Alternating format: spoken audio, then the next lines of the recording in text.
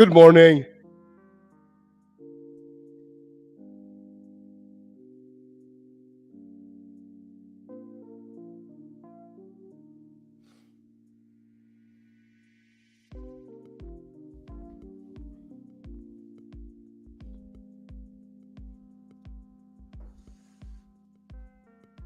I'm not joking when I said good morning, by the way. I woke up at like fucking 8:30 p.m. today.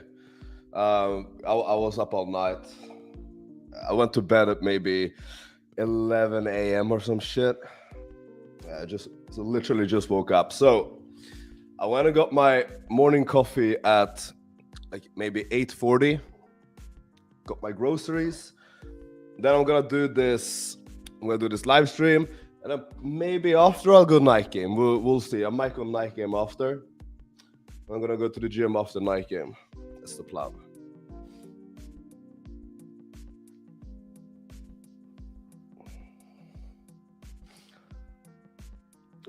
So this is the girl I was talking about like a couple of days ago. Like, if you start her off in the chasing frame, you want to keep her there all the way.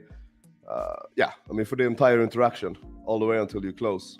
So with that in mind, we need to create a response here.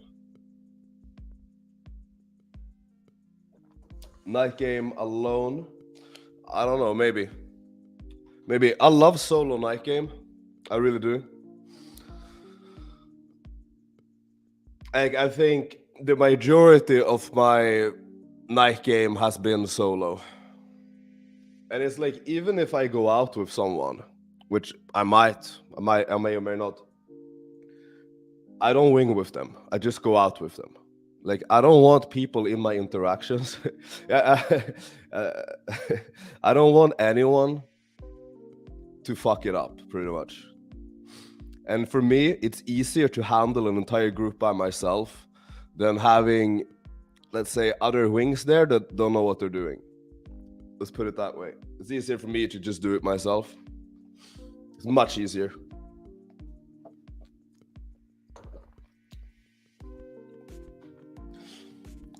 Unless you come here and night game with me.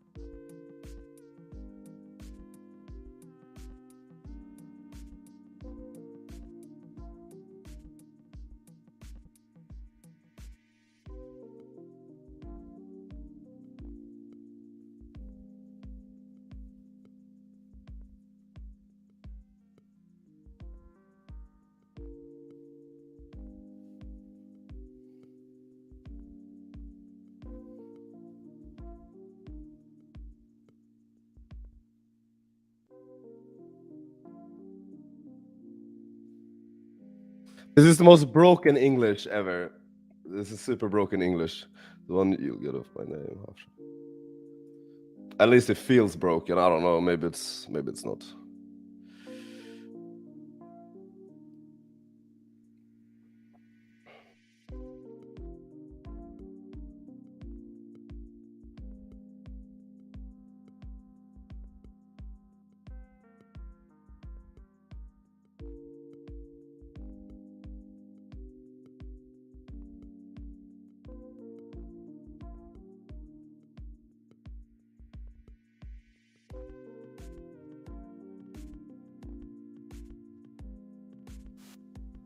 Okay, you guys should be able to hear me now. Yeah, good. Fucking mic, man. It keeps the cable.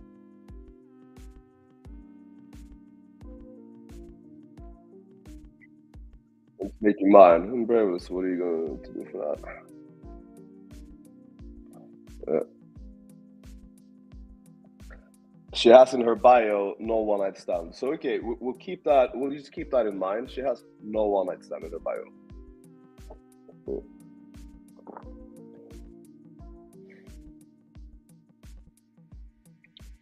This shit works with you.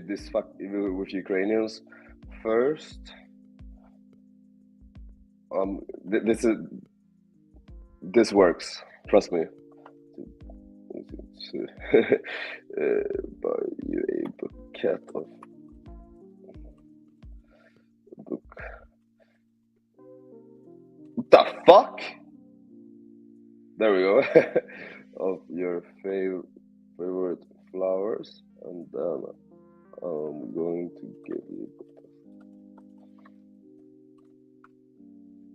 If you guys are ever like thinking about, let's say, Ukrainian girls being like no sex kind of shit, if you throw in flowers, it changes everything.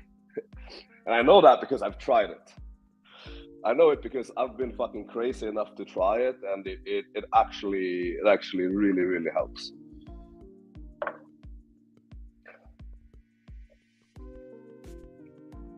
You cannot hear me? Really? No?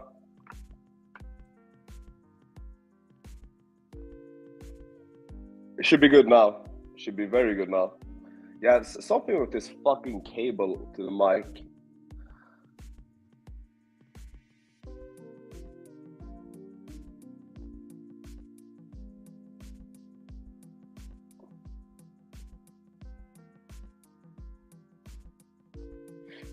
All right, so we're talking about this Bali girl.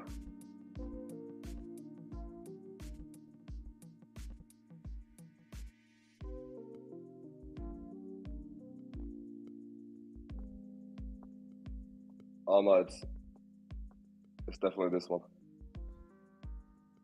Let me check that again.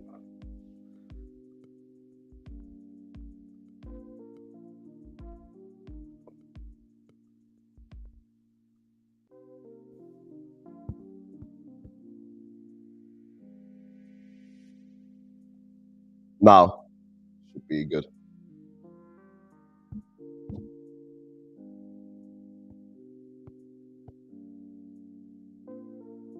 Ah, it's because it connected to the AirPods. That's why.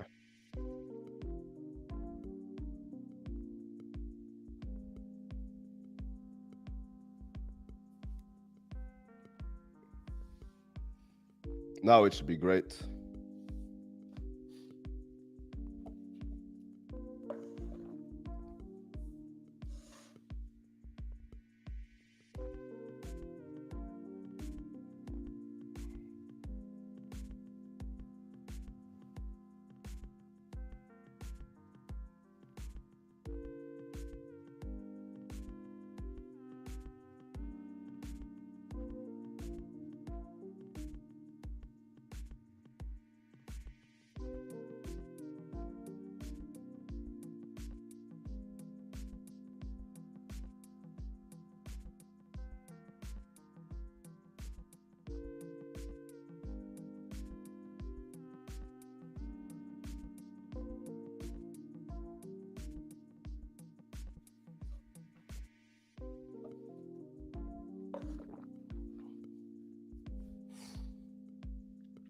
If you want to see my pictures, you can go to my IG. All the pictures are up there.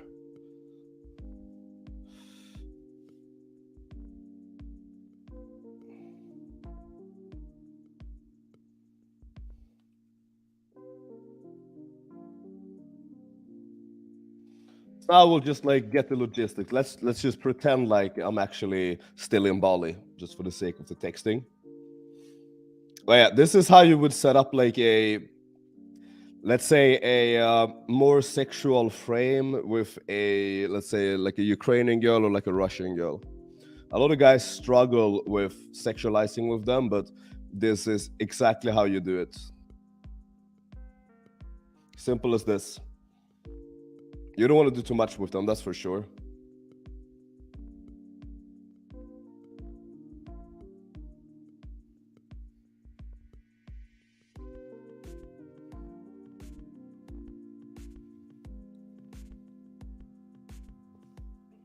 I mean, I agree with you, but what specifically are we talking about?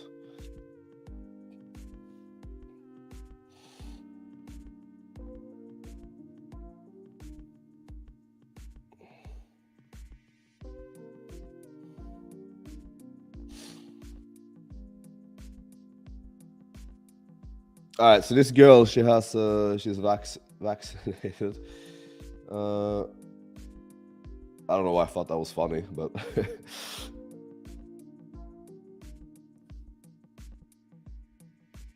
yo, what's up? Talking about-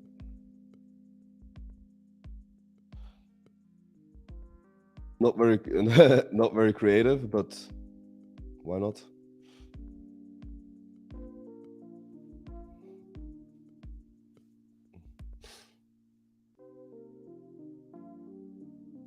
How so? Seems too promising to be really good.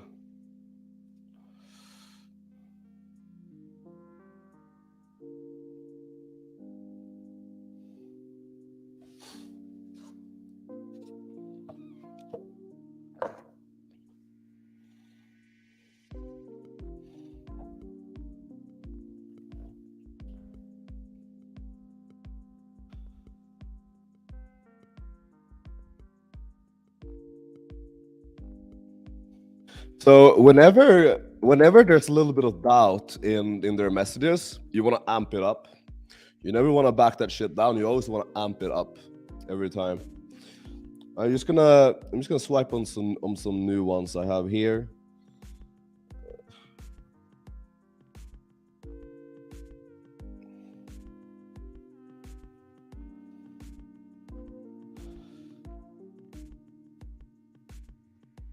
So yeah, who's going out tonight? Who's night gaming? Why are you all inside on a Saturday night? If you're European.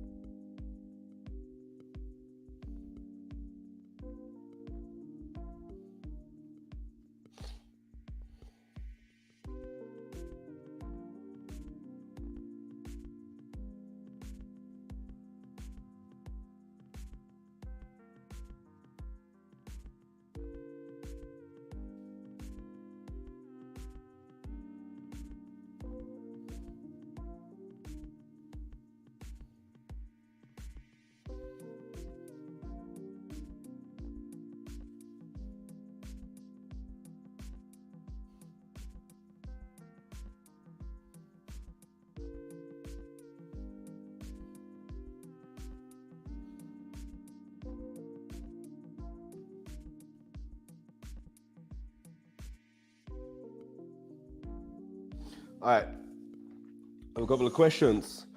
I know you don't want to share your bio. Well, the thing is, I do want to share it, but the problem is that if I do, everyone's gonna start using it, and then it's not going to work for anyone. So there's like no point in doing it. That's the thing. Because last time David shared his bio with like the dominant and the weaknesses. I mean, you all know about that bio. It's like it's overused to like, yeah, the same shit's gonna happen to mine. Like, you know, it's not gonna work a long time. But would you give an example of one that will work crazy? Yeah, I want to make like a separate video about that. But I have done like on this stream, like a couple of weeks ago, where I was helping guys with their bios. So if you're interested in that specific topic, you can go watch that live stream.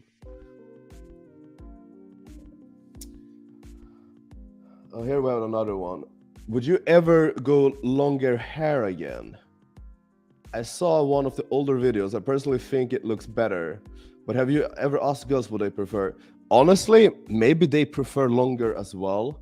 For me, it's just like I feel much fresher with shorter hair. That's really what it comes down to. And like I wouldn't make the ultimate decision on my hairstyle based on what girls think. Like the ultimate decision is going to come down to like what I feel most comfortable and what I think is most convenient. But I see what you're saying, and I honestly I think a lot of girls might like the longer.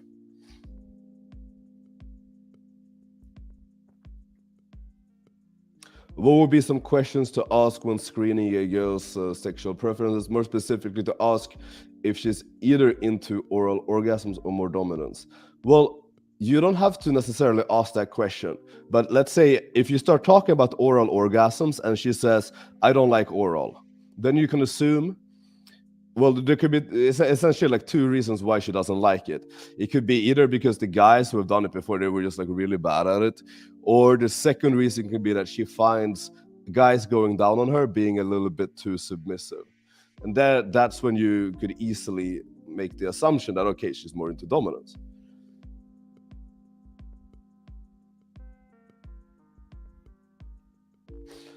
That was your opinion on doing things on YouTube. What if everyone steals your lines here? Well, I mean, that's already happening, but that's not a problem. I'll just create a new one. Like, it doesn't matter. Like, if you're able to create this stuff from scratch, then you can create new shit like immediately, like because you understand the principles. So it doesn't matter if the lines themselves get overused. I don't give a shit. I'll just create new lines. Not a problem. Do that in 10 minutes.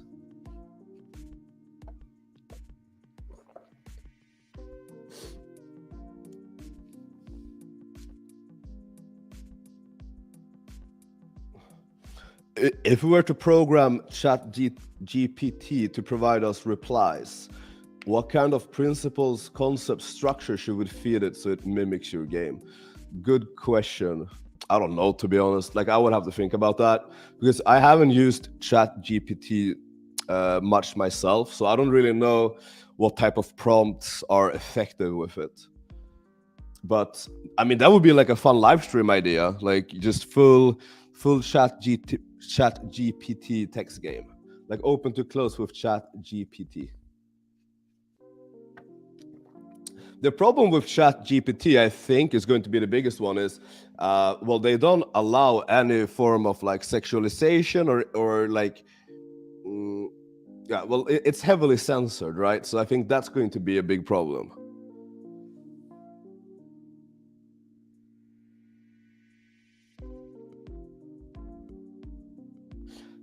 100% agree. What's your opinion on doing these live streams on YouTube? What if everyone steals your lines here? I see big channels like PVF using your content. Wouldn't that be ineffective? The thing is, I already answered the question. You just create new shit. You just create new shit. Like, I haven't watched their videos, to be honest, so I don't know. I have no fucking idea, to be honest. But you know, everyone, like, even then, like, everyone gets inspiration from somewhere, right? And if let's say lines would get copied to death and like get overused, you just create new ones. It's not a problem.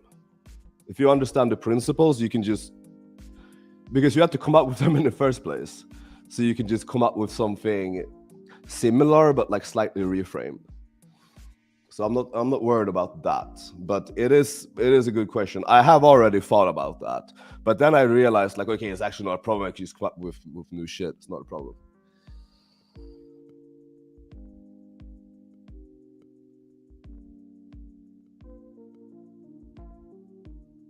Yeah, there is workaround to make it sexual, so that won't be a problem. I can give you script to unlock it when you. Okay, okay, interesting.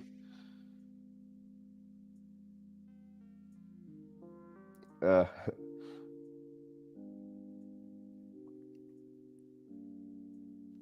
can you explain what dorky remarks or comments mean. I'll be with a girl thinking she's cool and fun, then I'll say something witty, and sometimes one of my rotation girls says dork or he's a dork.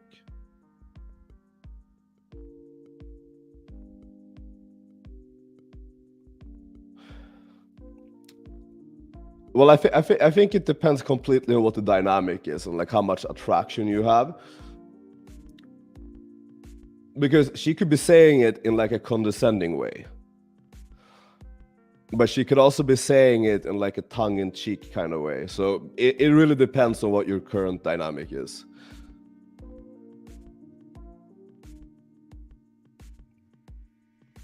But if she's using the word dork, I'm more likely to be like, it sounds a bit condescending. She's using that word specifically. I remember David Swift working on a text game book back when I was in the Mastermind. Did it ever come out? Well, no, we haven't released it yet, but it is finished. So let me tell you a bit about it. So it's already like, it's easily over like 600 pages already. The chapter on opening is 130 pages.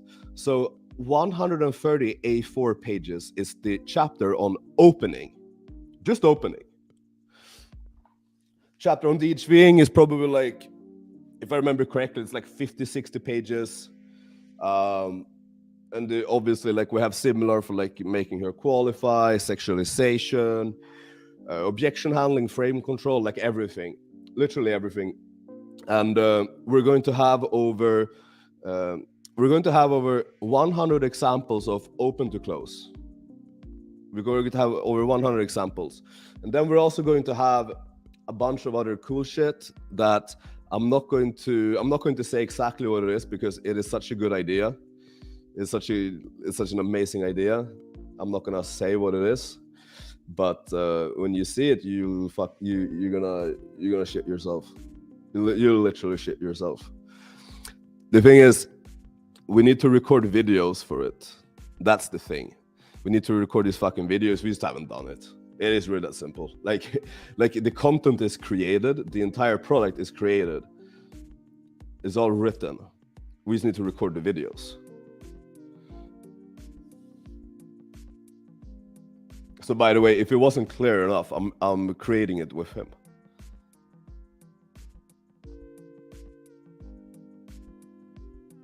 Because we are the source, we can make lines that will be better than the before line. Yeah, exactly, right? Exactly.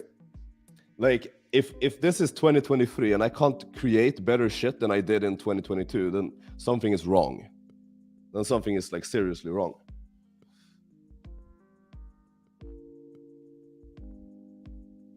I've actually made a program such that it only replies either by demonstrating value, qualifier, closing. I didn't include sex part at the time because I didn't know how to. Okay, that's cool, man.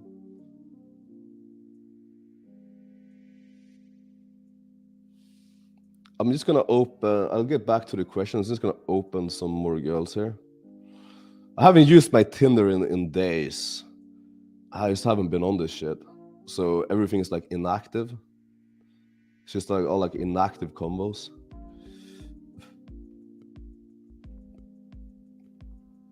Last time I used it was when I did like a stream. Was it maybe like 2 days ago? One or 2 days ago?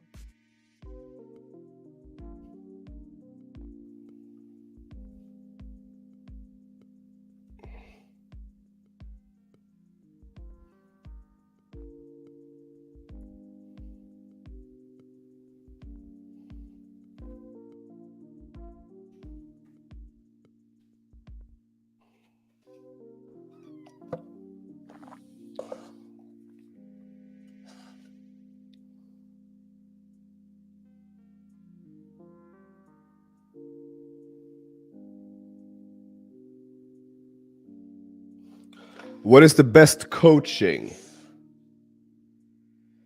What is the best coaching for a learn text game as a very broke student? Well, the thing is, if you're a broke student, I wouldn't, because the coaching is not exactly cheap. So if you're a broke student, you shouldn't get like one-on-one coaching. Like that wouldn't be smart. If you're a broke student, the best thing you can do is just join the Mastermind, this link here. You can get a lot of value for very little money, where you won't have to pay like hundreds and hundreds for one-on-one coaching. And I just think in your situation, that just seems like the smarter thing.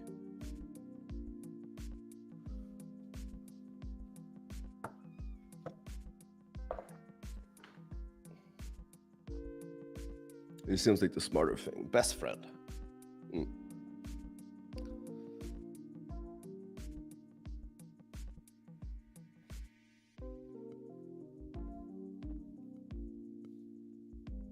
Oh, fuck that. Who's your friend? Best friend.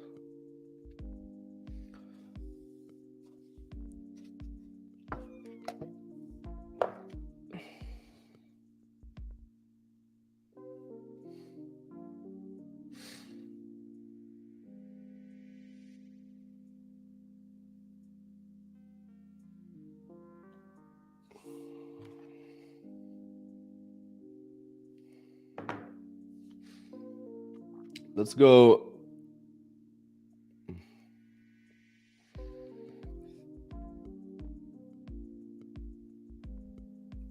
Fuck it. Let's just make her qualified a friend.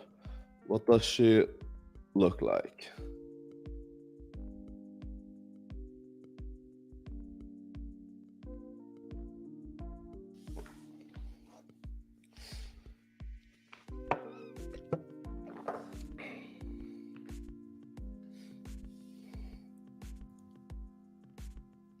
She gotta be good, man. Like, if I'm going to leave you guys, she better be good. Nah, that's a joke. I wouldn't leave you guys no matter what. Never. I would never leave you. Never.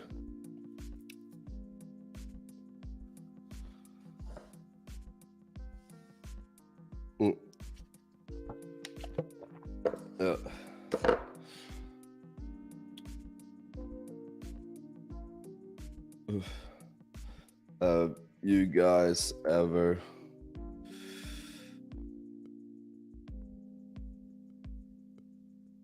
have to ever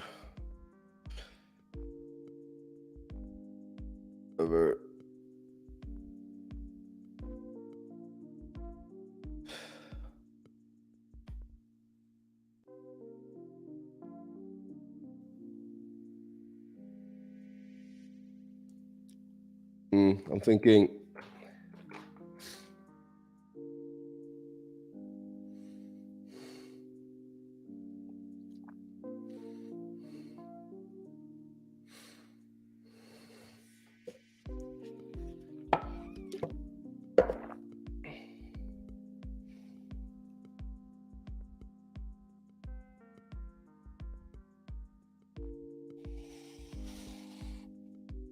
I think we go with that, and we get on the topic.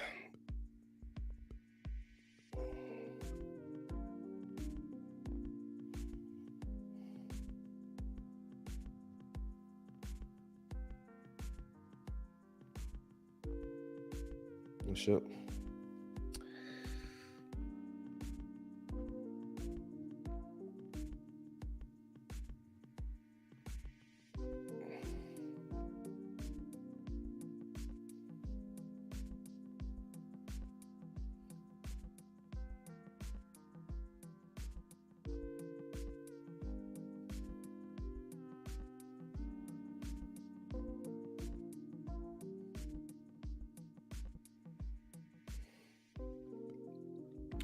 So she had in her bio, rebel at heart, nerd by degree and profession, typical blonde by looks. Okay. In real life, I'm just a bit shy and uncertain about what I'm doing. And what it's like to be so popular on Tinder. Dude, the pre-selection in the bio is fucking crazy. Like when you put pre-selection in your bio, it's like cheat code straight up.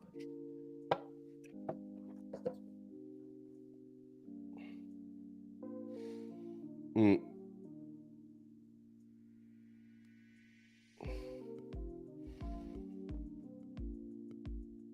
Don't worry about being shy or uncertain. I'm going to take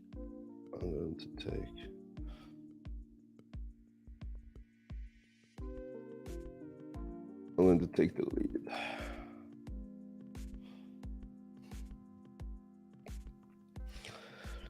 What it's like to be so popular on Tinder. That's like another topic.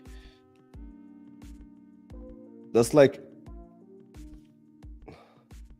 I'm going to do all of the you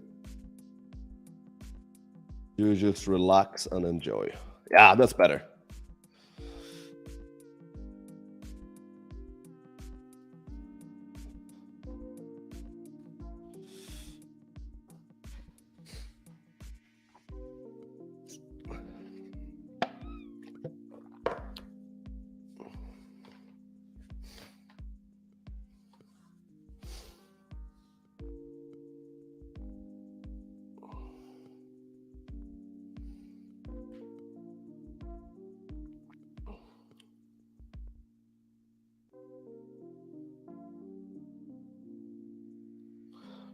What's your method to assess which mistakes you made after an interaction?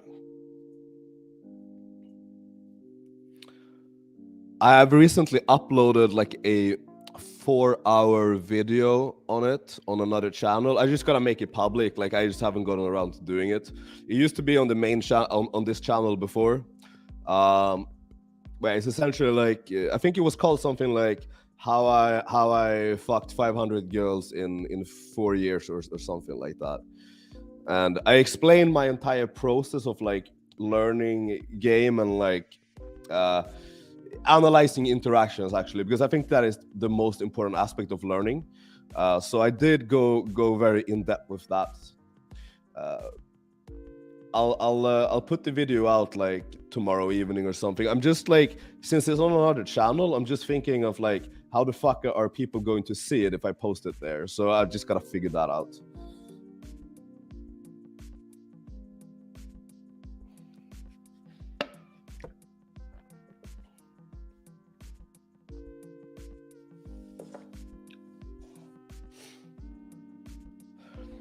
I haven't attached any screenshot, no.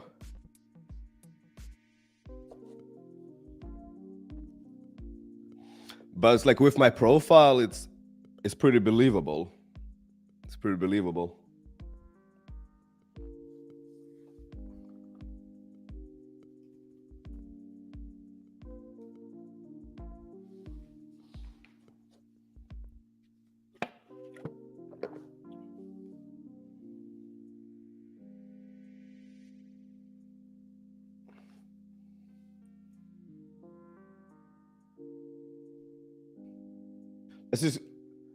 Let's just go all out. I'm just assuming they're talking about a threesome. They could of course be talking about something else, but I don't give a fuck. I'm gonna assume it.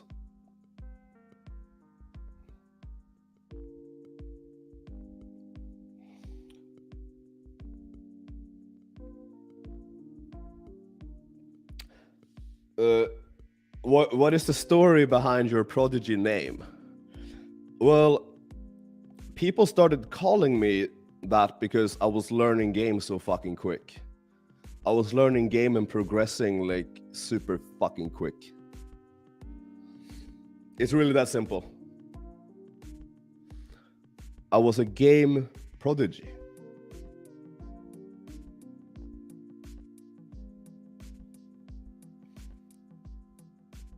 just what other people started calling me, and I'm like, I kind of like it. Let's go with it. Let's roll with it.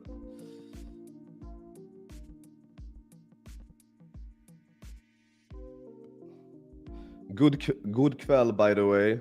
Dzień dobry, kurwa.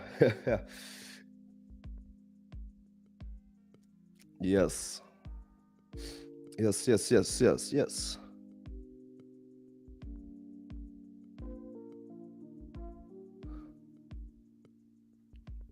All right, this girl opened me. Hey, I will not bore you in these questions so that you... I will bore you in this question that you have your tattoos have meaning, or they just pretty?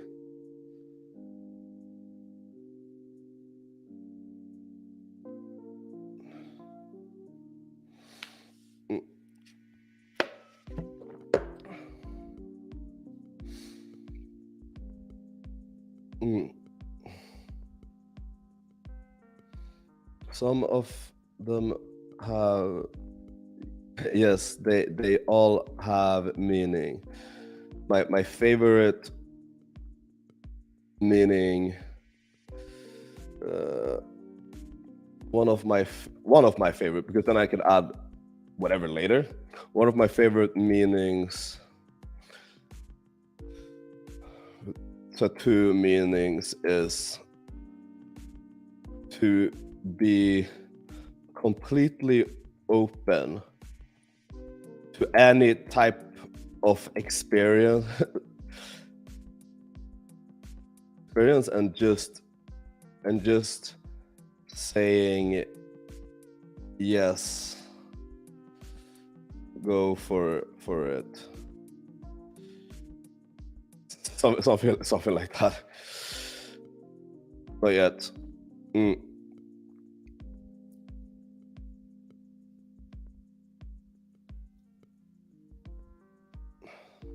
they haven't had a threesome yet.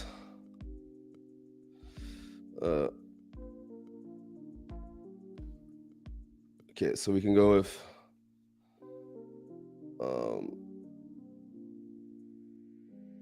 no problem. Very experienced.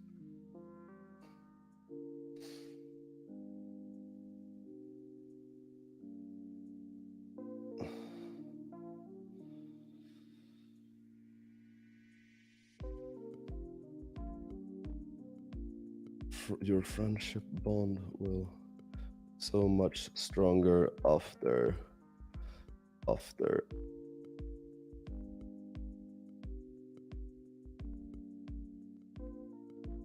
having had 20, 30.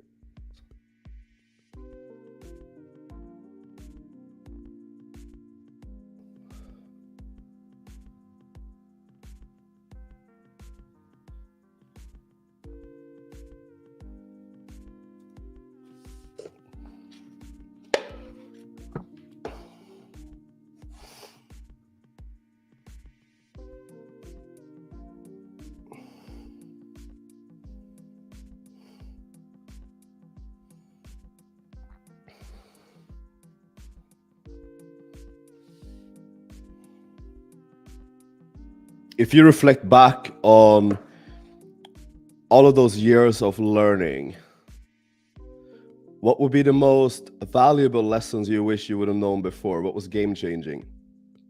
Sexualize every interaction. Like, seriously, that has been the biggest game changer for me. That's like going from, how do you put it? That's like going from pulling 2 times a week to pulling every single night. That is the difference. Sexualize every interaction. Just do it. Trust me. That's what's gonna take you from if you go, let's say hypothetically, you go out 7 nights a week, hypothetically, like I did, then maybe you'll pull 2 times a week. You know, you start sexualizing every interaction, and like you don't hold back. You're gonna pull every night. Unless you do something fucking stupid, you will pull every night. That's one.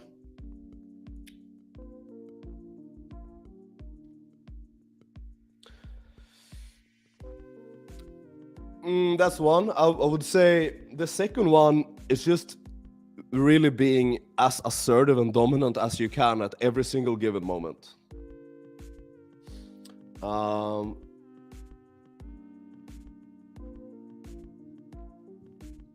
would say after that, forget everything about comfort and connection. Throw that shit out the window. Everything that has anything to do with comfort or connection, throw that shit in the trash.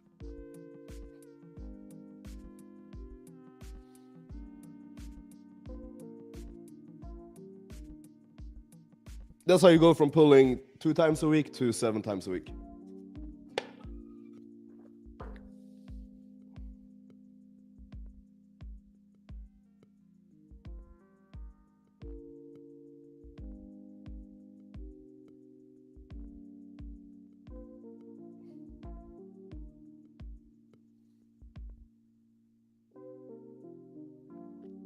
How to stop getting brain farts. Every time I think of an opener, I fall into a lazy trap of just saying hello there with a devil face or something similar. Well, at the end of the day, you need to practice this. Like, you need to practice this a lot. Like, you're just not gonna just come up with great openers out of nowhere. Like, you have to actually like practice it. But I think like a good idea, you can kind of like look at the openers I'm sending. You can kind of see what I'm doing and just copy it and make it your own.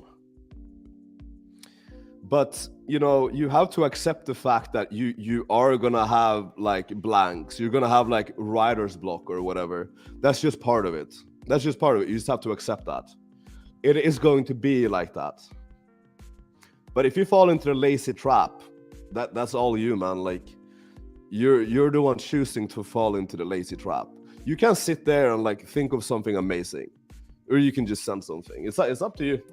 I'm not saying that one is right or one is wrong, but like, you're gonna have a much lower hit rate if you're just sending random shit.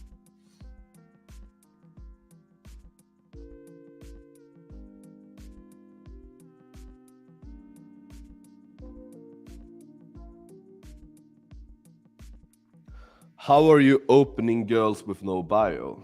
Usually, I just take something from their photos. I try to find something about their photos that I can comment on.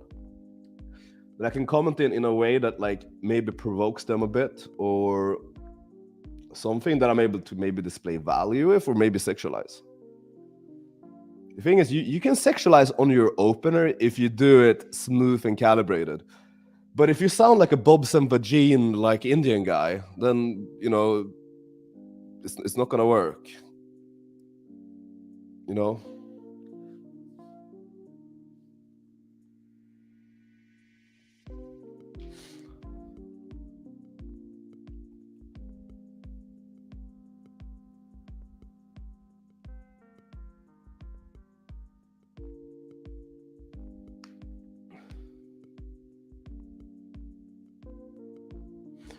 Since a virgin girl has no concept of orgasms and dominance subdynamic, well, that's an assumption you're making there. That's a very big assumption you're making. I mean, I'm sure you had jerked off a lot of times before you lost your virginity. So you had a very real concept of what an orgasm was before you lost your virginity. So that's not true. And then also, a lot of virgins absolutely understand the dom sub dynamic because they've seen the fucking movies. They've seen 50 Shades of Grey. They've seen like 365 or whatever it's called. And like, even if they're from a more conservative country, dom sub is just like the natural dynamic. It's only in the West where dom sub is not the standard. You know? It's like if you're in Sweden, dom sub is not like the man is dom and girl sub. That is not like the necessarily like the standard. But if you go to like even Poland, or you go to like Ukraine, Russia, or I'm sure even like in the southern like Balkan countries like Croatia, Serbia, this is like the natural thing. Like, like they understand it. It's a very like traditional gender roles. So I think you're making a massive assumption there that a virgin doesn't have any concept or understanding of orgasms or dom sub. I think that is super inaccurate.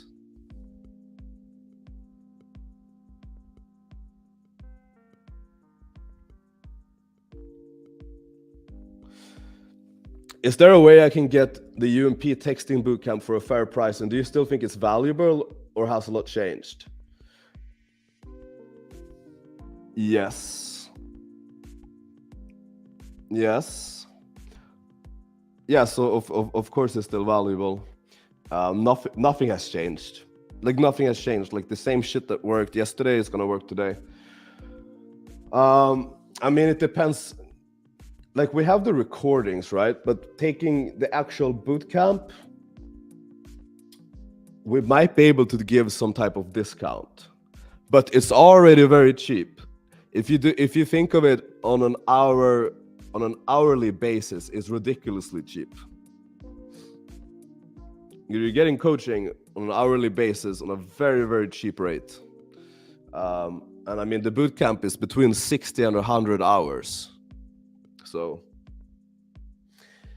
yes, you can DM me on Instagram. We're gonna schedule one of these online text game boot camps pretty soon. So anyone who's interested in that, just message me on Instagram. I can put you down on the list. We already have a fuck ton of guys interested in it, and we do keep a limit on how many people we take on each boot camp, obviously, because otherwise, of course, you need to keep a good like student to coach ratio and make sure everyone gets to ask all of their questions and gets to have all of their leads texted every time. So, yeah.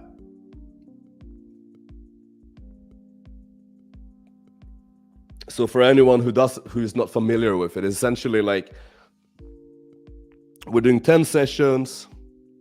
Each session goes from anywhere between like officially it's 6 hours, but we like to over deliver, so we usually just give 10 hours every day of the bootcamp. And every day we have PowerPoint presentations with on different topics, right? So one day it might be DHVing, next day it might be making her qualify, making her chase, next day might be sexualization, next time might be frame control. And also you get to screen share your Tinder, so we text all of your girls for you and we help you set up the fuck dates, just like I'm doing here on the stream.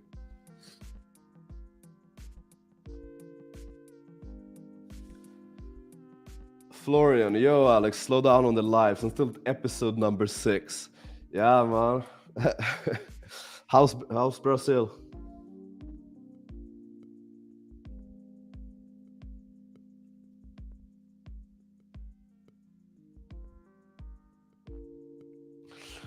Nah, you don't have to put a picture.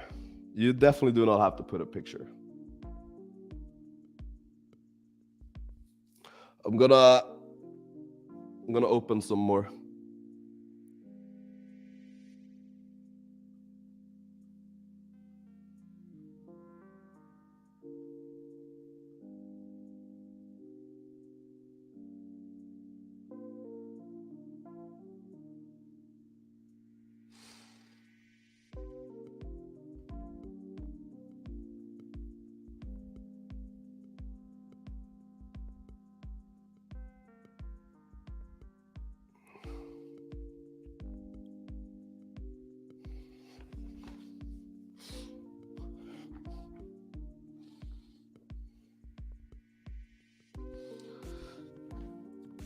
Brazil is harder than expected. I can't rely on my verbals, so it forces me to have amazing subcomms. Yeah.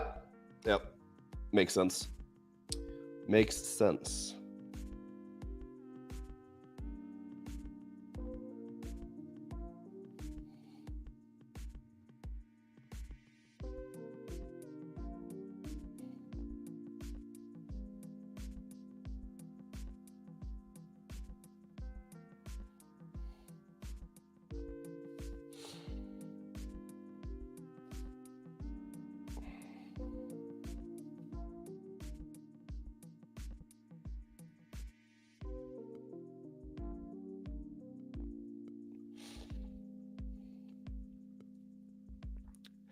Thing is, most girls are not on Tinder on a Saturday 10 p.m. Most girls are out getting fucking wasted. I didn't pick the perfect time to do this. I'll admit that. I could have, if I did this 2 hours earlier, it would have been so much better. But I was asleep.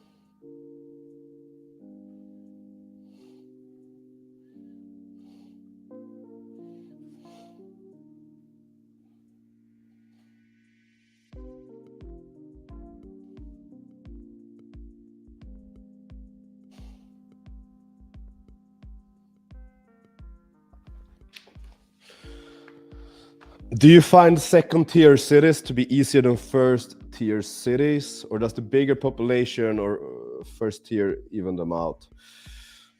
Good question. I mean, I don't like spending. How do I put it? Like I don't understand exactly what you're asking, but I always go to capitals.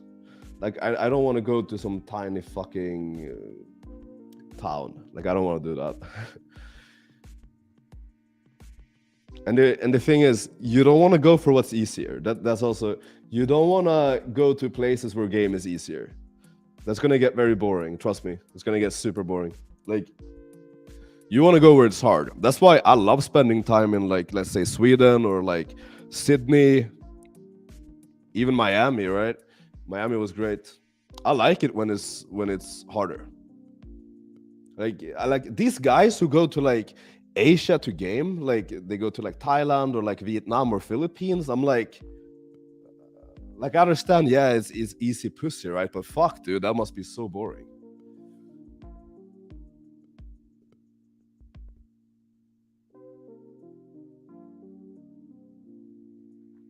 Can you give us examples on subcoms? I find it hard to find practice examples. Yeah, the thing is, there are almost no good examples. Like that's the thing. You can't look at Infield on YouTube because everything is shit subcoms. Like, don't waste your time looking at YouTube Infield. You're not gonna find anything good in terms of subcoms. Thing is, yeah, I mean, honestly, I have no idea where you can find good examples. I have no idea, man. I seriously have no idea. The only way, really, you would have to see someone in person. I can't think of anyone on YouTube or online that you should be mimicking in terms of subcoms. Like, I really cannot. At least not off the top of my head. I'm sure there are people, but I can't think of any. And I mean, especially like if you're gonna copy subcoms, don't copy some fucking YouTube PUA subcoms. Like, trust me, it's not gonna be good. You will be much better off probably mimicking the subcoms of maybe like UFC fighters. But PUAs on YouTube is not good. Like, the standard is absolute trash. Don't copy PUAs on YouTube. It's trash. You're much better off copying, like, I think UFC fighters are pretty good. Even if like, I think if you go to certain countries, the bouncers in the clubs have amazing subcoms. For example, if you go to maybe Serbia and you look at like the bouncers in Serbia or in Croatia, that type of stuff, that's good to mimic. Or essentially, like, you can look at most actually like Arab guys, most Arab, let's say like Lebanese guys, they have that very good. They have that very well. But don't copy PUA's YouTube Infield subcoms. It's gonna be trash.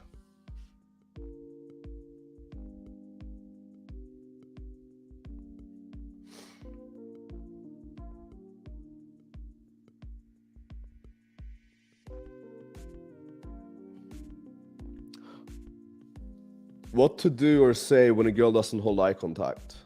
Well, there could be multiple reasons why she's not holding it, and I think that's going to influence very much. Like, is she not holding eye contact because she doesn't want to talk to you and like she's not interested, or is she not holding it because she is shy, or is she not holding it because your eye contact is just straight up creepy? Obviously, if your eye contact is creepy, you gotta fix your eye contact. If it's because she doesn't want to talk to you, well, or like she's not really interested, then in a way you already kind of fucked up, because it should never get to that point ever. Like, there's absolutely no reason why it should ever get to that point. So let's just think of it as if she is shy. In that case, you don't need to force the eye contact either. There are plenty of ways where you can sexualize without eye contact. So I don't think you need to do anything if she doesn't hold eye contact. I don't think it matters, honestly. Granted that she's already interested, obviously. In the US, for example, being in Pittsburgh versus New York, or Tampa, Florida versus Miami. Well, I've been in both Tampa and Miami, and I thought Tampa was very, very good. I really liked Tampa. It was great. It was actually great. But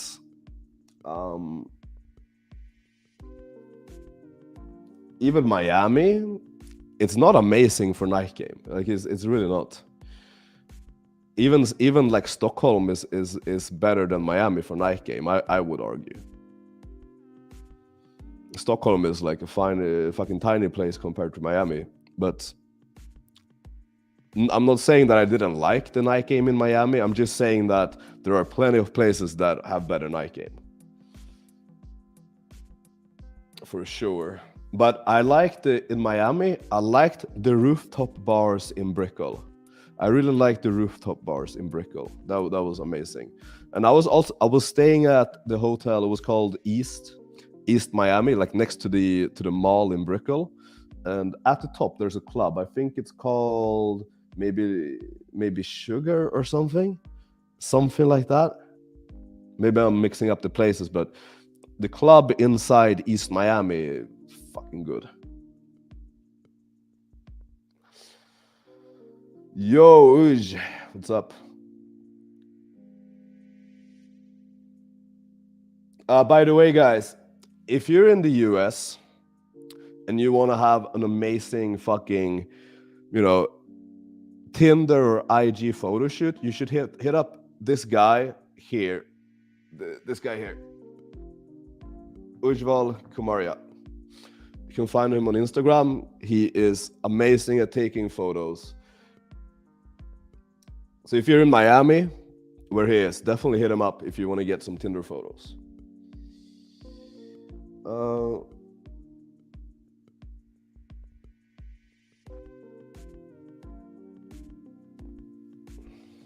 Can you maybe give an example of subcoms, like what to pay attention to?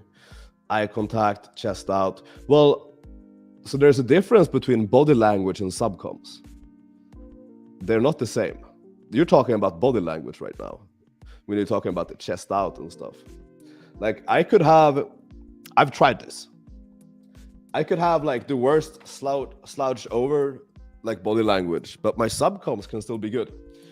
I think the most important thing when it comes to subcoms is that you're completely relaxed. That is super important. But examples, the thing is, you would have to see it. You would have to see it like for yourself. Unfortunately, there are no good videos for it. That's the problem. So you have to find someone who has good subcoms and see them interact with a girl in person. Yeah, good luck.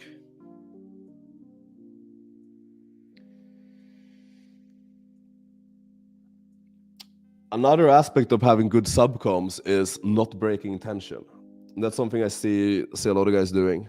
That's why, like, when guys are doing day game, they're always holding like a water bottle, and they're like fucking getting nervous and shit, and like fidgeting with their water bottle.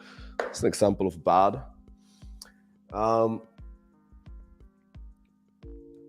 Yeah, I mean, I've talked about this in a lot of videos. But at the end of the day, you could have a shit body language, but if you're relaxed and you're coming across as confident, your subcoms are still gonna be good. That's the thing.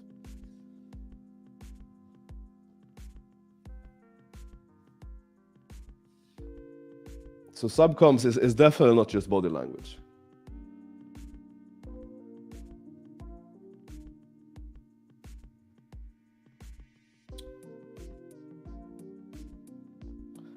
Myself being way too serious, when I do that instead of letting go and having a great time, it makes me neurotic and be in my mind. Well, the thing is, you could be, let's say, stoic and still let go and have a great time. You can still do that. You can be stoic and expressive at the same time. Like, this is black or white type of thinking. Like you can do both at the same time. Like, you can be the most expressive, high energy motherfucker while still being the most relaxed and calm guy in the room. Like, one doesn't exclude the other.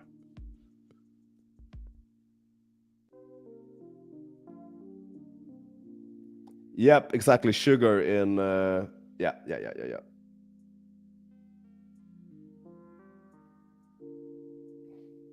You're welcome.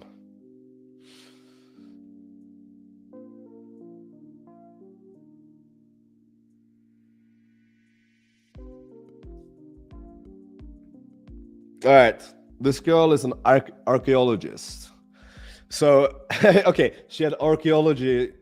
She's an archaeologist and she had it in her bio. So I'm like, future archaeologists will be making, I said that twice, will be making excavations, finding stone carvings of how I gave Olga the classic Eastern European name, best experience of her life.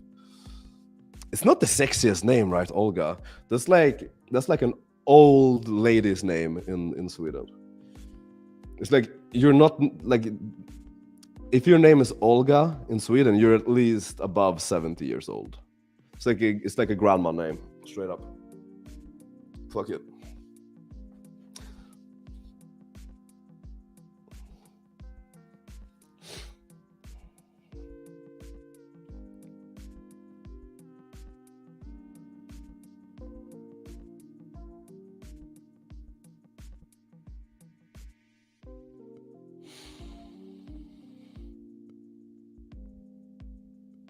The soft form of the name is Olja.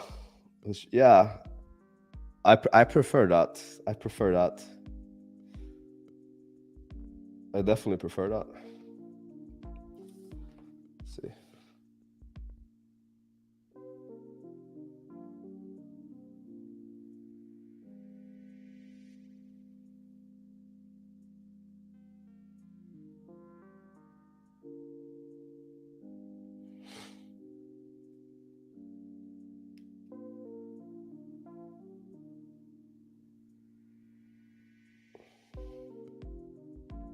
I just need to unlock my door for a second.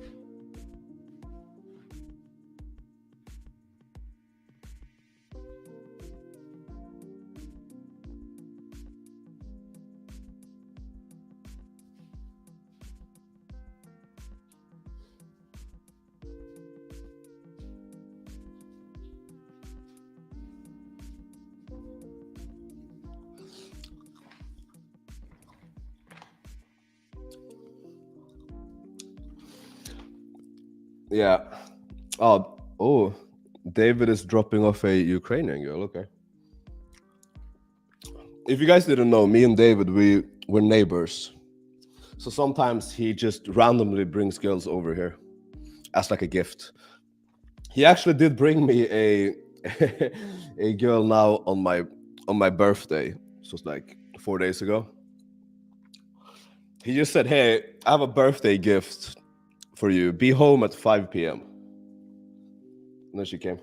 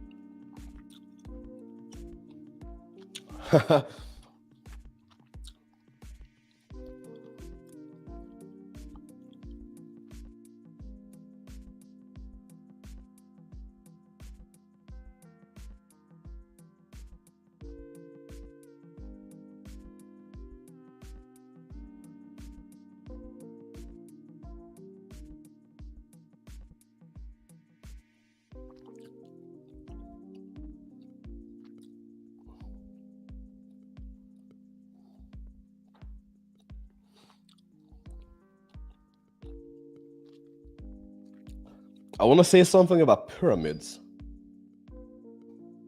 Hey. What up? What up? I need a good message here. Hey, I'm going to. Should she wait in the bedroom or? Just put it in the bedroom. Yeah. Bedroom? Yeah. Hey, come here. Come here. Yeah. What do you think here about this? Good message.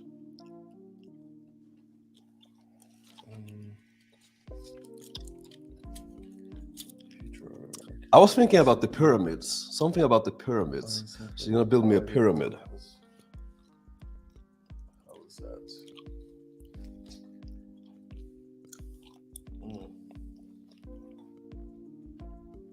Well, she's gonna be known as the face of some kind of new Kama Sutra. Some Polish Kama Sutra. Well, how you'll be known as the You're gonna be known as the face of. Okay. Be known as the face of Polish Kama Sutra. For the future. Thousands of years into the future. Fuck it. If you wanna add in. Oh yeah, fuck it. Let's do it. Yeah. Yeah.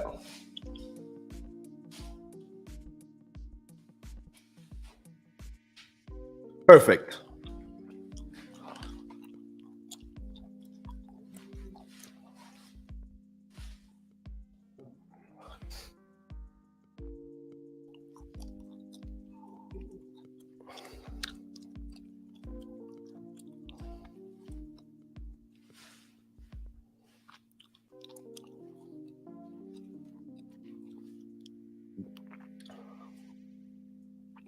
All right. You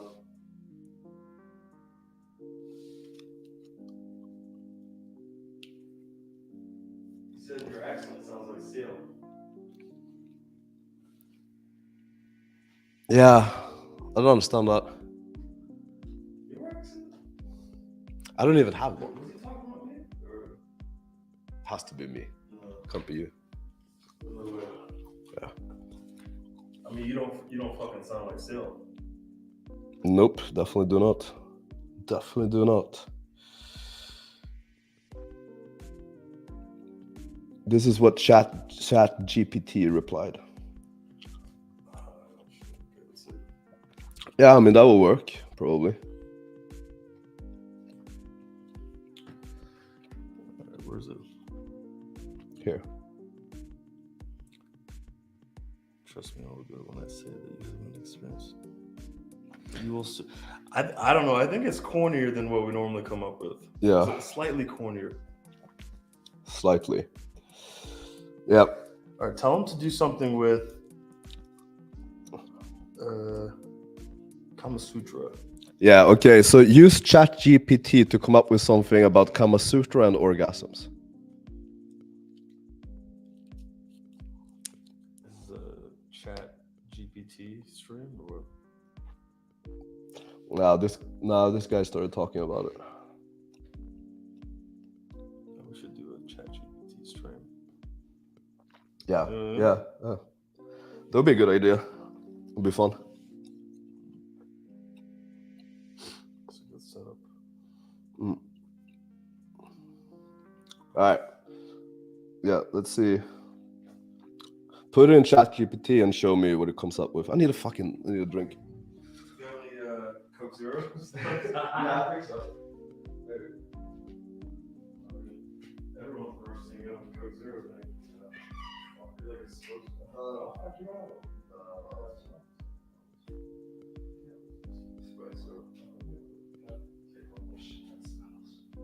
Yeah, bro. I was walking around. Do you mind if I take a zero?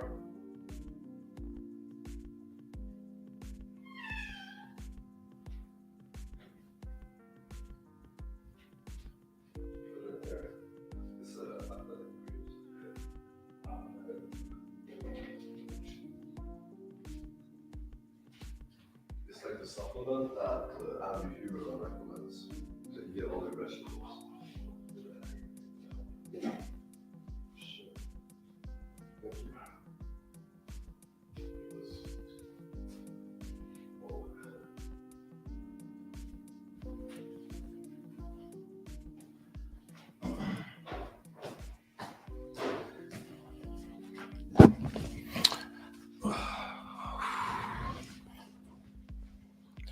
What's up, guys? Alex here. Have you set up the soundboard? No. But it's easy to set up the soundboard, but we need the audio clips. All right, what happens when I press this? Don't press. Because they're gonna see other shit. Oh shit. All right.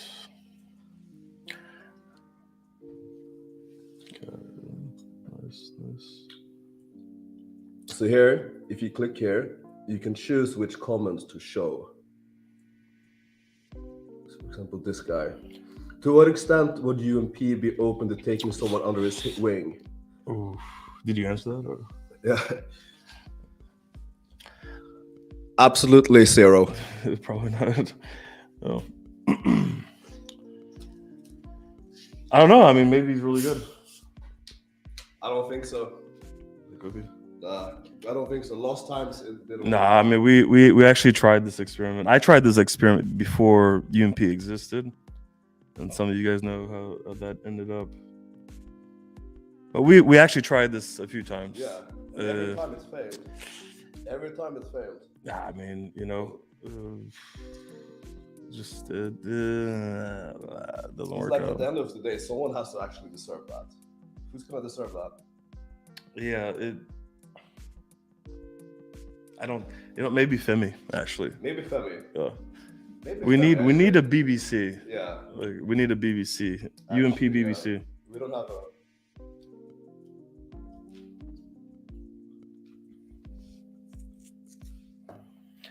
And it's just very difficult to rely on people and trust people. There's no issue with me, Mark, and Alex. No issue, zero. All right, dude, he's half black. He's half black. All right, Femi, you're fucking out. You're out, Femi. Because we don't need a full BBC. Nah. We just need half BBC. What's the other half? Half if BBC. Full BBC, we're gonna look. It's too much. We're gonna look fucking. Yeah, bro. No, well, we don't. Yeah, we don't need BBC actually. What are you? Half black, and what's the other half? If you say Indian, you're out. But if you say Asian, you're in. Yeah. Fair. All right, so we got.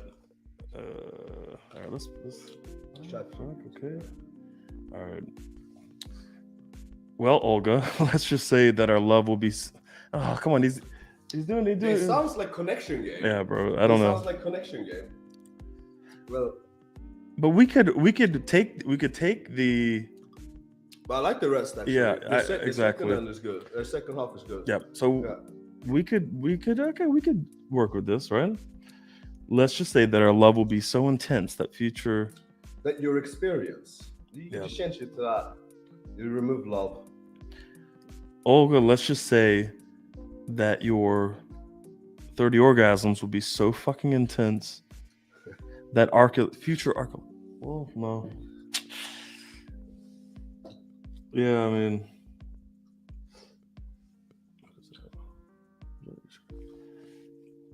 all right, so that's a good setup. I'll make sure you.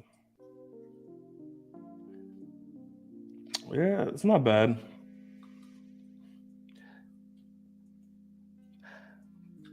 All right, how many people do we have? Where does it say? It's over 21. Yeah. All right, is this the normal crew? Normal group that joins? No, it's actually not, because this is a Saturday night. It's entirely different crowd of people who's in on a Saturday night. Hey, what? No, okay. Hey, guys, what are you doing on a Saturday night? On a live stream, like, what the fuck are you doing? They're living vicariously through me. Is this some sort of fucking incel live stream or what? Yes. Yeah. Yeah. All right, hey, let's see some ones in the chat. If you're an incel, let's get some ones in the chat. Let's get some ones in the chat. Come on.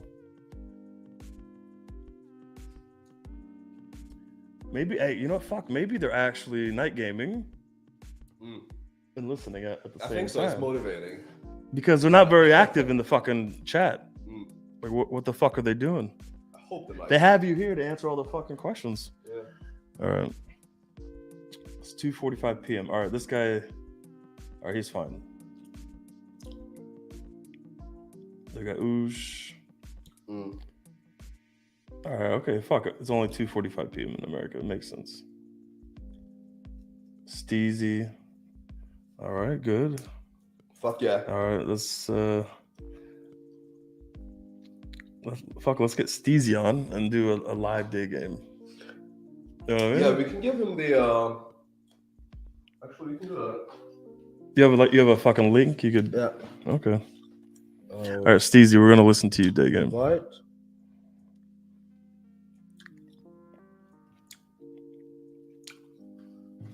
Oh, fuck. Okay.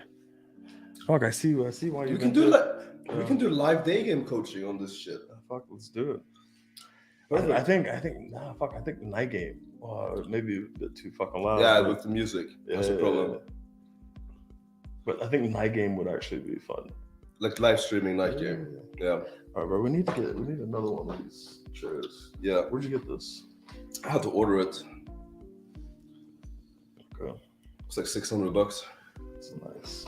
It's nice, yeah. Yeah. Bro, he's got a nice setup over here. I'm gonna be coming over and doing more of these lives. Should we bring the Ukrainian in, or? Nah, I don't know. She's sleeping. I told her you're gonna be a couple hours. Yeah. Hey David, can you give me an example or description of what dorky behavior or comments are? Because the context is some girl said, "Oh my god, you're such a dork." To him? Yeah, and I'm like, that sounds condescending as fuck, right? Oh my god, you're such a dork. I mean, what did you say? Oh, fuck it.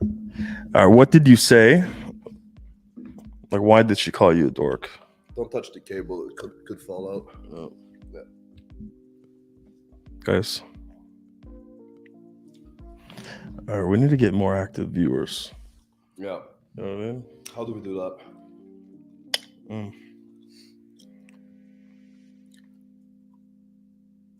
We need to share this link in the the PUA Indian underground. Yeah, the Discord. Discords, yeah. Yeah. If we have an Indian guy here right now, get on one of your Indian Discords and post the link to the stream. Yeah.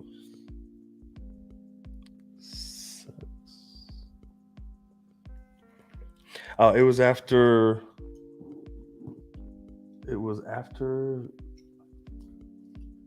Suggs. Just thinking she was chill, I made a witty I have no idea what the fuck you're talking about. But like, if she was validation stripping you or just negging you, it definitely worked. Create drama.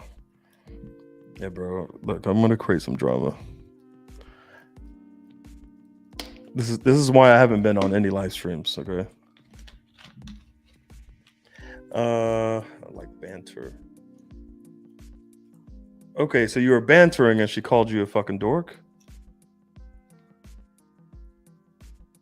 I mean, what were you bantering about?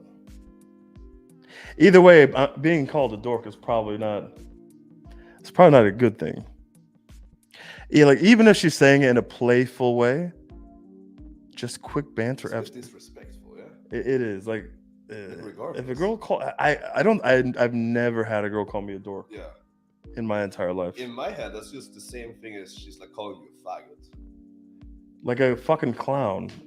No, come on. See these motherfuckers. I get on and they want to start drama. Yeah. Okay. They don't. I look at the chat. They don't start drama with you. Don't start drama when I get on. See these motherfuckers. I can't even get on a live stream without fucking someone trying to. Yeah, NLF. I don't know the context. I don't understand. But being called a dork is not a good thing, even if she was being playful, right? Do you think maybe you're being a bit goofy? a bit super friendly, a bit goofy, maybe.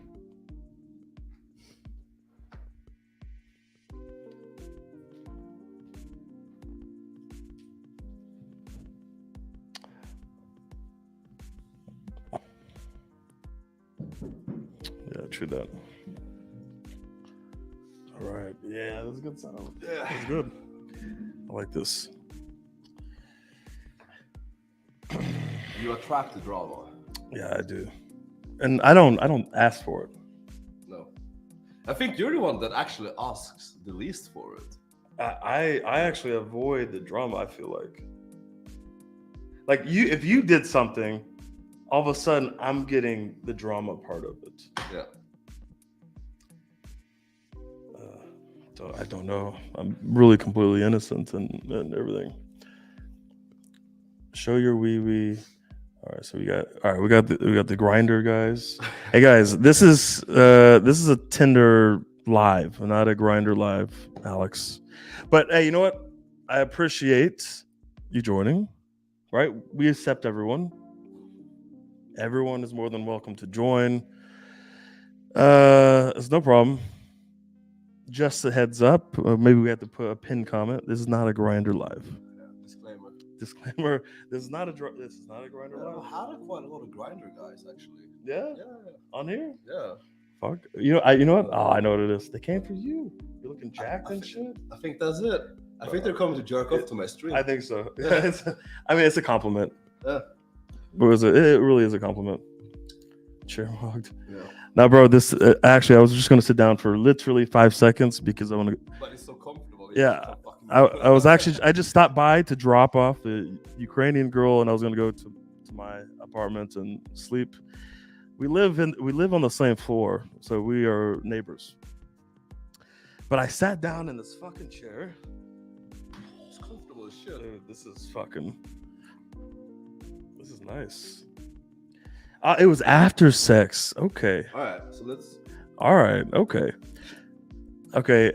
She asked if I came inside her, and I said, "What if I did?" To gauge her attraction. Well, I don't. I mean, bro. I mean, yeah. I mean, come on. Like you could have attraction, and the girl. Yeah. I mean, the girl may not want to get pregnant. Like attraction towards me based on her answer. If I had actually came inside, well, I don't think it works that way. Well, I mean, if she was fine with it, she was probably attracted. Okay. It's a stupid fucking gauge. Like, yeah. It's it doesn't. Yes. Okay, and she called you a dork. Imagine that, like someone like I mean, comes inside of you, you call them a dork. Yeah, bro. It's actually getting worse and worse. I thought it was like a night game question, like a night game approach. Some girl said you were a dork, but after you came in her, fucking hell, like that's coming in her is dorky. Wow. Whoa. Enough. You know what, King? Hey, you could do better.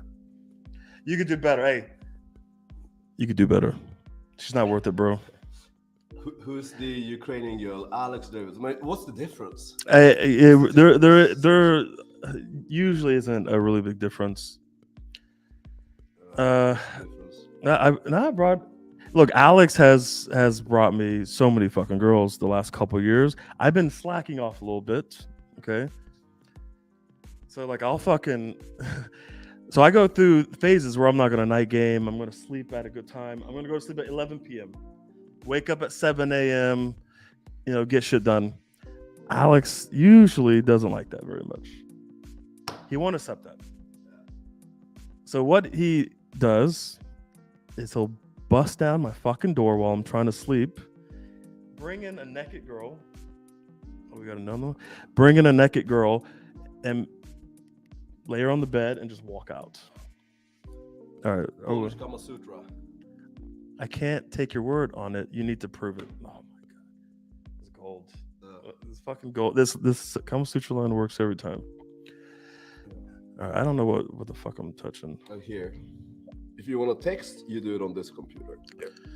All right, guys, but I'm not gonna fucking write anything unless we have some people in the chat. guys, What do you guys if think? you want David to get me the fuck date right now, you gotta support. Yeah. You gotta show some support. Yeah, she's ready. Yeah. All right, what are we gonna send?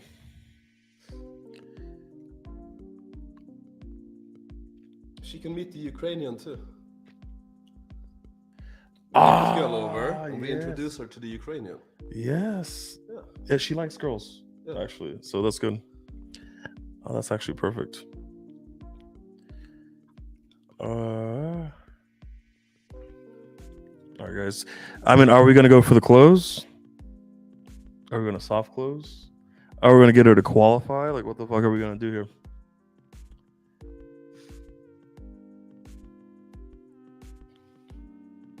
Just got a life. What do you think? This guy usually has good suggestions. Which one? Just got a life. Yeah. Yeah. Soft close. Okay, yeah, we could soft close. What kind of soft close? I'm thinking, because what are we? We are, I mean, we've only sent 2 messages, right? So this is what I'm thinking. We sent 2 messages. How do we know for sure that she believes this 30 orgasm thing? Because, the message was a bit funny, right? We don't know if she actually truly believes Alex can give her 30 orgasms. So I'm thinking that we send something else. We don't soft close or close just yet, but we get her invested somehow on this sexual topic a little bit more, right?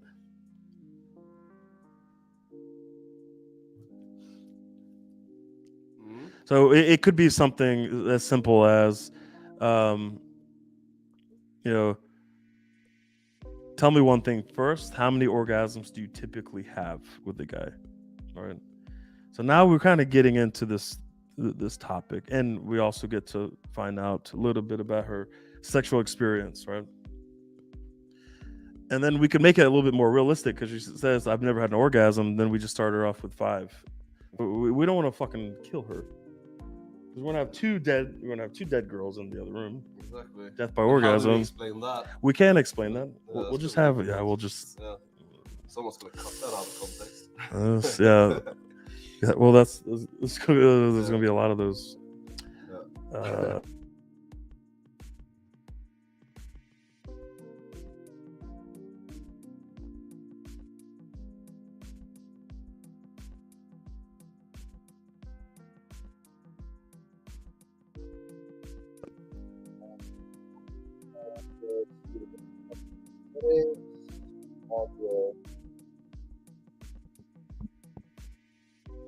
Hello.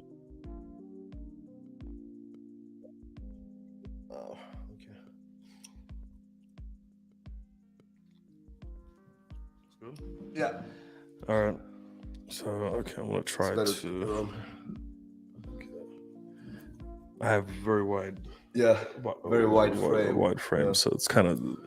Can I move this? Or? Well, I'm getting the XLR cable, so then I won't have to worry about that. Yes. And the mixer. Did you get the mixer? All right. First, tell me your orgasms. Do you... All right. Simple question to get her invested on the topic. And look, hey, we could always fucking go down this path, and it could lead to her telling. I mean, she could tell us she's a fucking virgin. That may be important to fucking know. She could tell us like she's into fucking, being tied up. She loves this. She loves that. So she could tell us practically like what her fucking fantasies or kinks are, right? And if we know that, then obviously we're going to DHV on what she fucking wants, right? I know how to do this. I'm very experienced in this. I actually have rope. I have this. I have that. And then we tailor the proposition around her fucking fantasy, right? Like, how can a girl fucking deny that? Because I guarantee she's not finding that shit anywhere else on fucking Tinder, especially in Poland. Yeah. Unless Unless I fucked she's her already. matching another UMP guy. Yeah, that's true. That's Oh like- wait, actually, Yeah. unless he's in the mastermind group. Yes. Okay. Yeah. Only if he's a UMP mastermind. That's the funny thing, actually. member. The only competition you will have here is actually other It's mastermind guys. it's strictly Because they get yeah. so good at it. Yeah, guys. Hey, I don't know if you guys know this, but the other coaches and the students that follow these other coaches in Poland, bro, they fucking suck. I'm not gonna lie, they're garbage as shit. Okay, all the UMP mastermind members and students absolutely destroy them and the coaches. All right, any more? This guy, he says, I will guarantee you come 20, 30 times. Well, but she never questioned it. That's the thing. And now if you say it, it's Yeah. like, True it that, actually makes it less believable. Because she never questioned it. And now she's like, should I question it? She's writing. From 0 to 1. Yeah, that guys, that's like the most common fucking answer you're gonna get. All right, so fuck. What are we gonna say, guys?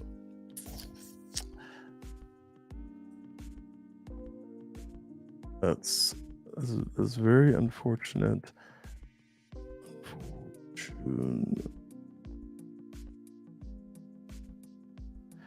It's very unfortunate.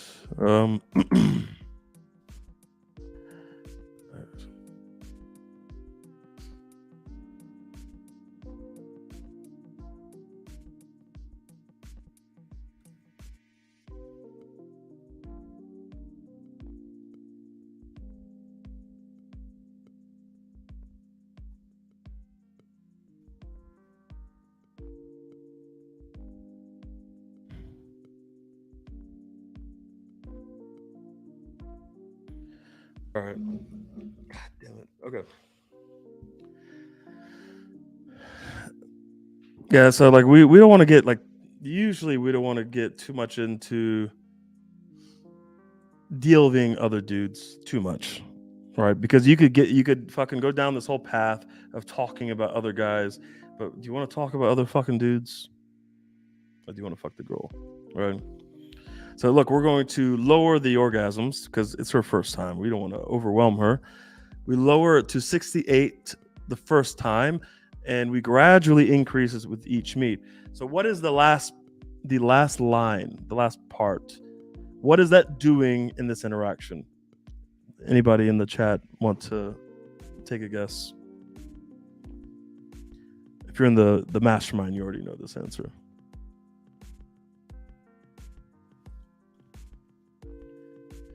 Yes, dark. It means you're preemptively handling a possible one night stand objection, right? Yep, exactly. Thank you, Mastermind guys. So now she's thinking, all right, this guy, he's not planning on just fucking me, and he's not lying about these orgasms. Perhaps he intends to meet with me multiple times, right? Because look, he's going to get me from 6 to 8, then who knows, 10 to 15, up to 30. So we've got multiple fucking meets right here. So yeah, this is actually a fucking magic trick right here on handling, preemptively handling one night stand objections, and it works very fucking well. Yeah, because you're handling it before she brings it up, which makes it much more believable. Exactly. Yeah, I mean, look, if you're handling these certain types of objections, you're fucking struggling to handle them back and forth. Your chances of fucking overcoming them really decrease, right? It gets much more difficult. Mm-hmm. It's like the fucking look. Everybody has dealt with the cock block, right? The cock block in the club. It's like how many pulls you motherfuckers could have had. Just imagine how many pulls if there was no cock block. Just imagine. There's no fat friend cock blocking. I mean, you guys probably would have tripled your pull counts, right? Now, in the mastermind, we actually go through the cock block, the preemptive cock block routine. But you know, this is a Tinder live. I'm not going to kind of go into that right now. They don't even care. Like I don't think they want to. Well, they don't want because it's better. I mean, you have to go through these struggles with the cockblocks. You know, the journey shouldn't be easy. Yeah, I mean, you can't preemptively handle every single cockblock, so you never have a cockblock situation for the rest of your game days. But if you have the cockblock preemptive routine, you can at least reduce it by like 40-50%. I was going to say 70%. I think it could be 70%. I think 70% if you're in America, and probably 50-60%. I'm thinking here. Oh yeah, here there's like the slut shame and stuff. So I'm thinking it's still like a 40-50. Yes, here's a little different because but in the US, culture. Yes, in the US it's 70%. Yeah. Because I know a lot of guys, they're getting cock-blocked at the Wharf in Miami, specifically the Wharf. For some reason, the Wharf, everyone's getting cock-blocked there. Yeah. I actually have Infield of me doing the preemptive cock-block routine and pulling the girl from the Wharf in Miami. I just haven't posted it. I don't think you should. Nah. That's the part. Like that, no one wants to see that shit anyway. Like no one gives a shit. Well, it's probably a good thing. So. Yeah, like no one cares about my infield anyway. Right. My infield pulls. Who cares? Who cares?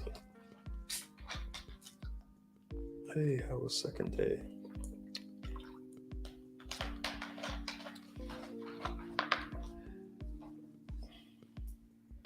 You went to the gym today? Yeah, bro. I'm fucking dead. I'm dead. I'm glad I got the workout done early. How long does that take? There we go. See how we get her invested a little bit more on this topic, right? Now she has questions, right? Look, if she has some concerns or curiosities that she needs out there, if we would have went for a soft close or a close, maybe she wouldn't have bit on the soft close. Maybe, there would have been some pushback or objections on the close. Now this is looking good. Now again, we don't want to fucking we don't want to spend fucking 3 hours having a conversation, right? So I'm keeping in mind that I want to move. Oh, see, look, fuck, she's writing some more. Because I have pretty tight skin. Oh, god damn. This girl, what the fuck? Okay, well. I can have you in and out with your 10 plus orgasms within 30 minutes. I mean, this girl does not give a this girl doesn't. She just wants the orgasms. Like look, this bitch does not want to fucking talk. Yeah. She doesn't want endless fucking connection game and shit, right? She has a tight schedule. But David, we skipped comfort. What is this? All right, we skipped comfort. All right, we'll How is this working? We're skipping comfort. How is it working? That's true. Well, maybe we haven't spent 7 hours with this girl. How is this working? And guys, there's going to be 0 LMR. LMR? What the fuck is that? It doesn't exist. Yeah. Well, you get LMR if you're on connection game. Then you get LMR. I can't remember the last time I got LMR. I can't remember. But some people, they have LMR as part of their structure. It's like step 6 you pull, step number 7 LMR. Bro, I had a debate with mystery method, and he said that in reality you need 10 hours. You need 10 hours. You need 10 hours to pull the girl, to fuck the girl. That's retarded. And he's like, but you could do it in 7. But if you want a long-term relationship, it should be 10. Have you ever spent 10 hours with? No. I said, how this girl's good, but it's like, what is the extra 3 hours going to do to build a long-term connection? It makes no fucking sense. Anyway, he also said that he has LMR. Yes, he has LMR in this actual structure. It's pretty ridiculous. Vibrate. You're cute.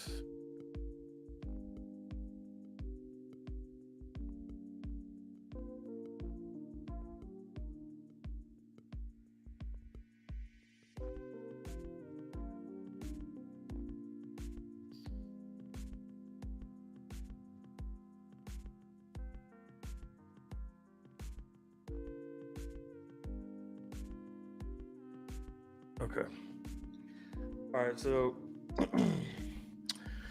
and look, this is her like cute way of asking, how are you going to give me these orgasms? Dick, finger, tongue. So girls actually usually ask this question directly. If she's doing it in a If this was the US, they would be like, so you're going to eat me out. exactly, they would be far more direct in the US. And look, we're gonna tell her, we're gonna throw in, unless you like rope and paddles, just so that we could introduce something that she may be into. Like this, fuck, she may have a fantasy of being tied up and beaten. Yeah. Okay. We're exploring the dominance angle. Yes. With this. And look, she's also young, right? She's very, very young. I don't know how she got on Tinder. I'm just kidding. No, she's. I'm just kidding. But no, she's 21, right? So 21 Polish girl could be very inexperienced, but every girl has some sort of fucking fantasy, right? And even fucking virgins that I've met here, they know exactly what their fetishes or fantasies or kinks are, even though they have zero fucking experience. I had this question before, which was exactly about that. Let me bring that up again. It's just because now we're talking about it. Just be careful with the cable. He said something about virgins and orgasms, like they have no concept of what an orgasm is. Here. Since a virgin girl has no concept of orgasms or dom-sub dynamic. I don't believe, and that is absolutely not fucking true. I'll tell you that. That is not true. Because, I don't know that girl has no concept of orgasms. I don't know what that means, but virgins can have orgasms too, right? They could give themselves orgasms. But the dom-sub dynamic, I mean, look, if you're talking about some sort of BDSM, dom sub, daddy dom, little girl, something like that, of course, she doesn't have any experience, so she may not have a whole lot of information, though I've met virgins who know all about BDSM and dom sub. But the dom sub thing is, women are just innately, naturally fucking submissive, right? It's in them. They feel it. They know they're fucking submissive, whether they admit it to a fucking guy. But girls know they're submissive, or how submissive they are. Now, sometimes they don't know what kind of sub they are, right? Some girls who don't quite understand their brats, for example, or they're into daddy dom little girl, right? Like these type of dynamics. So they may not know what the name is. They may not be able to put words or a title to it, but they had that feeling. But one thing they do know is they're fucking submissive. They're sub, and they like dominant men. Virgins and experienced girls. Now they may not have a vocabulary, but they fucking know.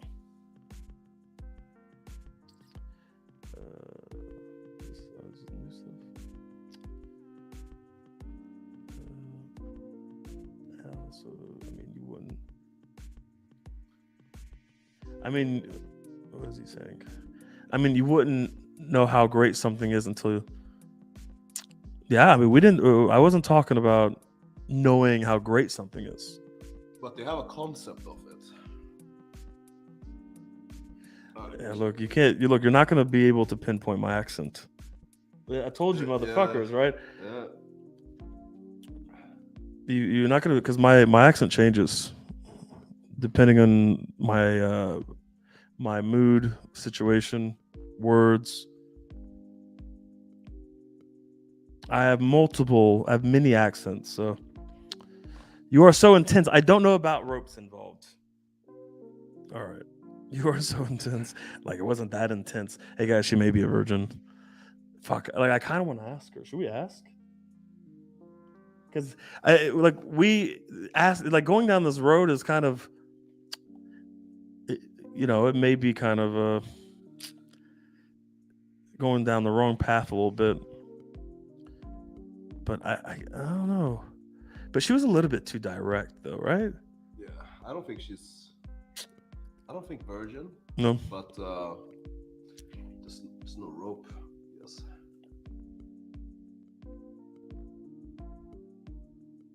Just fingers and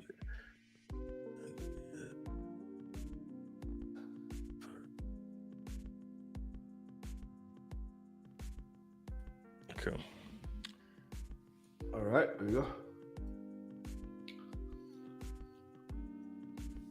Show reel of your accents. Ooh. You know what? Maybe I'll have a special live stream for that. Like, come on, guys. You got cold read me. Come on, read me. Let's go. How do you handle kind of small town girls and a bit more?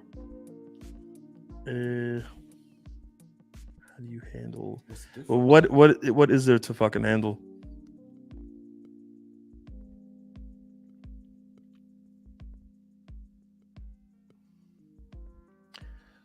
Like I am from a small town, not a conservative country, but at least in Sweden, I can tell you there's no difference. Yeah, I mean, dude, we've been to conservative fucking countries, and I've lived in. Your dick is now. Yo, what is this bitch? Dude, I don't know. I think she's a virgin. I'm getting virgin vibes now. Go for it. Like she just exposed herself. I don't know. Go for it. I don't know. She said from 1 to 0, but I think she's fucking with us. I don't think she wants to tell us she's a virgin. Should we make her beg for it? Should we make it more complicated? All right, hey, let's make this interaction more complicated than it has to be, okay? Fuck it. Like, you guys are probably tired. You've had, what, 12 live streams? Let's do, what would Todd V say right now? We will definitely destroy this interaction if we do Todd V text game. Let's go. Maybe if you're lucky, you'll find out. Fuck it. Should we do that? Should we just go with the... Let's go with the Todd V line. Maybe if you're lucky, you'll find out. Maybe if... Should we go with the Todd V line? We should go with the Todd V line. Todd V all out. Maybe if you're lucky, we'll find out. All right, we're going to price frame so hard. This is going to possibly make it very, very difficult to recover. We're doing a Todd V move. I don't know if you guys watch Todd V Infield, but I know he just complicates his entire fucking interaction. Might work here though because we have the value. It's just like fucking whatever, I'll do anything. That is true. Todd V does not even have 1 orgasm value. We have 30. All right, come on, price frame. Let's do it. I'm not closing. Not sure transaction. What the fuck does that mean? I'm not closing. Not sure transaction. She's trying to test your ego. Yeah, I mean she's really getting to my ego. I'm having Indian ego outbursts right now.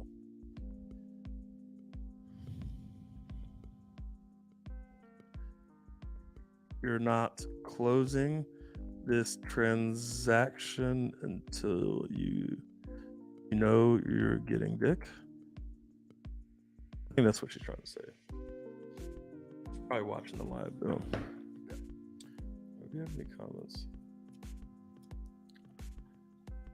So how do you get around the vocabulary? Obviously. What the fuck? Who the fuck did you match with? This girl really wants to make Redhead archaeologist. Okay. All right. What should we say here?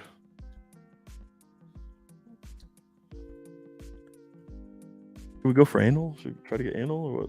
If the complicated. It's just like complicated. I feel like since how she responded to rope. Yeah, so maybe anal's like a little too much. Anything intense is gonna Yeah, fucking all right. make her explode. So, I mean, I'm like, I respect that, so I'm going to bend you over and slide. I mean, you could probably go something like that. Yes.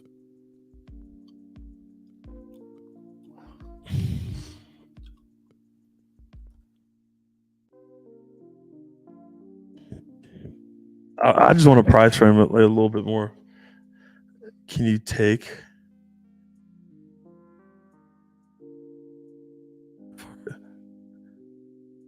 Fuck it, you know, fuck this girl. Can your little Polish pussy take a good pounding? Fuck it. Fuck it, guys. Like you guys, you had 12 lives. You've had enough fucking fuck dates, right? Yeah.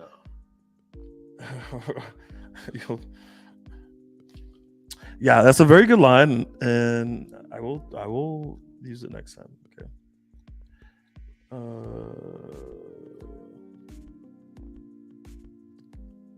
Probably. Yeah, I think half of the viewers are like my rotation girls because the chat is so quiet. Yeah, I feel like it. Probably. Yeah. I think I know one that's watching right now. Yeah, which one? It's the fuck. How do I say No, it? you have you gotta. I'm thinking needy 15-20 orgasm. My girls watch Alex, but Yeah. I don't know. My girls love watching Alex's content. Like I have a couple girls that like literally study. Like Alex is her coach. They're coaches, and Alex doesn't even fucking know it. Nah, it's not French Canadian. I've only been to Montreal one time, but I am not Canadian.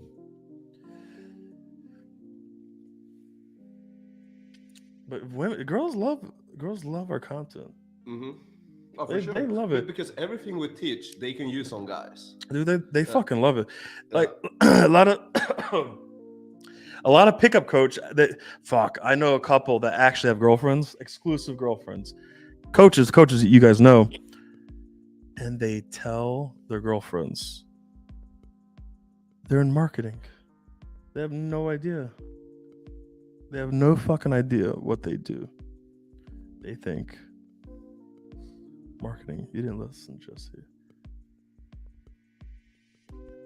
Yeah, bro. We were going like Todd B, so we wanted to price frame a little bit.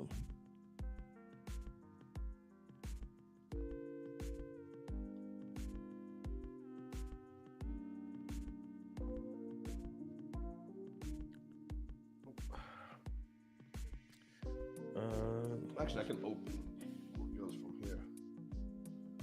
Oh God. Can you get away? Well, not necessarily. You can get away with it as long as the girls are okay with it, right? So as long as the girls are okay with it, they're not going to fucking report you, right? It's like imagine you want to come over and get 30 fucking orgasms, and then you report. It makes no sense.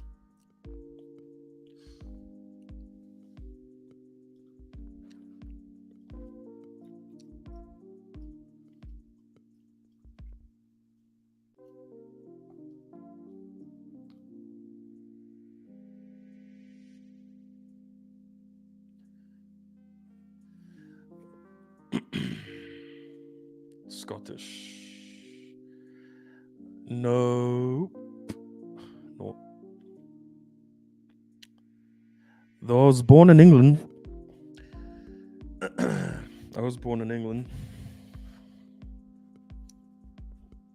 But I am not English. All right, my first accent that I've ever had was an English accent. I had that the first 4 years, maybe 4 or 5 years of my life.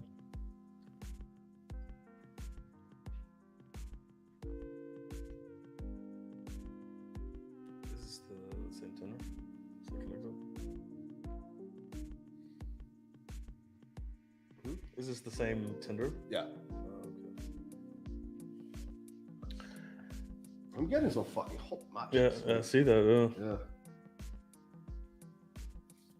Bro, you have so many fucking likes. Yeah. Then you just created that Tinder. No. I don't know. Yeah, there's yeah, okay, we could get to other matches. I did implicit sexualization with this girl and then asked her schedule to grab a drink at mine. She said, usually free on weekends. I don't go to strangers' house. Meet her out. Yeah, well, I think Jesse, fucking Abi, we should call him. Oh, maybe she. Oh, she's a virgin. There we go. You were right.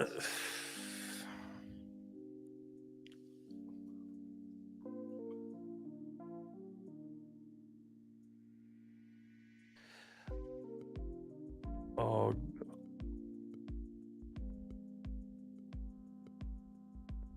I fucking called it. Let's see if I'm accurate. If I really called it. All right.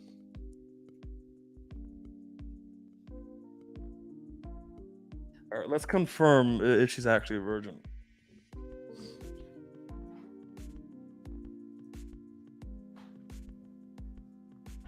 I like this type. Like this. Yeah. Oh yeah. Oh, bro, you could fucking destroy her. Yeah. Bro, I don't know how Alex fucked so many virgins.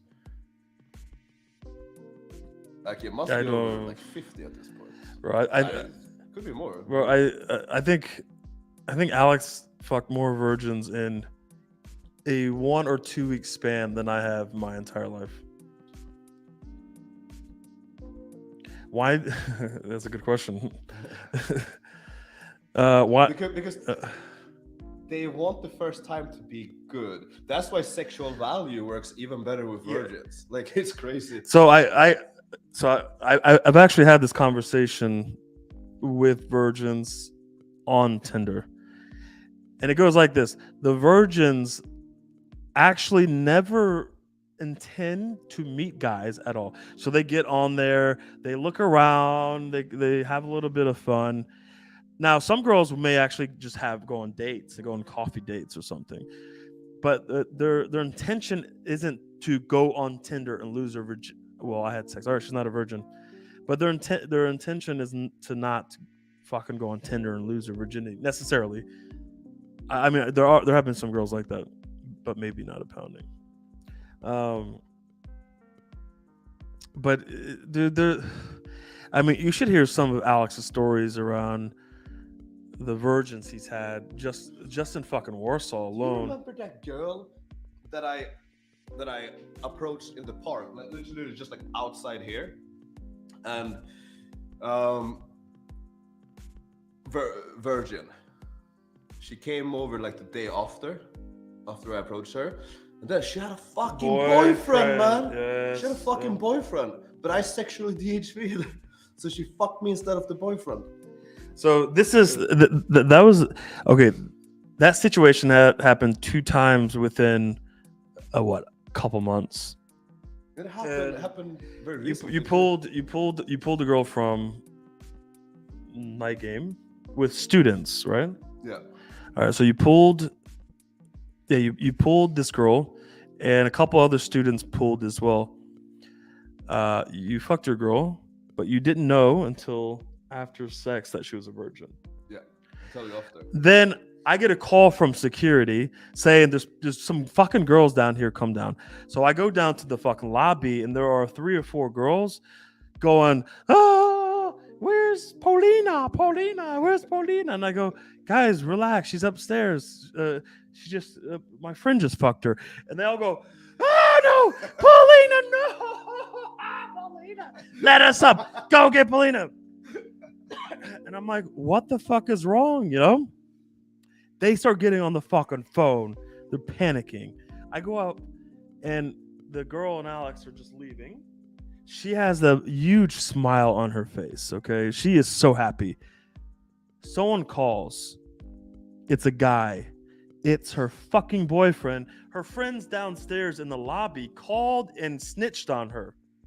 Snitched on her. Your girlfriend is at the Slotty 44 having sex. So he's calling and be like, "What's going on? What are you doing, baby?" She's just smiling, standing next to all of us in the living room. Does not give a fuck if we're talking, if we could say anything. And she's like, "Oh, baby, don't worry. I was just hanging out." And she's smiling the whole time. Okay. Oh my god! And the simp guy is like, "Oh, okay, baby, I'll see you later." So she leaves. Then we find out she's a virgin. Then she texts Alex the day after, something like, "Well, since I'm not a virgin anymore, I might as well let my boyfriend fuck me." Fucking brutal. Women are fucking savage. Women are fucked up, and this is not the first time it's happened. Okay. This happened pretty. This another time. This girl was like, "All right, since Alex fucked me already." By the way, she said this other girl, it's a different situation, said that I wouldn't want my first time to be with my boyfriend. She wants her first time to be with a particular archetype of guy, essentially tattoo, fuckboy, dominance, right? And she set up this whole like special evening where she's going to lose her virginity to her boyfriend, and he had no idea, the candles and all this shit, and she had a fake like it hurting and everything, like so fucked up, bro. And that women are fucked up. Yeah, a guy would never do that shit. The one thing with all the experience we've had over the years, the one thing I've learned is women are fucked up. Women are really fucked up. I mean, I love them for it. See, the thing is, the thing is, like, women are fucked up, but not to us in a way, right? Like, women don't fuck with us. They don't betray us. They don't. It's whatever. Our egos are fine. We have no issues. But it's like the inexperienced average guy that's taking the fucking beating from these women. It's crazy. It's insane. But fuck, they're savage. It's fucked up. Really fucked up. Like, dude, stories with fucking girls calling their husbands or boyfriends right after a fucking gangbang. Dude, Vegas. You know how many girls were just getting married? You just gangbang. I've the bride sash and shit. Those are the easiest girls to pull. When I lived in Vegas, I fucked some of those girls. And look, the thing is, I've had so many girls approach me that were engaged, getting married in Vegas. I've had so many girls approach me. Their friends will approach and say, "Hey, you're my friend's type. You want to fuck her?" Or the soon-to-be bride will approach and be like, "Do you want to go back to my hotel room?" One time, I asked one girl because I'm curious, do your husbands know, your boyfriends know? Like, what the fuck is going on? Like, this is fucked up. So I asked one girl, "What about your husband?" Right? And he's like, "Yeah, who cares? Whatever. He's not gonna do anything." I'm like, God damn, the level of disrespect for her husband, right? And I said, "Yeah, well, I mean, you don't care, like, you're kind of like cheating, you're betraying." He's a fucking pussy. He's a pussy. Who cares? Blah blah blah. What is he gonna do? The level of disrespect, right? But you know what? This guy probably took that amount of fucking disrespect for a very fucking long time. Way too fucking long, right? You should not take disrespect more than fucking one time. Actually, 0 times. You've got to fucking... Nah, you got to correct it right away. Right away. We just open it word. Let me know when you're on the way, and I'll come meet you downstairs. Yeah, that's a good one. Outside, Yeah. Outside slot at 44. There we go.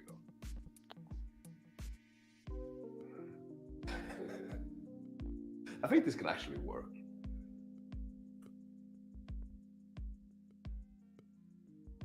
Yeah, I agree. I actually agree with you. Yes, it's wrong. I still think it's the man's fault for... I 100% agree with you on that. Yeah. Like, I'm not hating on women like that. Like, I love women.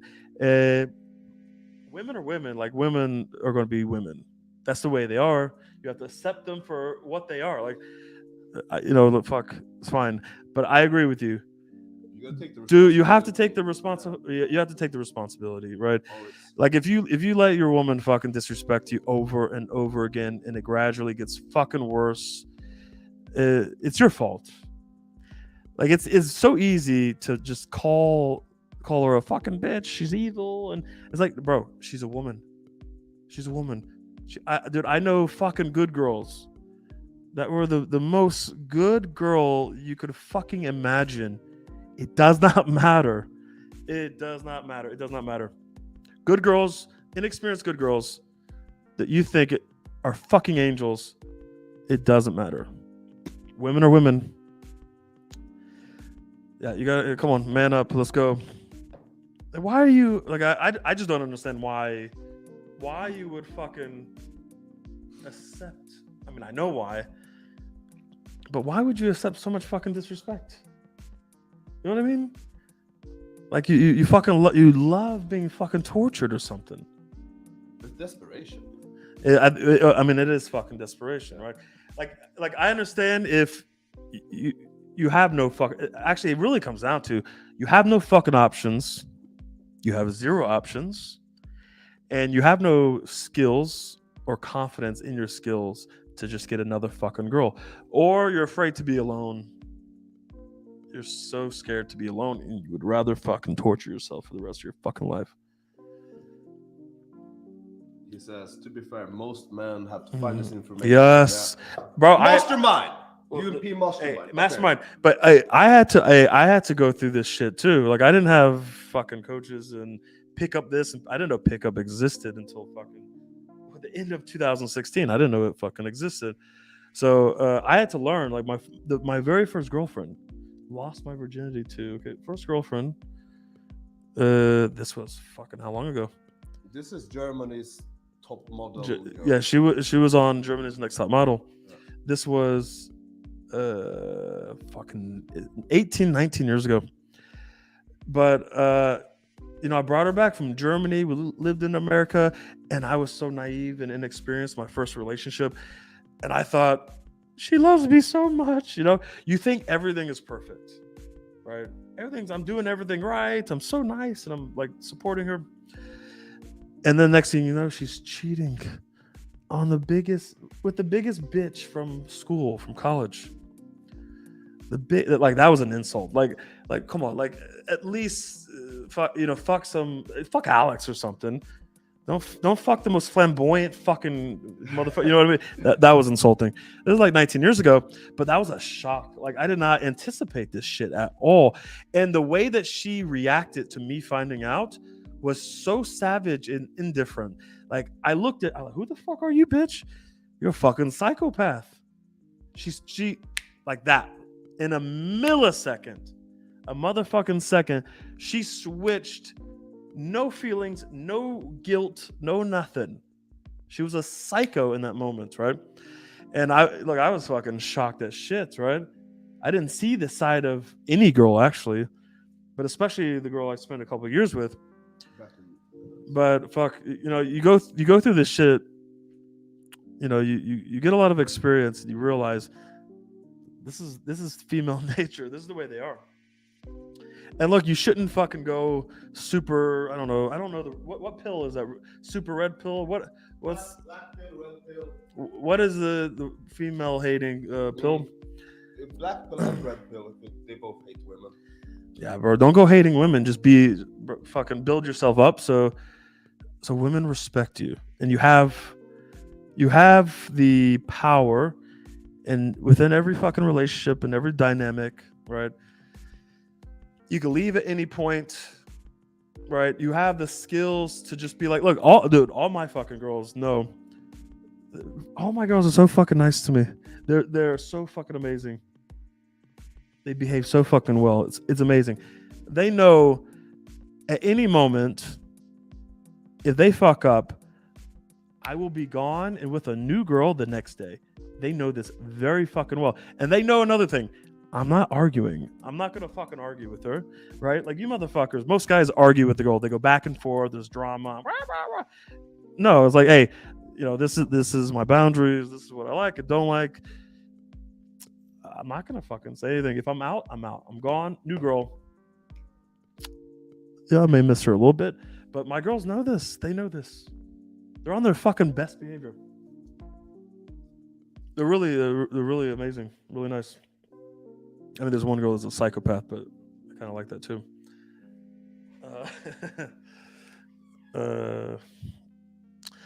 Anyway, so do we have any questions?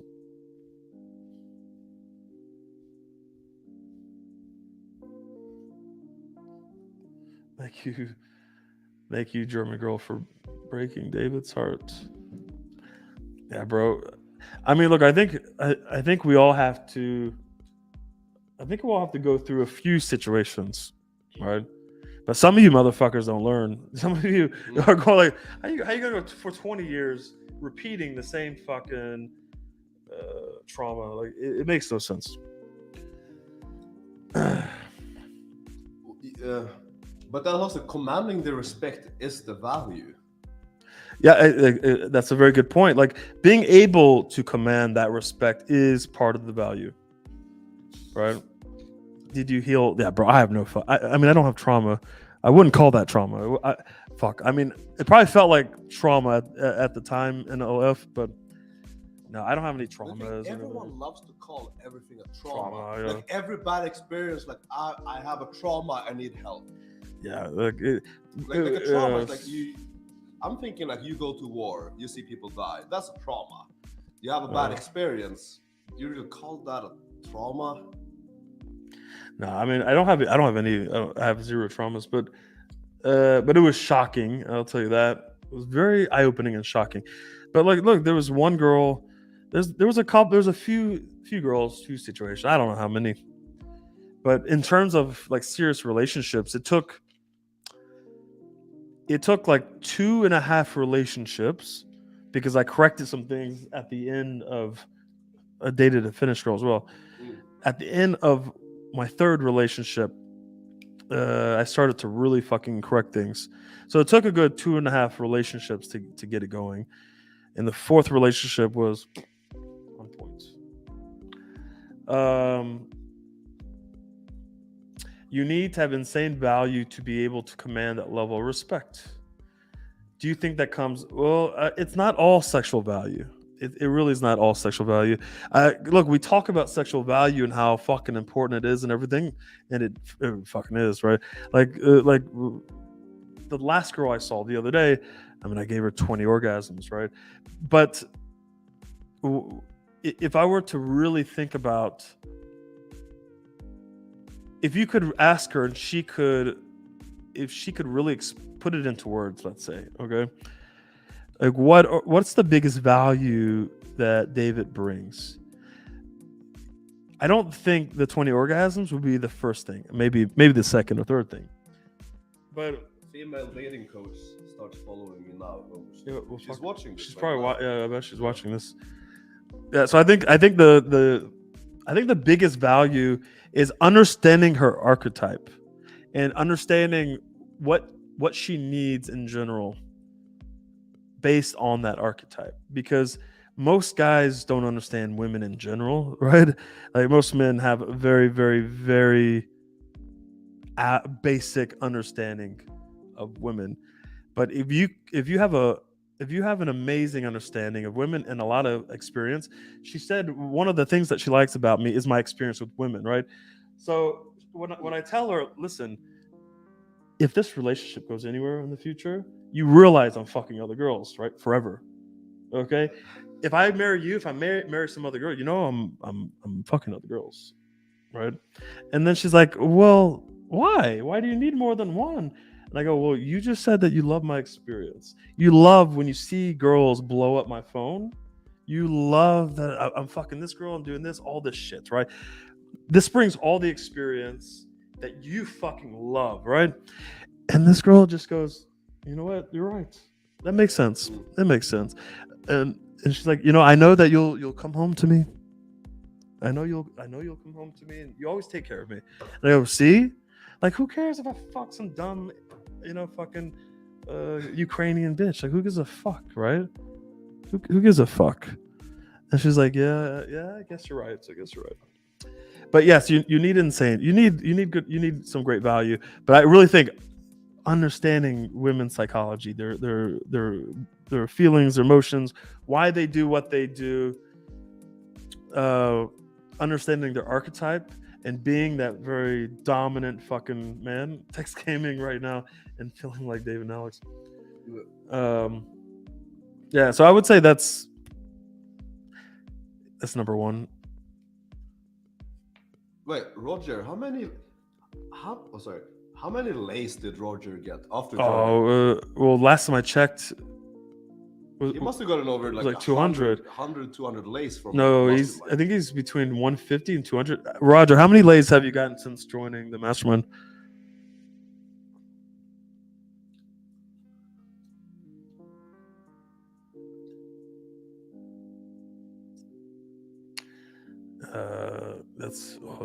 That's going to be a.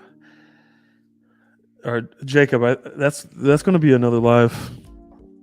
Fuck it, we may actually one of the next lives may be all about this. Yeah, exactly, 150. Yeah, last time I checked, you were like 130. This motherfucker over 100. He's had over 150 girls since joining the Mastermind. What was your lay count before you joined, Roger? And Jacob, join one of these lives. He's fucking hot girls in Tampa. Yeah, bro, they're not fat girls. They're not fat girls. All right, did we miss some fucking questions? Hey, if we missed some questions, ask. What to do if a woman agrees to come over to my place but doesn't fully comply with my sexual innuendos? Well, fuck me. Yeah. Says okay or interesting. That is compliance. Yeah, this is good. This is not bad. This is not bad, right? Yeah. But then again, what kind of sexual innuendos, right? Like you might have the compliance to be a little bit more explicit and direct, especially if she's saying if she says interesting, she's open, right? That's compliance. Actually, it's a good thing. It's not a bad thing. Well, like it doesn't really fully comply. This is compliance. I get interesting all the time. To me, that's a green light. Yeah, for sure. Totally. So I think we go down. Handle bitchy behavior, her insulting. Well, when we do the whole archetype, female psychology. That's a massive one, so yeah, that's gonna be a long one. I'm half asleep. So. Female dating coaches avoid at all costs. Trying to learn. Yep.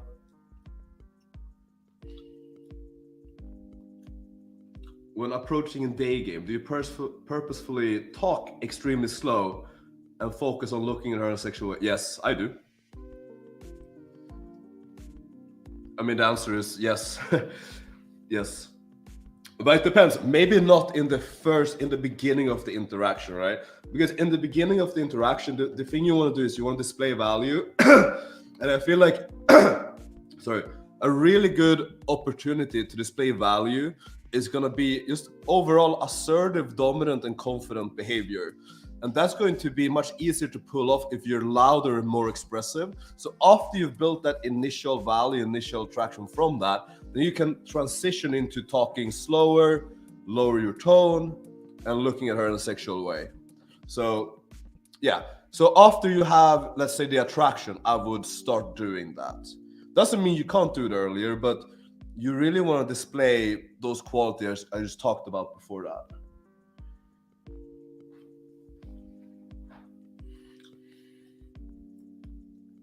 How did you meet Alex?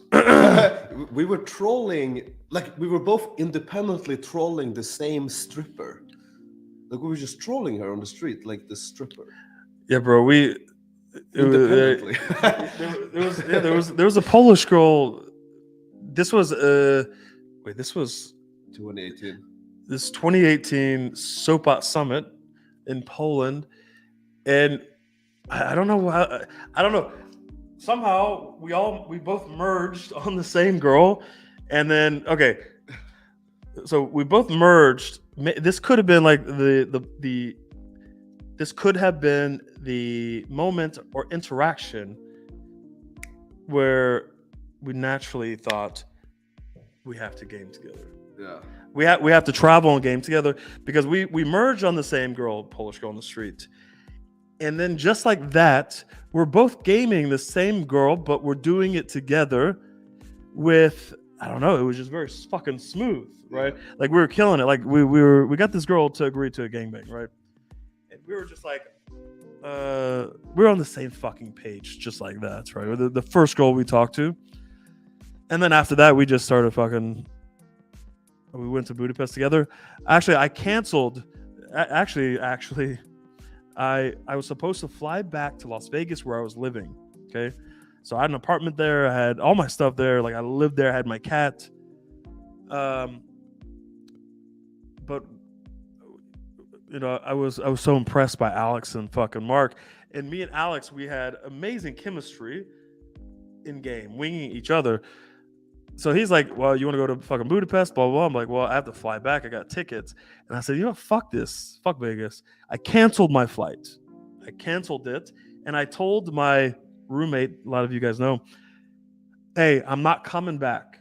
Pack my shit, put it somewhere, and send my cat to my parents. And I never came back. All of my shit, by the way, everything I own is somewhere in a car, in a parking lot somewhere for the past 5 fucking years.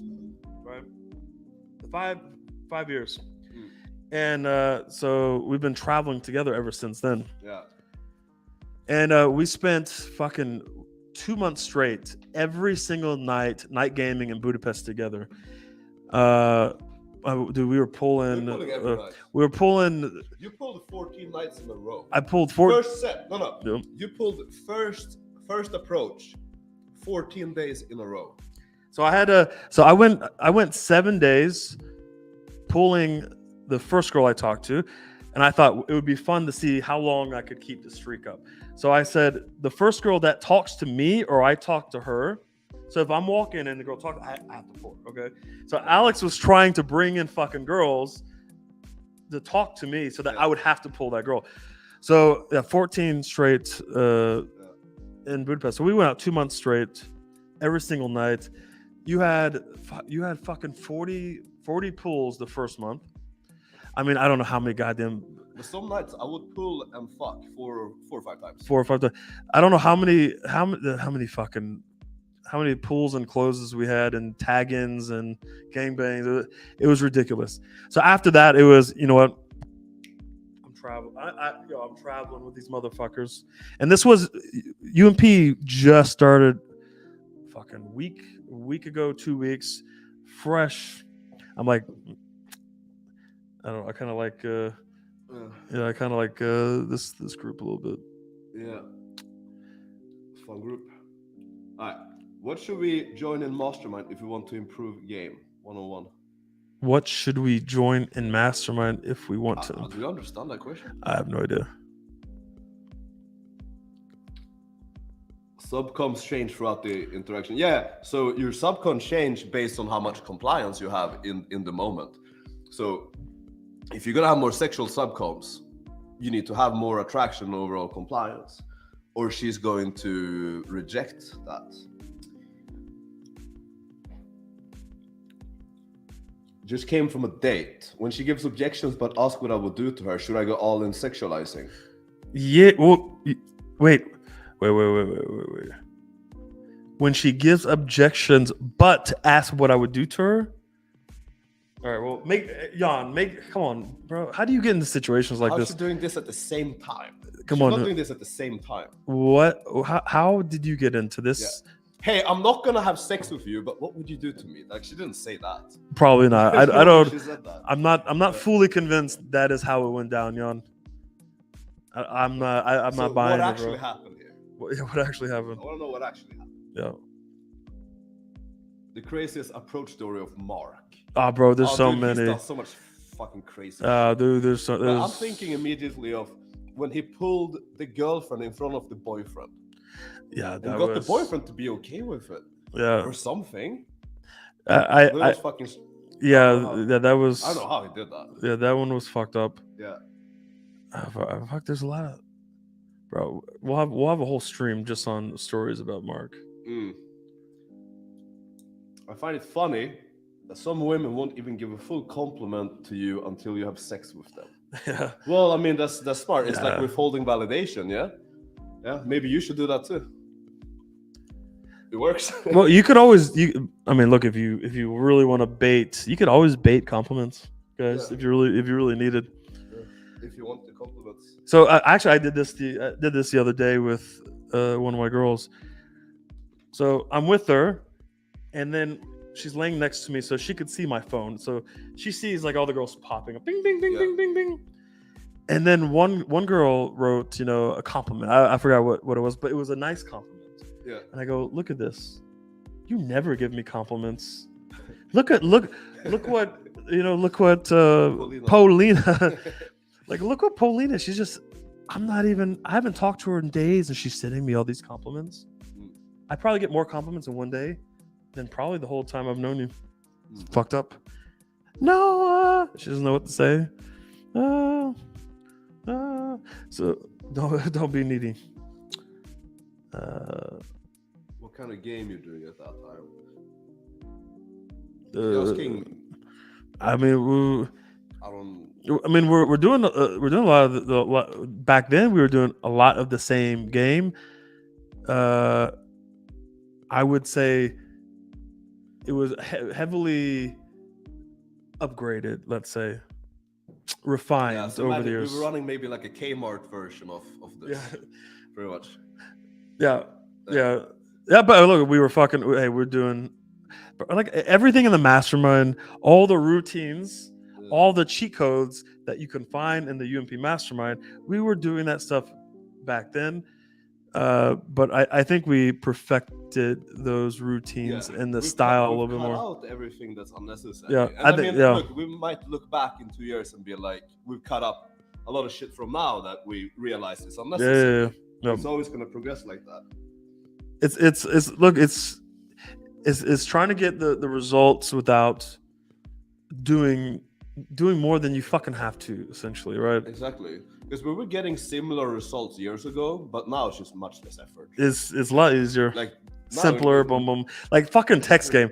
Like I'm never on fucking Tinder. Yeah, but you always have fuck dates. I always have fuck dates. Yeah. Like I'm never on Tinder, but I always have fuck dates. Yeah. Because look, I go on. Sometimes I go on like once every 2 weeks. I go take a shit. I get my leads. I move them over, and then I have my fuck dates for the next fucking 2, 3, 4 weeks. Remember, I came over to your place maybe a couple of months ago, right. And I did a 2-hour boost. And we did 2-hour boost texted. I had fuck dates for 2 months. Exactly. From 2 hours of texting. That's what we do. We'll come together. We'll sit down for 2 hours or 3 hours. We'll do a 2-hour boost or 3-hour boost even, and we'll just text all the girls. We'll get the conversation going to the point where she says yes to fucking. She says yes to fucking. Essentially, we move them over to IG or WhatsApp or whatever, and we have them over there. After our night is over, we put the fucking Tinder away, and now we have leads for the next 3 weeks, 5 weeks, 2 months, right? I mean, actually, if you do this every once a month, you'll have leads for months. Yeah. Like I sent a girl over to him that was like an old lead from a long time ago. They keep popping up, right? So you're like, look, you never fucking run out of girls to fuck. Yeah. If you know what to text. If you know what to text. But if you're watching the streams, then you probably know exactly what to do. Mastermind, you have an even better idea. If you're in the Mastermind, you're going from 20 lays to 200 lays. If you're in the Mastermind, you're already doing this. They're already doing this. Let's see. Yeah, if you're going for a close and day game, why are you not looking to pull? I think the strongest way to number close is after you gave the girl 20 orgasms. Usually works. Like after you pulled her, fucked her, gave her 20 orgasms. That's the best time to number close, in my opinion. I think what he's doing, maybe he's just fucking walking to work, but a lot of day gamers they'll have a day game session where they just get numbers. So they won't actually progress the interaction to the point where they could just fuck the girl. And it's like, well, I mean, what do you want? You want to get a bunch of numbers that, you know, probably won't go anywhere, especially if you're not in the mastermind, or you just pull the girl you can pull and fuck her, right? There's a lot of, like, I see this when I'm coaching in day game. A lot of girls you could just straight up pull, but it's like they're talking to a girl, it's going well, and they're getting the validation. They get the number close to settle with it for the number close validation, rather than like trying to pull and potentially getting a no.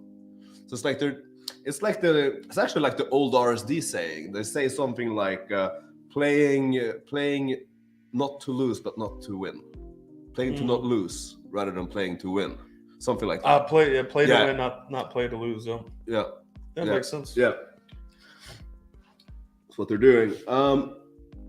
You should make a video about how to synergize with your wing and grow together.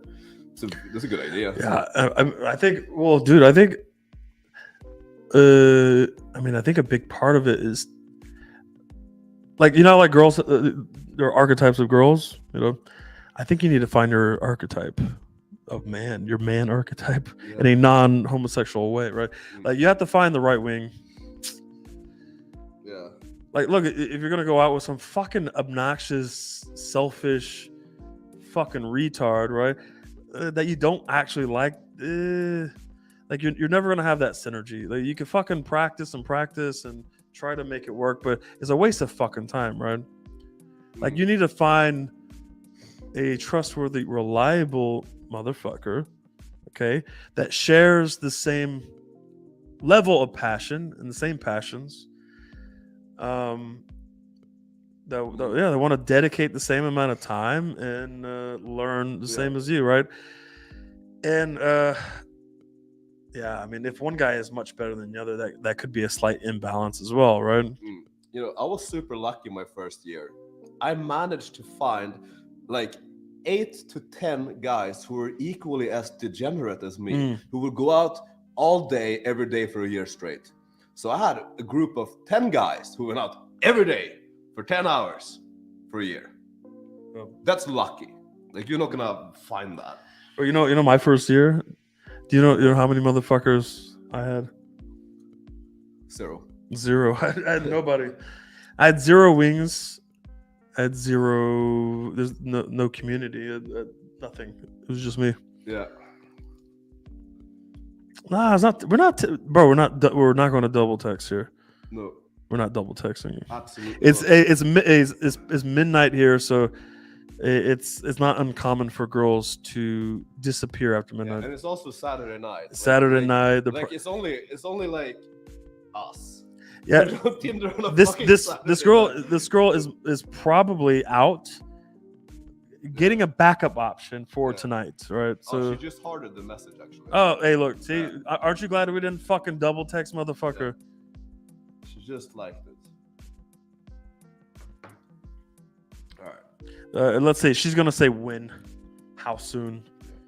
Likely. But I mean, most, like 90% of girls are gonna be out in the club right now. So here we see. Do you ever have, at this point, is there a girl? Is there not a girl you can? I think I was asking, is there a girl you can't pull?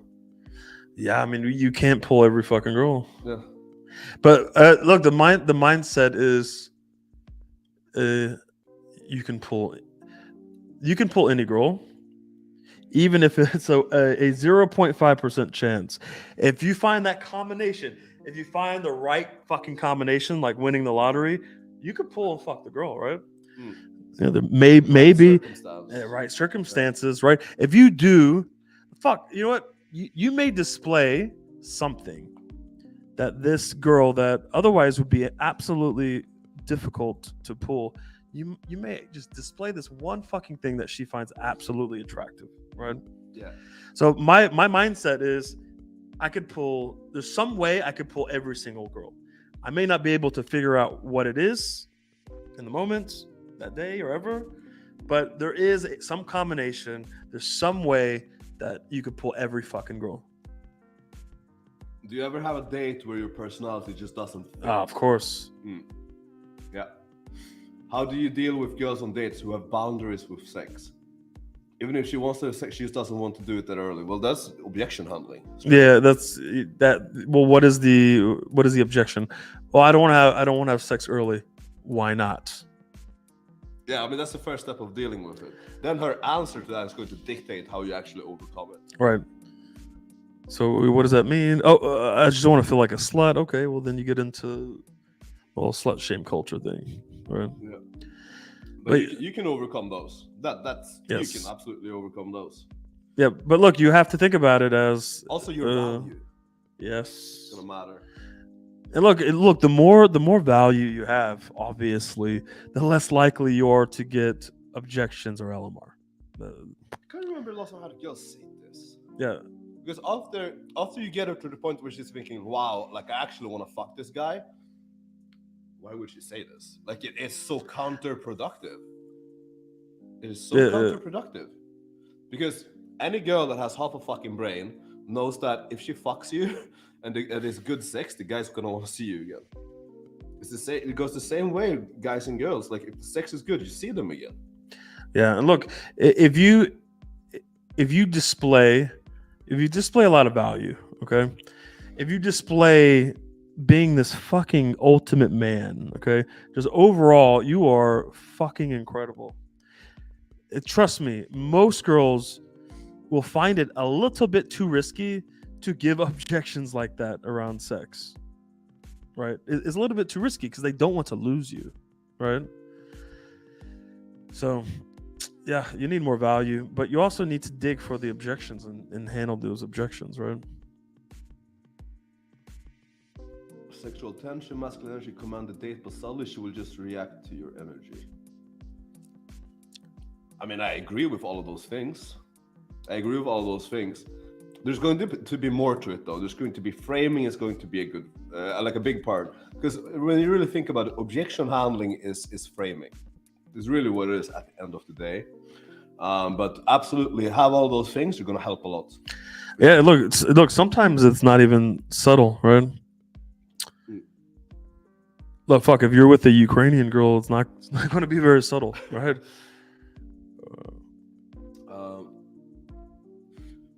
Would you rather be with a guy same level as you, higher than you? I mean, I think same is good. It's really good. Higher is like, okay, you're gonna learn more, but it's gonna be worse for the other guy. So, well, look, we could put it this way. If it's the same, maybe there's less issue or conflict because you guys are on the same page, getting the same results. But like if you have one guy that's much higher than you, I mean, we game with students and shit, right? Like sometimes it's a lot to fucking juggle when you have a couple students or a couple wings who are not very good, and you're having to game for them and try to like pull the whole group, and then like walk into the bed. You know how many times we walk into the bedroom with the student? The student has his pool, the girl from the club, they're laying on the bed. We get a message like, I'm getting an LMR, and we walk in there and we handle the LMR and we walk out. Yeah, so many fucking times, like on literally rite of passage. Go in there, objection handles. Yes.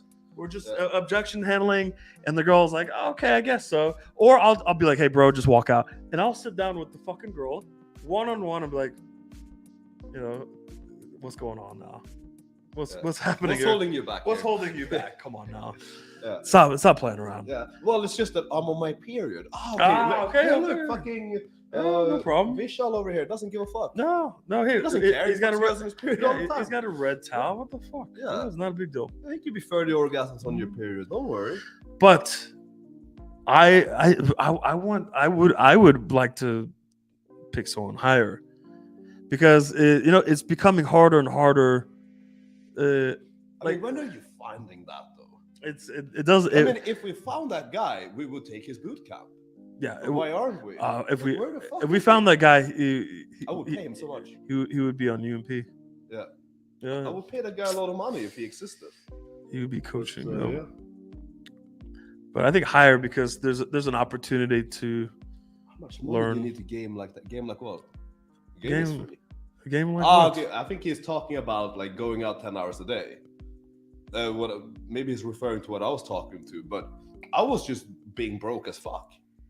I was broke Yeah, as fuck when I went out 10 hours a day. I was broke as a fucking like ramen noodles and shit. yeah. I mean, barely that. I mean, I had maybe like a $3 or $4 per day food budget, but I didn't make excuses. I didn't fucking whine about shit. I was just like, okay, I'll sleep on some friend's couch and eat for $2 a day. Well, at least I get to game. And you know, I'm not recommending that, but it worked. It definitely did work.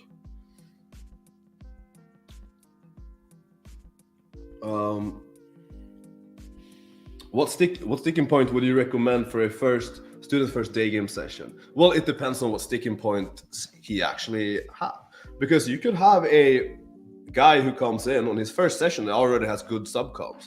Maybe he's Arab or something. Like if we're coaching like an Arab guy, he could have good subcomps the first day he comes in, because in his culture it's just normal to be masculine and dominant. So in that case, maybe you actually have to focus on like verbals with him. Maybe that's what he's lacking. But I'm always looking at it like, what is this guy lacking? Like, what is the biggest thing holding him back? And then I take it from there.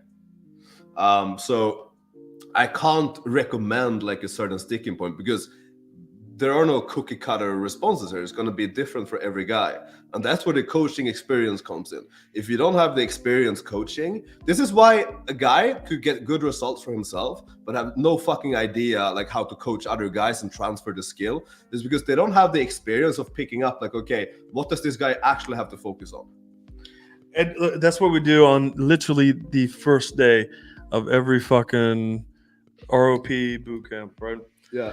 We record their infield. Your infield is recorded. We listen to you, and we're just trying to figure out all your sticking points, but your biggest sticking points that you should work on to give you the biggest return on investment, right? Yeah. I focus on one thing. Well, I don't know you, so it's impossible to say. It's really impossible to say. How do you eat when approaching 10 hours straight? I mean, dude, the thing is, when you're obsessed like me, you don't think about eating. Like, it doesn't even cross your mind. Like, it's like you see me doing these live streams. I'll stream for 12 hours and I'm like, oh fuck, I forgot to eat. Same shit happens when I'm like gaming, right? It's all timing, context, and removing limiting beliefs. Yes. With the objection handling, yeah. Are there girls you guys turn down sex from, and what would those reasons be? Turn down that we turn down. I mean, maybe if I'm like making them chase or something. Yeah, I mean, we both given girls LMR for fun. Yeah. Like he'll like he'll be like, hey bro, yeah, I've got this Tinder girl coming over, and I'm like, all right, tonight just LMR, don't fuck her. And he'll be like, all right, that sounds like fun. Yeah. They'll just give her fucking LMR. Yeah, and see, well, that's actually like, if you want to learn how to, this sounds so fucking fucked up, how to overcome LMR. Like, don't think about it in terms of LMR, by the way, it's creepy as shit. But like, if you want to learn how to overcome LMR, just have a girl over and refuse to fuck her and see what she does. You can learn a lot from seeing the shit that girls will do to try to fuck you. They're really good at it. But to be fair, usually girls, they're not very sophisticated with their LMR. So for girls, just push through with brute force. Yeah. They like try to rape you. Like, exactly. Girls try to rape you. That's how they overcome. Like, yeah, like we couldn't do what they do in terms of LMR. It's actual sexual assault and rape. Yeah.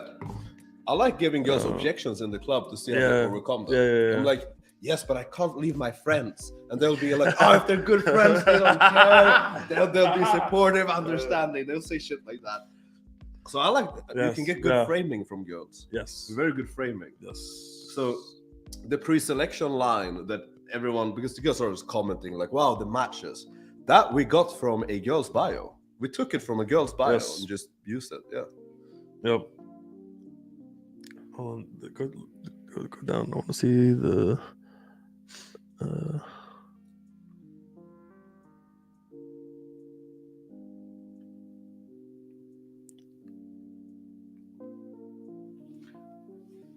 Aside from guys in UMP, which coach would you say has the best game?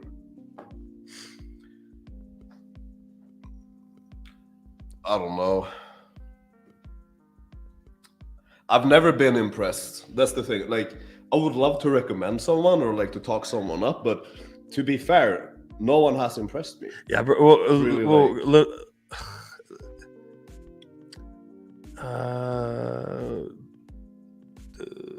don't drama. No. Drama burn. Look, we meet a lot of coaches and game with coaches, and what ends up happening is we end up coaching them and giving them advice, because most coaches aren't very good. Yeah. Unfortunately, they're not very good. But but that's also like it's like a good thing that, because if you're a coach, it's hard to swallow your ego and actually take coaching. So I really respect them when they do that, because like it's understandable. It's fucking. It's not easy, right? I had a very well-known, large follower coach ask me for coaching, and he had no ego about it. Yeah. And he offered a lot of money. Look, I value, I'm in this industry, and I would never, give you less than, blah, blah, blah. Respect that. You have to respect that, right? But hey, there's some other guys that don't take advice very well, because they're in that position of authority, and they don't want to feel like less. Yeah, exactly. It's an ego thing. It really is. But no, straight up, like I've seen a lot of them. I've never been impressed. I wish I could say, but it's just I genuinely cannot. I mean, I've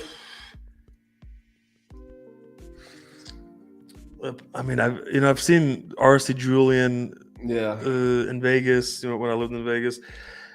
Look, he looked good. Potential, like I'm saying with him, potential. Yeah. Because I've looked at a lot of his infield, right? He's very good at building attraction and spiking emotion, but there are some things that were like really lacking if you look at the infield. Now I don't remember exactly, but there are breakdowns in the Mastermind group. But one thing is like the complete lack of sexualization. That if he sexualized and he like got really good at it, I mean, he has massive potential with that. Absolutely. Also, I'm thinking probably like objection handling, those kind of things. Yep. Yeah. And look, sometimes he takes way. There's so much fluff in his interactions sometimes, right? Yeah. And it just takes him way too long to fucking move the fucking interaction forward. But who the guys? RC Max is fucking garbage. I lived in Vegas and I gamed with all the RC guys. RC Max is fucking shit. I don't know how he got any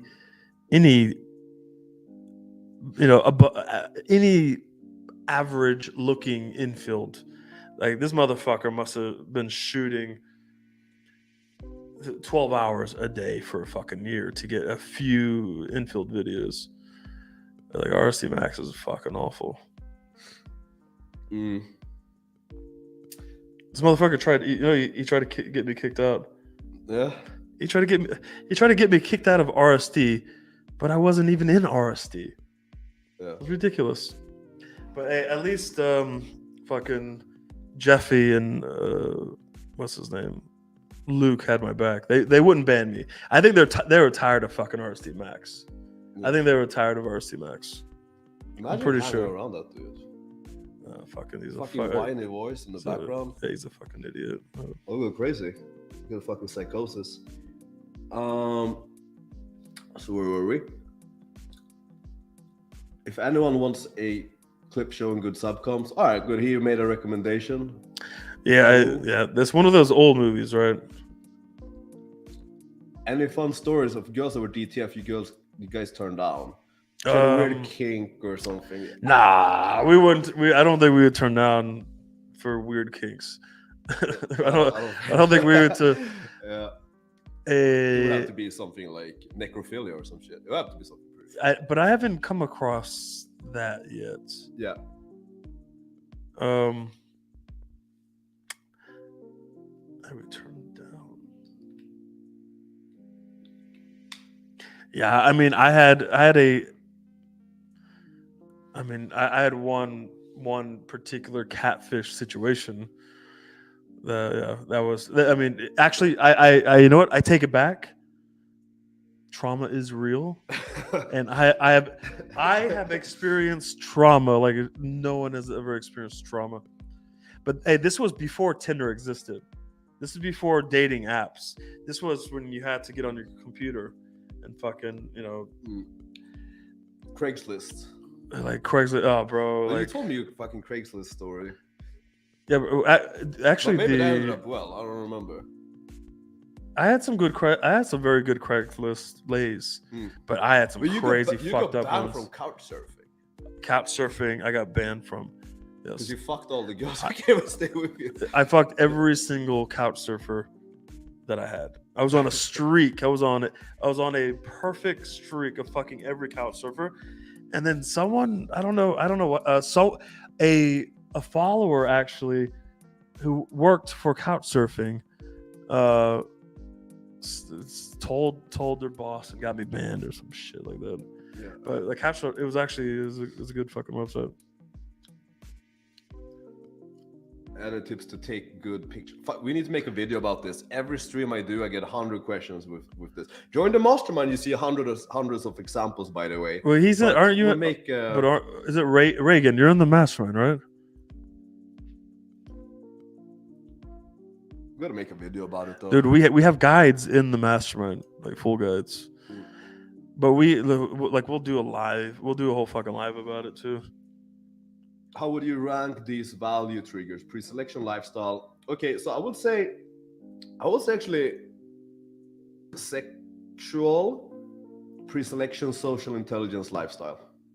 In that order. Yeah, bro. That is.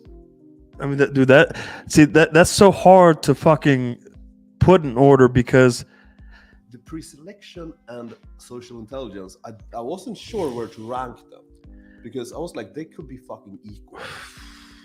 But sexual is definitely like that's fuck. See that's really tough. It's going to depend on the girl a lot, I would say. Because I try to put all of these into my interactions, right?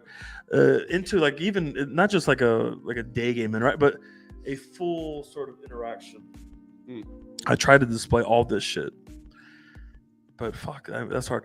But like, look, sexual value, I'm going to say is number one because that is what's going to lead you to bed and fucking her. Yeah. You know what I mean? It's like, look, 30 orgasms. Okay, I'll get the 30 orgasms. It's going to be very difficult to pull off a sexual DHV without also displaying social intelligence and pre-selection. Because if you're able to pull off a sexual DHV in a calibrated way, where you're not creeping her out, it's like you have social intelligence. But I would say, yeah, exactly. I would say, if you have the sexual DHVs, you have social intelligence.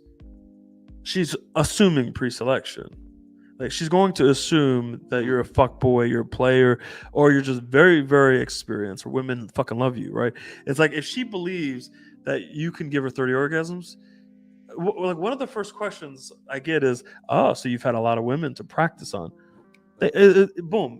Like I didn't have to use any pre-selection DHVs, right? The girl assumes this.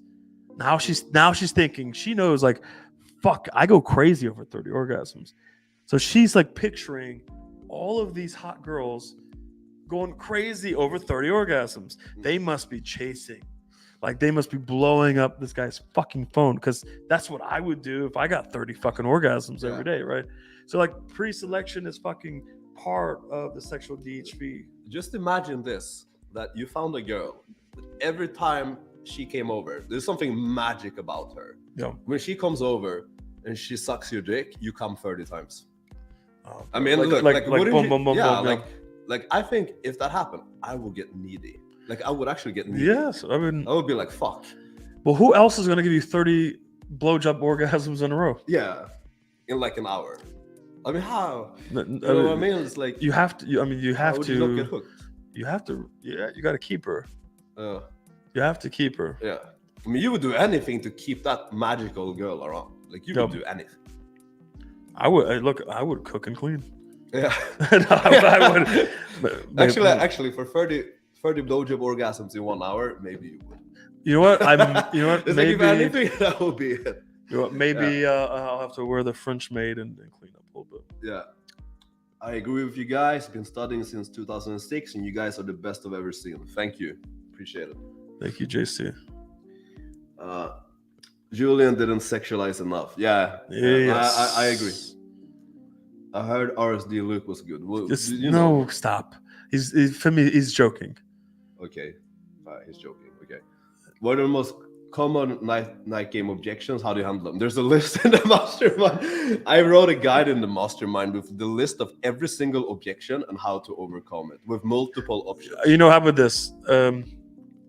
I mean, Craig Miller sounds like a mastermind member, but fuck it. Let's fuck it. Hey, we'll do a live about common night game objections, and we'll take it all from your article for the guys who don't want to join the mastermind. Why wouldn't they want to join the mastermind? Self-sabotage. It is. You know what? It's a low T move. Hey, anyone not in the mastermind? I'm sorry, guys. Get your no, seriously. Like I'm not joking right now. Get your testosterone checked right now. Like book an appointment tomorrow, because I swear to God, this is a low T move. I think personally, it's a low T move. Yeah. So I would get your T checked. But hey, fuck it. We'll do a live stream for the guys who just hang out on YouTube. So it's either low T or there can be another reason. They could have trauma from their childhood where they think they're not good enough and they don't deserve to fuck new hot girls every day. Look, you deserve. Hey, we love you. We love you. You deserve it, and just believe in yourself. Does the mastermind? Hold, can you go? Does the mastermind cover sexual tips like how to? Absolutely, it does. There are Mark is coming out with a whole fucking product, but he has several videos about. I mean, we have a whole section of videos and articles about sex. There's a video guide on how to do the booty massage escalation when she comes over as well. And by the way, Alfredo, look, hey, fuck, it's very simple. If there's a specific thing you want to learn about and it's somewhat interesting and would be good value for the other members, for example, if you said, hey, I would like to learn about the sexual tip about this or that, make a post, tag Mark, because he loves doing those fucking videos, and he will do a fucking whole live where you could ask as many questions as you fucking want. All you have to do is fucking ask. Just ask, we'll do it. But we have a shit ton of video fucking content. We have a lot of video content. So we probably covered quite a bit of things. What is the most game-changing things you've learned over the years? I wrote an entire fucking thing about this in the mastermind. I wrote a long one, and I'm too fucking tired to get into it. But Regan, if you remind me, if you reach out and message me, I will do a whole fucking live stream on YouTube about this, right? Yeah, just hit me up on fucking Facebook or something.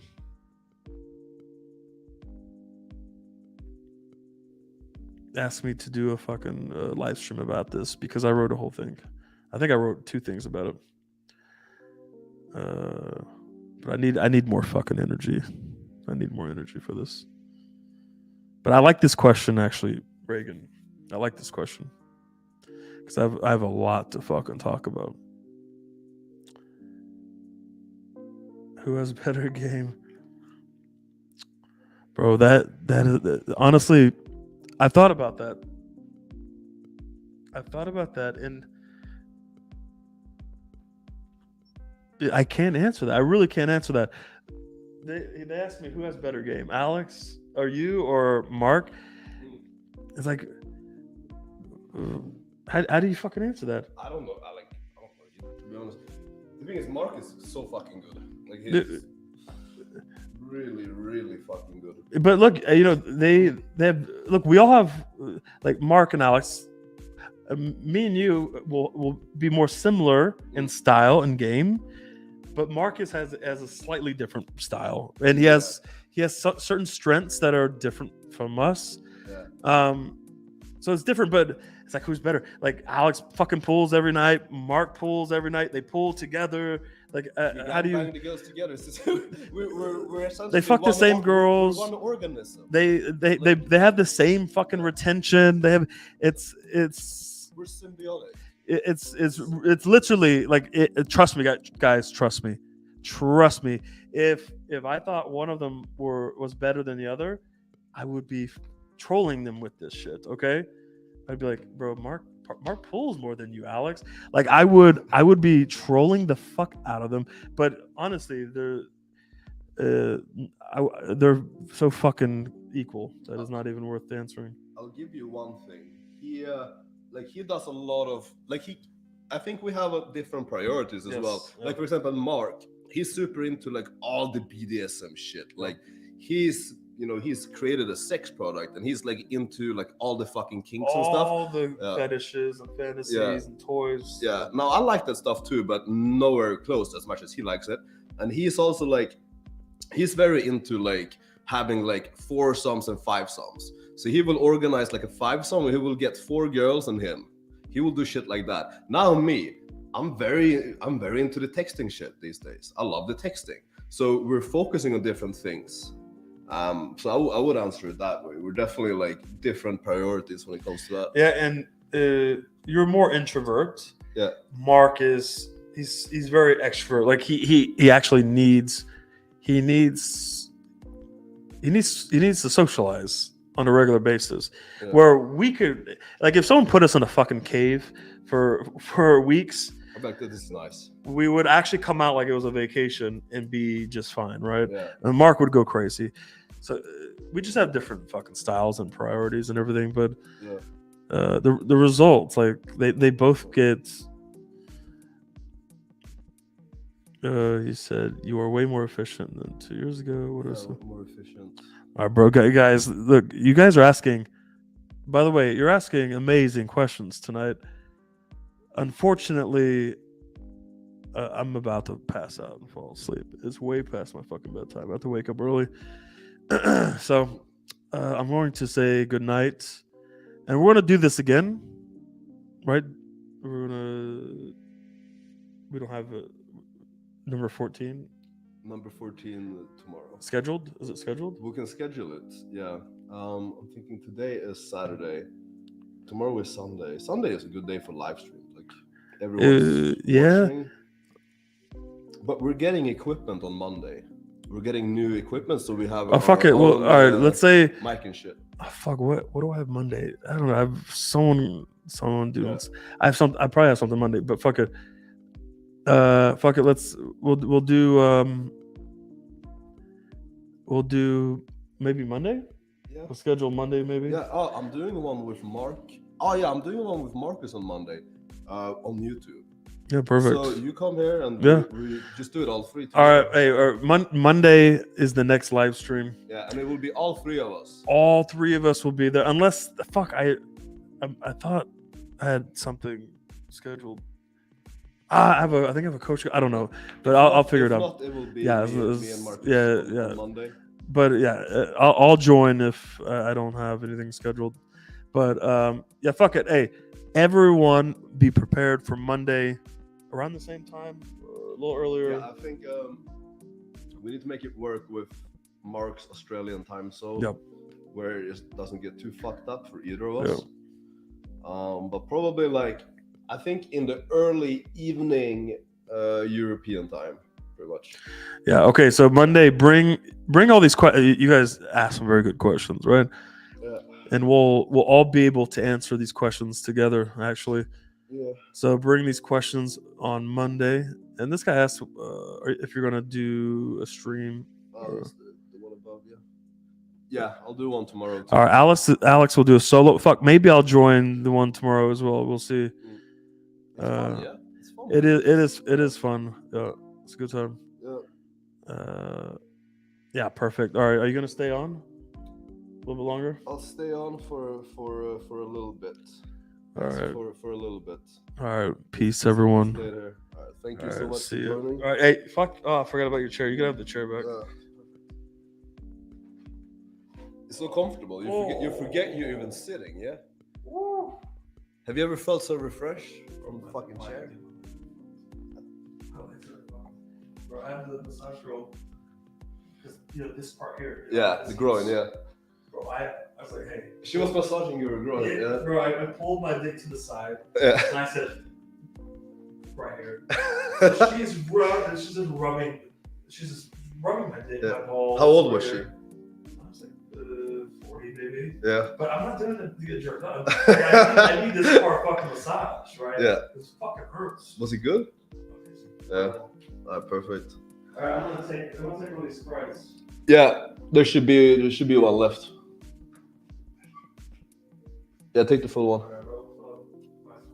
Yeah.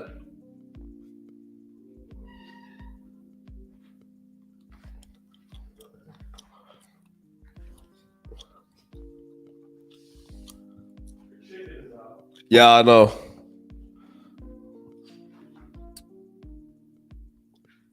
So yeah.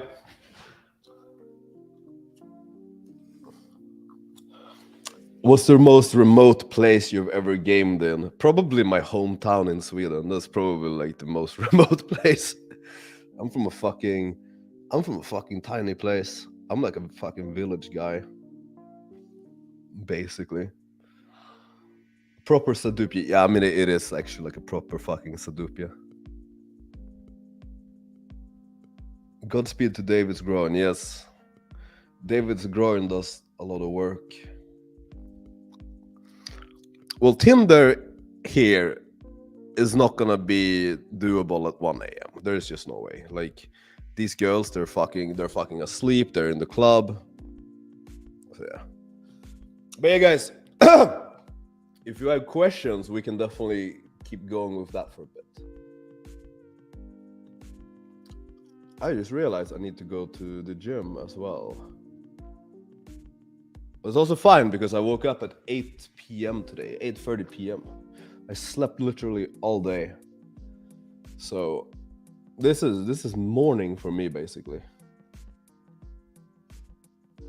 Definitely not in a rush, but I still wanna just get it out of the way.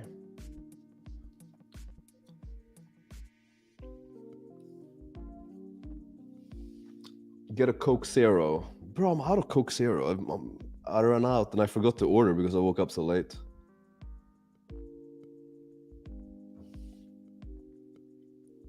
I know you train at gym. Do you also diet as well? Yes, I do. Yes, I do. So I've been counting and tracking everything that I'm eating for the past 2 years. Like, it's very rare that I would have something that is not part of the plan. All right. Like I'm the type of guy I can eat the same. I like to eat the same food every day for like a year straight. For me, that's like perfect.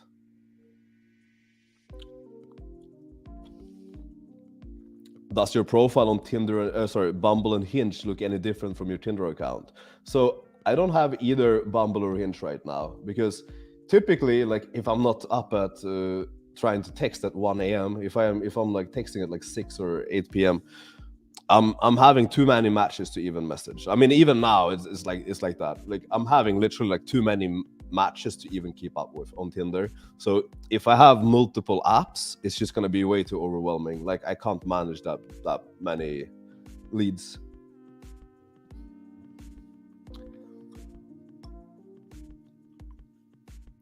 If I don't yet have the skill to give 20 orgasm, how should I sexually DHV?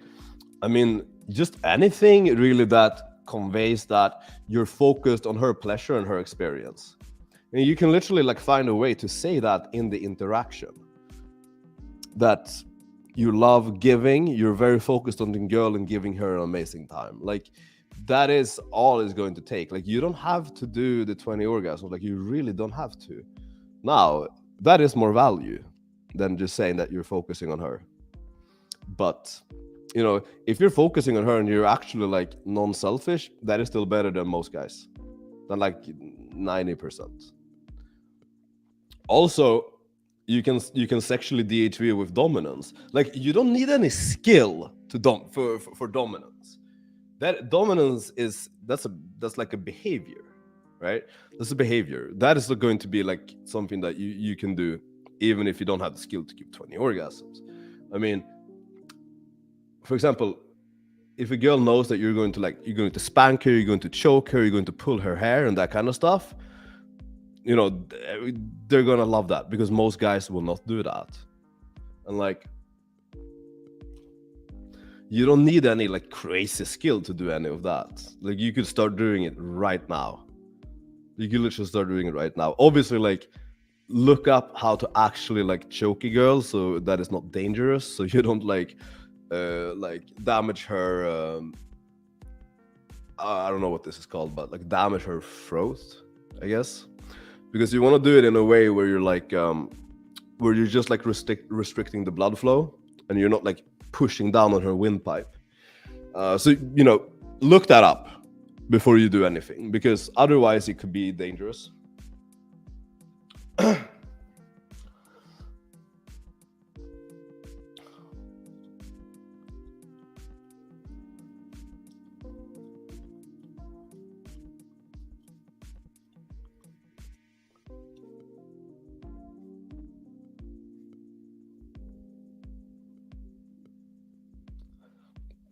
What does your workout split look like? So, well, I have to think, because, well, so it would be back, 1 day off, hamstring focused leg day, chest, shoulders, triceps, 1 day off, quad focused leg day, shoulders, chest, biceps. I really don't like doing biceps and back together. I really don't like it.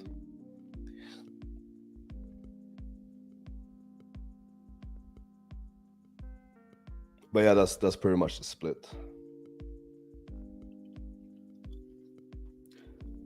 I used to do just like a regular like push-pull legs, but I found this is works better for me.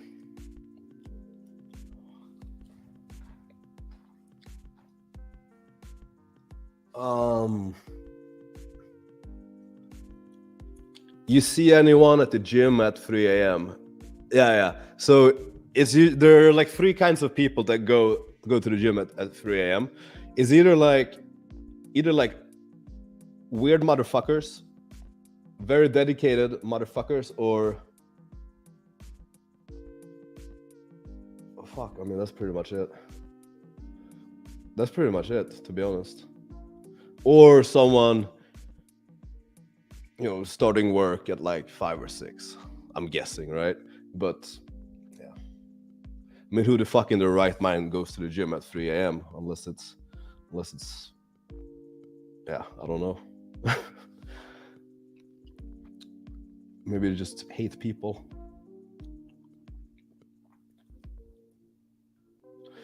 Alex, I'm really thinking of Mastermind. I couldn't care less about $70. Just that I suck at learning, so I'm afraid that I fail even after after MM. I'll probably lose my last hope.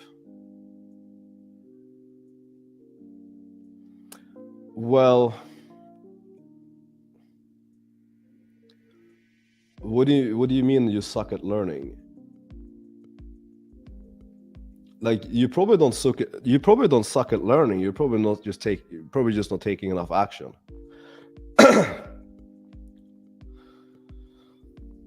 If you fail after joining the MM, then it's just a matter of fact that you're not putting it to practice. Like there's no other possibility. You're not putting it to practice if you're failing after that. And like, look, it's up to you to make it work. It's up to you to make it work at the end of the day. It's like, don't talk about losing your last hope. No, man, you make it work. You fucking go make it work.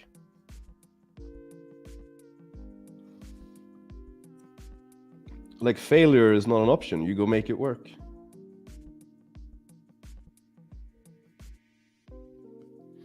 You must use MFP. I know what you're talking about. You're talking about the Renaissance periodization pre-made programs. And I did a couple of years ago. I did in like 2021, I used them. They're really good. They're really good.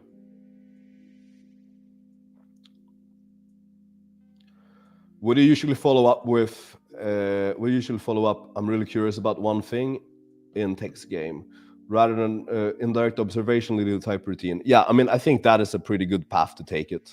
Yeah. Generally, yeah, that is probably what I would do. But there's nothing like specific that I would, that I have in mind to follow it up with. It's just like I would follow it up with whatever the interaction requires at that moment. But yeah, pretty much. I sent this to a ridiculously hot match just now and kind of blanked out what to actually follow up with after she hooked on it. Yeah, so that's the thing. You want to figure out what you're going to follow it up with before you send it. That's the trick. Otherwise, don't send it. If you can't come up with something to follow it up with, don't even send it. How do you interpret it? It would be cool to see how angry at me you can be when I fuck someone else when you're not there. Not punishment, but something even more. What's the context here? This sounds interesting as fuck. What is the context here, man?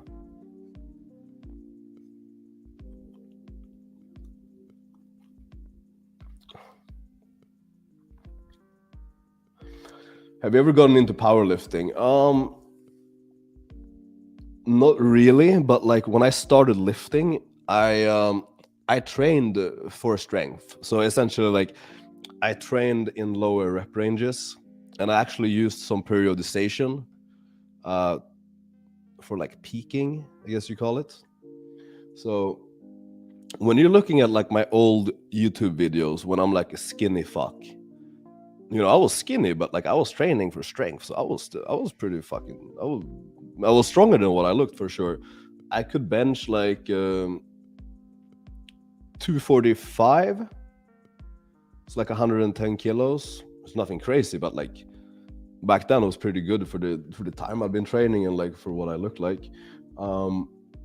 I could deadlift 4 plates. I could squat 170 kilos to full depth. Like, I'm talking like my ass is touching my heels. So like, yeah, that was pretty all right. But no, I haven't really like gotten into powerlifting.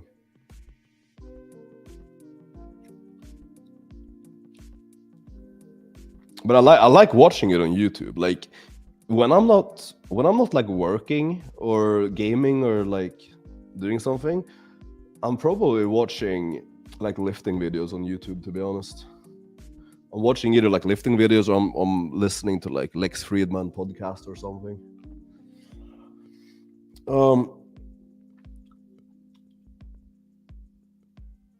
Would you recommend this opener for a student who is new to day game? I'm really curious about one thing. Where exactly are you from? Look, that's fine. I think that will be good. That will be good. Because it's going to easily get them into interactions. Like, it's super easy. Like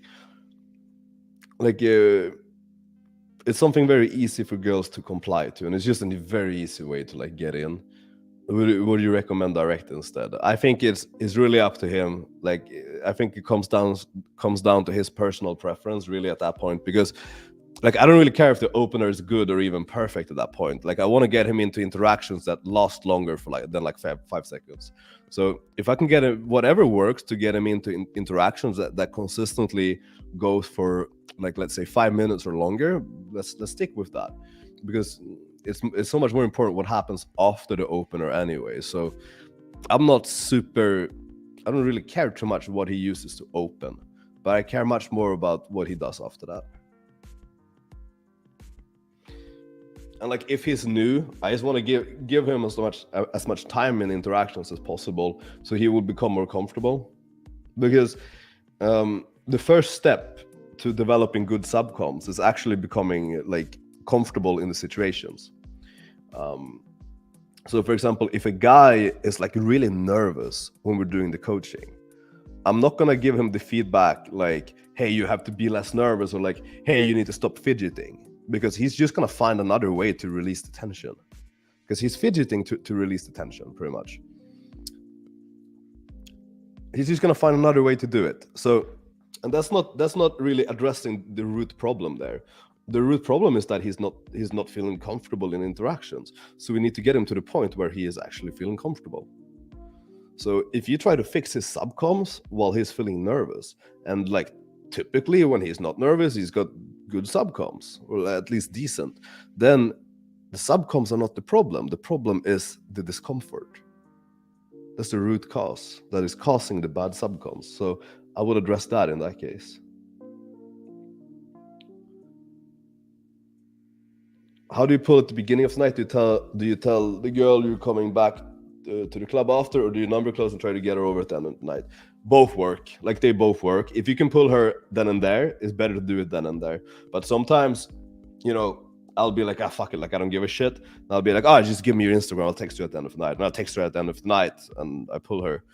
Probably I'll pull someone else at that point, but you get what I'm saying. Like you can really do both. Like I just like to close the leads and just fuck them on another day, to be honest, because like a lot of times, like most of the time when I go out, it's not, I don't go out to game for myself. I go out to like coach students, right? So I can't just pull in the middle of a coaching session.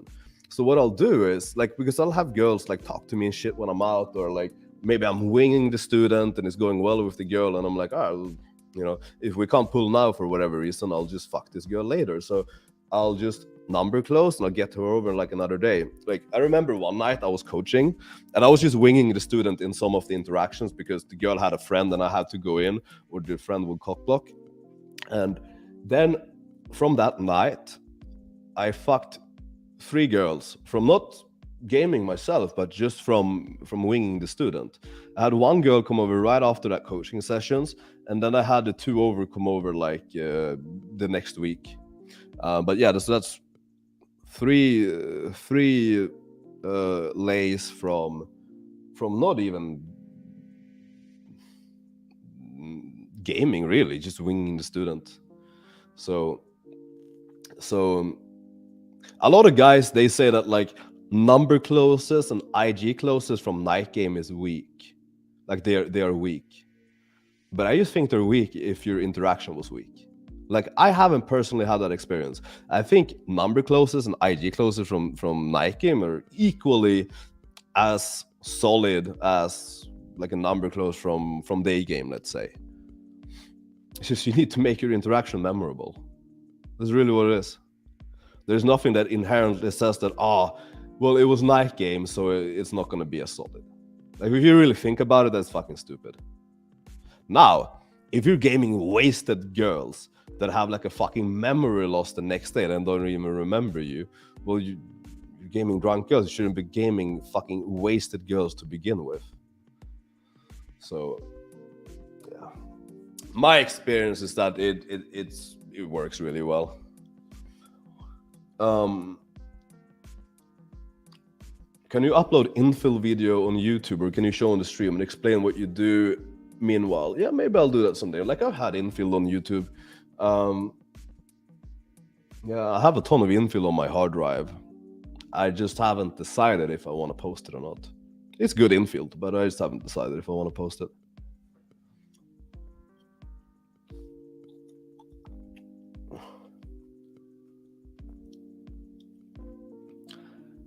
Netisal David says, shut the fuck up and join, participate, ask for help from us and fellow members, you'll do well. Yeah, I mean, look, the only way you can fail in the mastermind is if you like want to fail. Like, if you want to succeed, you will.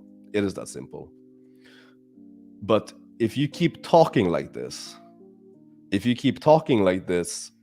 with this mindset,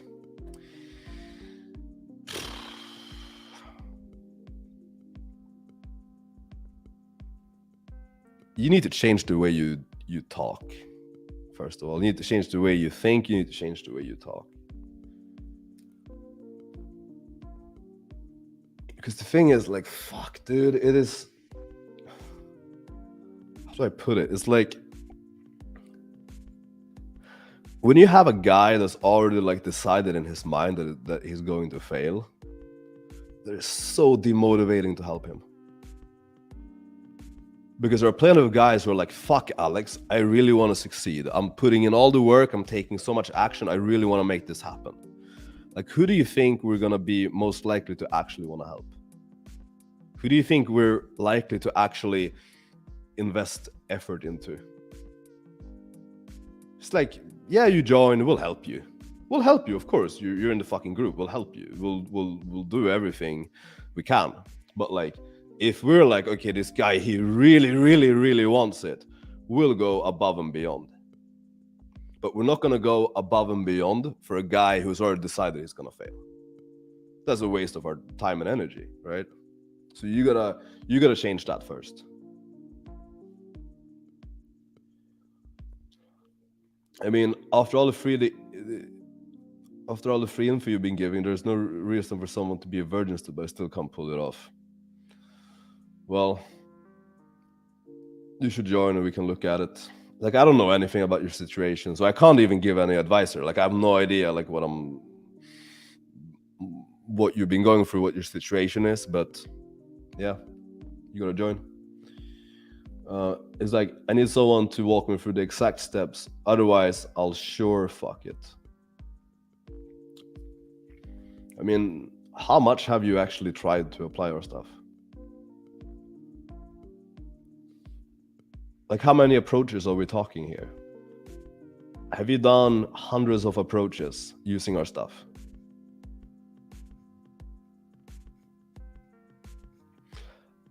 No, I'm talking about my fitness. Okay, my fitness pal. No, I'm not using that. And I don't need to use that for a very simple reason. I know exactly what macros and calories I'm going to eat, and I eat the same food every single day. My diet consists of very simple, chicken,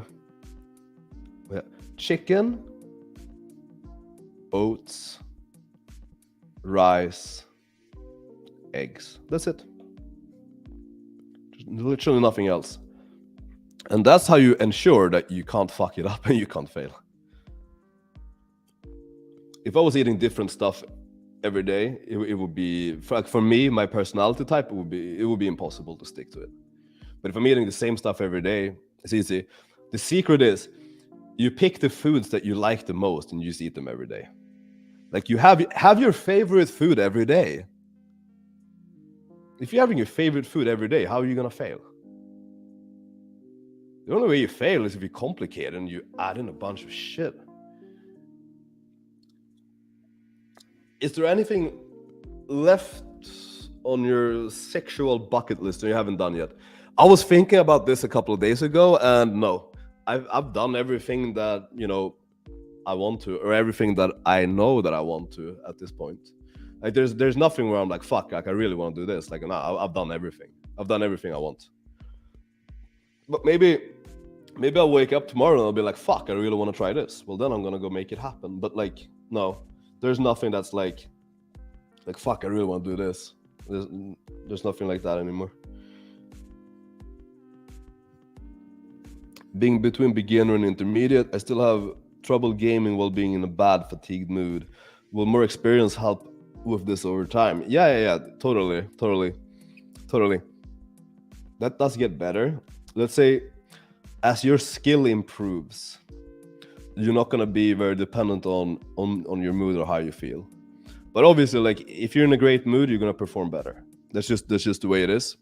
But I'm like, at this point, I'm like, even me at my worst is gonna be better than pretty much what anyone else is doing.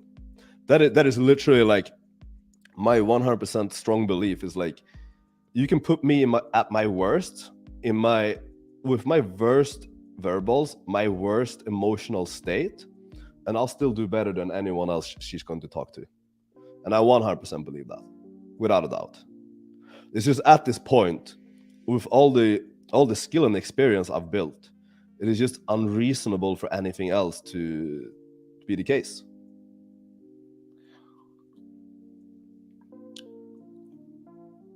Hey Alex, for a new day game student, would you advise going direct for the sake of displaying intent, or the following direct? Actually, I did already answer this, and I think either is fine. Like, I don't think it really matters.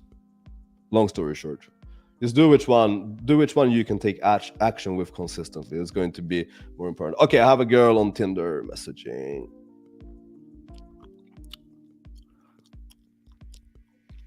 So you're making, wait. I like to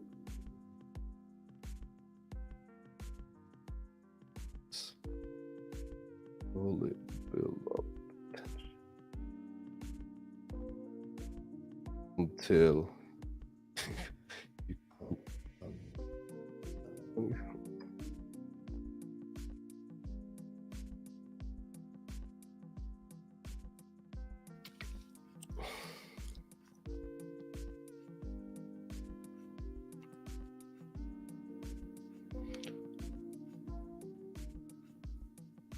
Oh yeah, so I was saying that this girl had a really good game, because she's like, you pretend to be bad boy, but you're soft and innocent inside. I'm like, wow, that's so accurate. I feel like you can see through my soul. I mean, I like her verbals, right? I like her verbals. It kind of reminds me of my own. Do you say that to every girl? Only to girls with good game.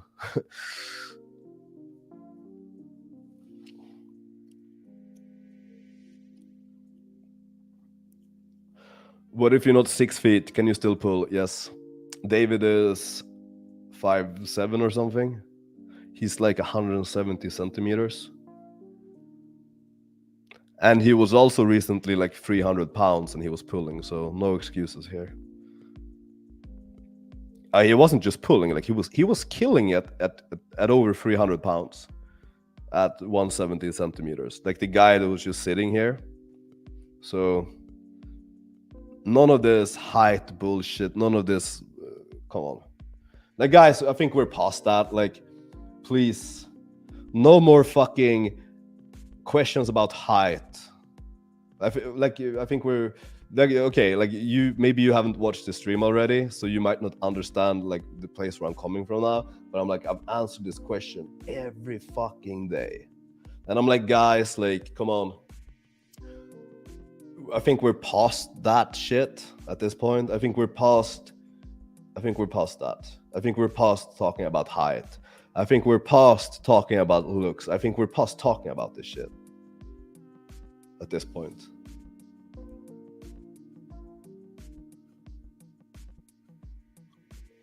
Nothing personal to you. Like, I think it's a reasonable question to ask, but it's just like at this point, I think we're done with those questions.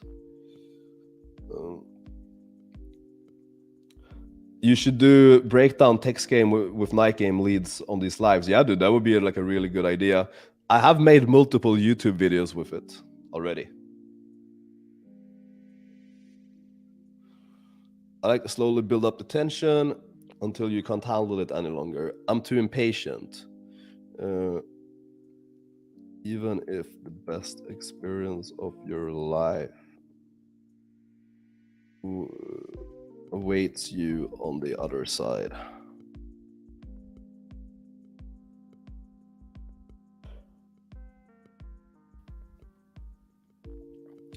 Dude, this live had more value than all RSD library. I hope so.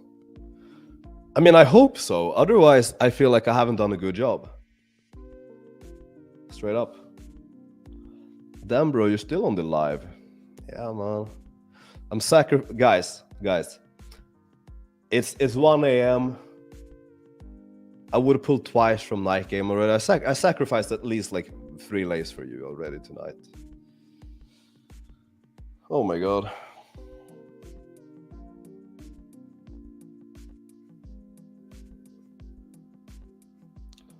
I used to not text my night game leads until a few weeks ago because I believed it was a waste of time. Then my belief was broken by a girl aggressively following up. The shit say coaches. The shit say coaches fuck you often. The shit coaches say. Yeah, dude. Yeah, it's mind blowing, right? But it's because it's a bunch of fuckers talking about shit that they don't know anything about. Like, you probably pull more than a lot of them. Like, here's the thing. I just explained this. Like, night game leads. I think they're fucking great, man. I think they're fucking great. But yeah, I've made multiple videos texting them. So you can go check that like after the stream if you want. But there's like at least 4 or 5 of them.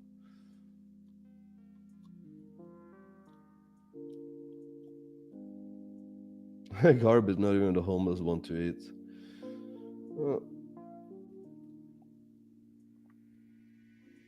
What do you think will be the limit of game? Do you think you'll ever get to 50% open to close?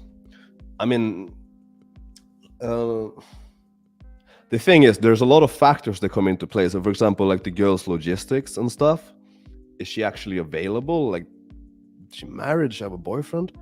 But like, let's say if the girl is in front of me, and let's say that she's logistically available, and there's nothing else that's like fucking it up, I believe I can have 50%.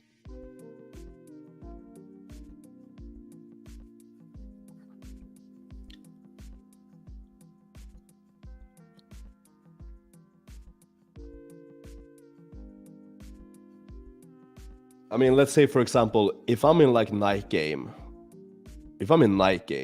and like there's a girl who doesn't have a boyfriend and her friends are not cock blocking, I feel like I have easily a 50% chance to pull her. Easily. It's like at that point, that's like mine to fuck up. And like, of course, like sometimes I'm going to fuck up interactions. Like, of course, like I'm human, right? I'm very fucking human. Like, I can definitely fuck up.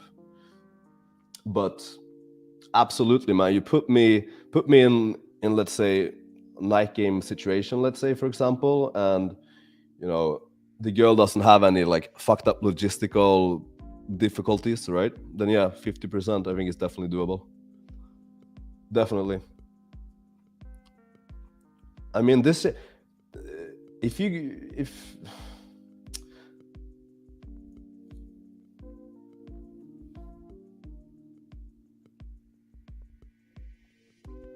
pre-screening included, open to close over 50. Yeah, I think it's possible for sure. I mean, it's like, but the question is, over how long of a period of time do you have over 50%? I think sustaining 50% for a longer period of time, now that could get more difficult. But let's say you go out on any given night, you can do it for sure, or maybe over like a couple of days. But when we're talking about weeks, months, it will get difficult.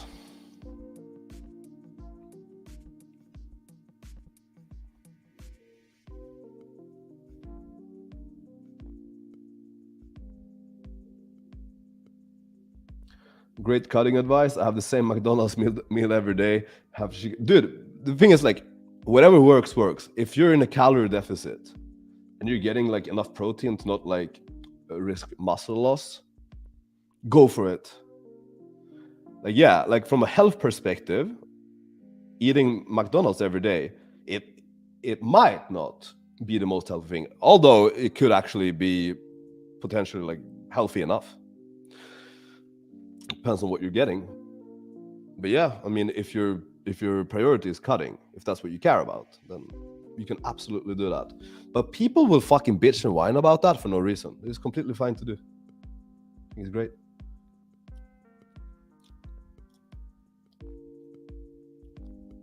What was at the top of your bucket list? I don't think I ever had a bucket list. Like, I don't think I ever had that. I just don't think I did. No. It's sad to see RSD be bullshit. I used to look up to them. Yeah. I mean, yeah. The good thing is that they probably got you on this journey. I think that's something you can give them credit for. They showed a lot of guys that it's possible to change and like to improve in this area. So we got to give them credit for that. But then down to their actual game is not good. But it's good they get guys started with this. That is a good thing. You can say the same thing about probably like simple pickup as well. I mean, I don't think anyone's gonna argue that they had good game. Like, I don't think anyone's gonna say that they were good, but they did get people into this stuff. So that's a positive. Got to give them that.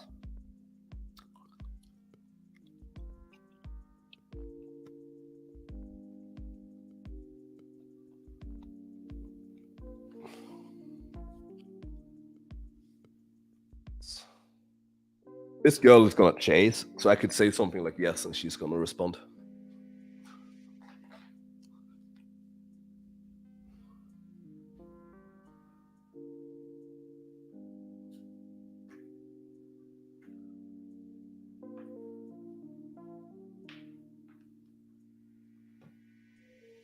Why is this so fucking difficult?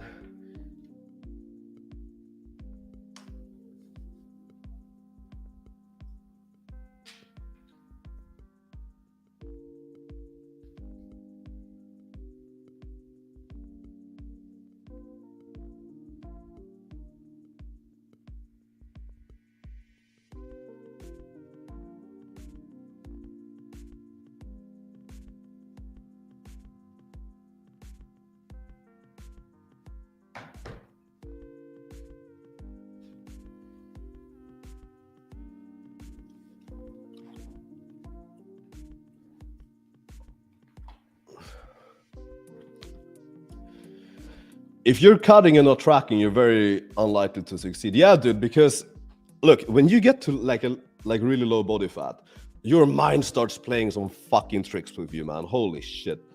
Like my last cut, I got down to the point where I had abs, sorry, I had veins all over my abs and shit, and I had like striations like on my chest, on my quads, on my shoulders and everything. I love the way it looked.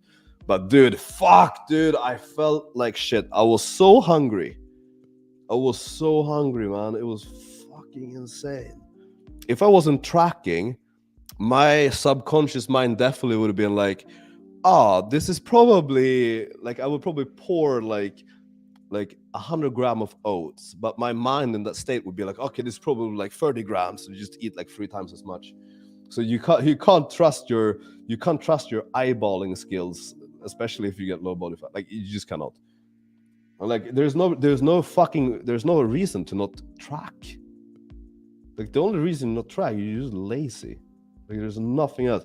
You pull out the fucking food scale, you put your plate on it, and you put the food that you were gonna put anyway. Like how do you fuck that up? How can you not have the energy to do that, but you have the energy to diet, but not to track your food? Like, that's ridiculous.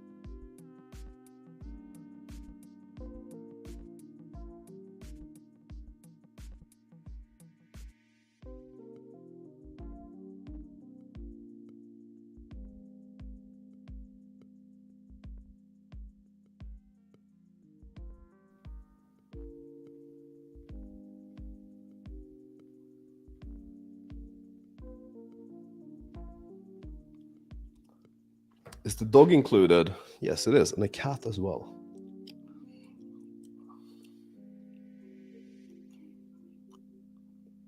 Can you give an example of situational opener used in night game? Your structure is fire, but I want to practice being more spontaneous and freestyle more. Yeah. I mean, look, I think actually the Tinder openers are really good examples of like freestyling them. I would say, like, I'm just trying to think back at like my most recent night game interactions, what I actually opened with. Oh yes, I remember this girl I pulled from the club. We were both like ordering water at the same time, and here you have to pay for the water. And like I obviously she gets her glass of water, I get my glass of water. Like she's just ordering next to me, and I just asked her like, hey, look, how much did you pay for the water? And she's like, oh, I paid 10 zloty. I'm like, 10 zloty? You got scammed. You got fucking ripped off. That was my opener. And then I pulled her. The end. Long story short. But that was my opener. Well, you got ripped off. Isn't it fucked up how like I don't even remember. Isn't it fucked up how they're like discriminating against you? Like they're fucking ripping you off in this water. Like I don't remember exactly what I said, but it was something like that. Bro, your accent is magnificent. Thank you. I didn't know I had an accent. Well, I know I do, but like I can't pinpoint it. People underestimate heavily the amount they are actually eating. Yeah. Definitely. But it's also like the fun thing is the guys who say that they can't gain weight or they can't put on muscle, they also overestimate how much they eat. Because when they start eating, when they start tracking, they fucking, oh my god, they gain weight. It's almost as if the laws of physics actually fucking work. Bro, give more examples of your openers. I love this, specifically openers and transition to sexual shit. Like I like to do this one in night game. Just like, let's say she's ordering from the other side of the bar, and you make some kind of eye contact, and then you just like that always gets like the strongest fucking reaction. I love it. Like even and then they will use that as an excuse to open you later. They'll be like, hey, why did you do that?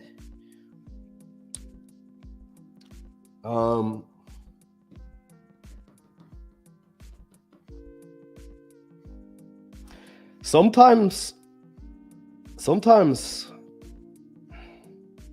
just thinking about a scenario where, like, let's say I'm walking through the smoking area and there's a group of girls smoking.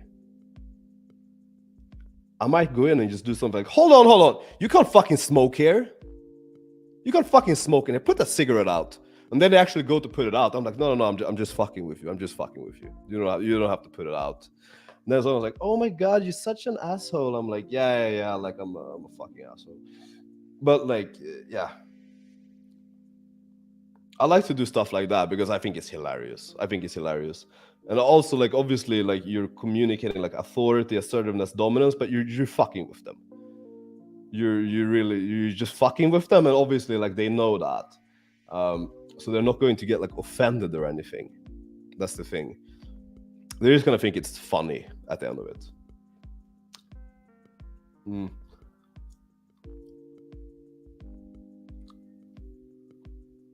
I'm trying to think of like something more like situational. Like, oh my god, I remember.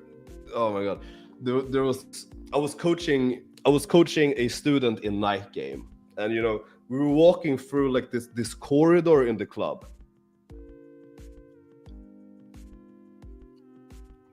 Is the stream working?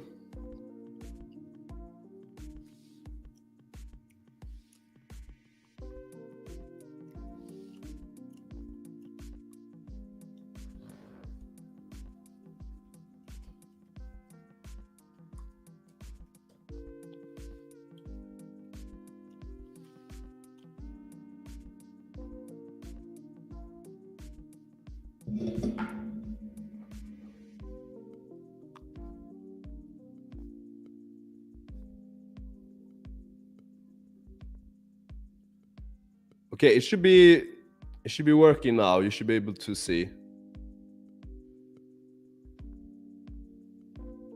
Okay, all right, cool.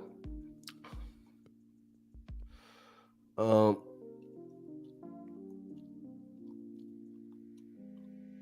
right. I was thinking about another situation in that game. First of all, it's absolutely possible.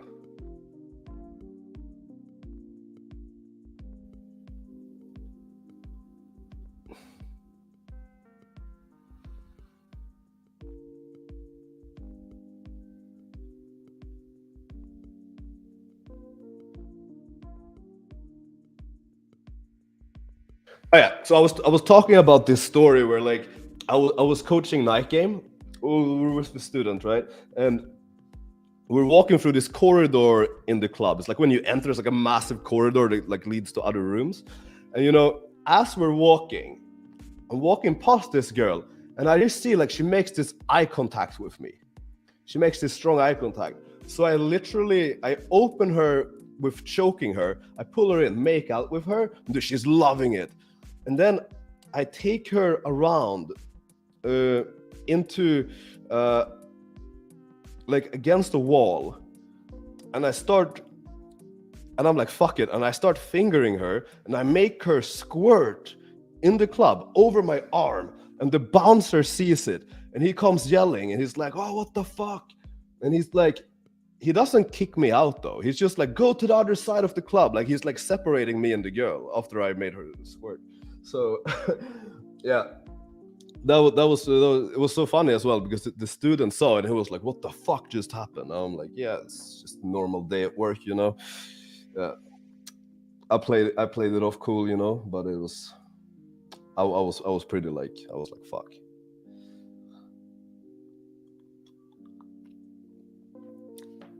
So you know, that's a situational opener. But guys, don't do that. Don't do that, because you need fucking massive calibration to pull that off. You need massive calibration to pull that off. Holy shit.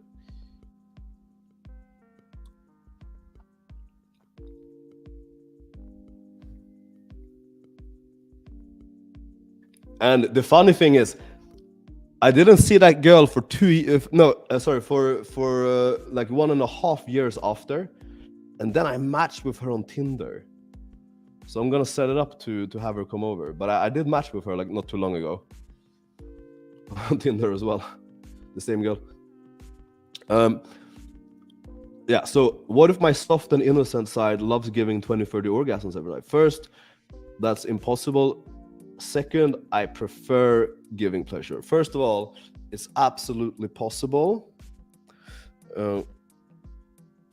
Second of all, how would you rate your blowjob skills from 1 to 10?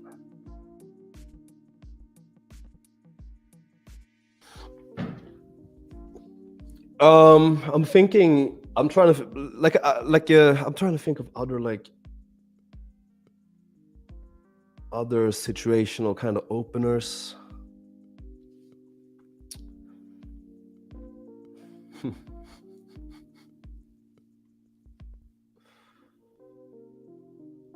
Oh yeah, fuck. There was this girl. She was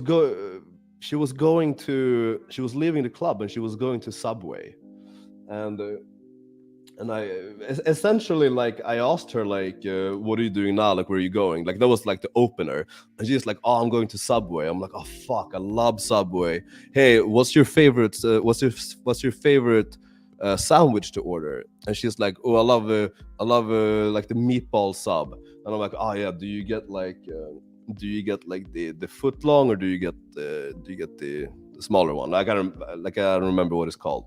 But she's like, oh, I get the big one. I'm like, oh my god, like, honestly, I have to be honest, I don't think you could fit that in your mouth. There's no way you could fit 30 centimeters in your mouth. And she's like, oh, trust me, I can fit a lot in my mouth. So boom, it's sexualized. Actually, I couldn't pull her down because she was with her friends. But I actually did fuck her a couple of weeks ago.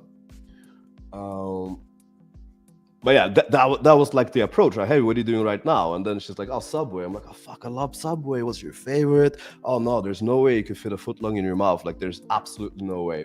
Impossible. A girl like you couldn't do it. So I challenged her on it, and she's like, oh, trust me, I could fit it. And then I went deeper into like the entire like blowjob thing, and you know, that was that.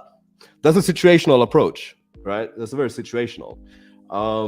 Like I had a lot of interactions like that. Holy shit! Like,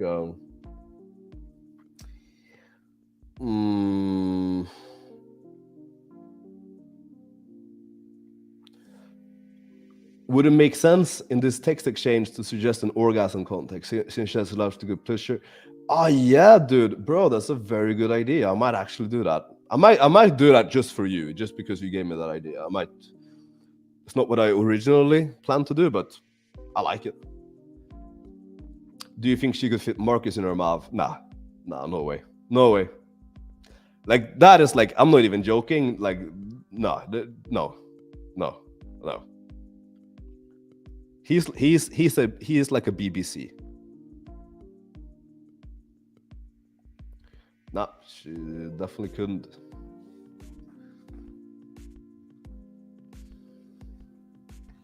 Oh.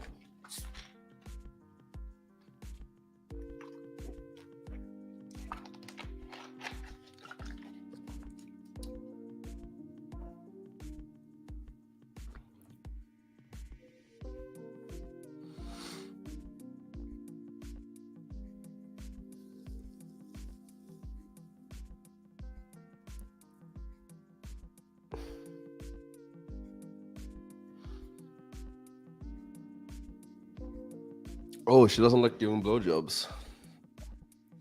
So, how do you like to give pleasure?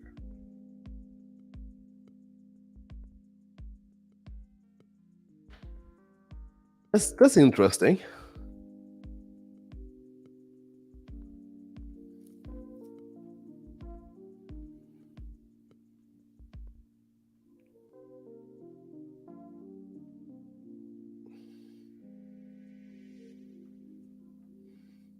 Interesting.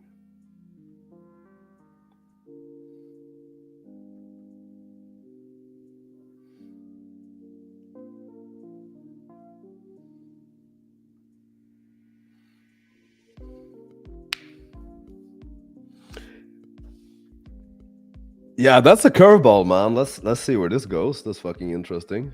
That's a fucking curveball right there.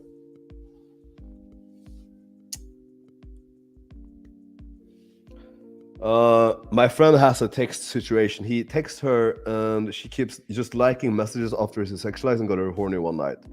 Ukrainian girl. What to do to get her talking?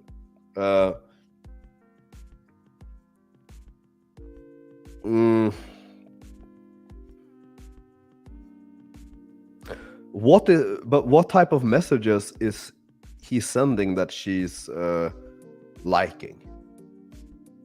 Like, what exactly is he sending?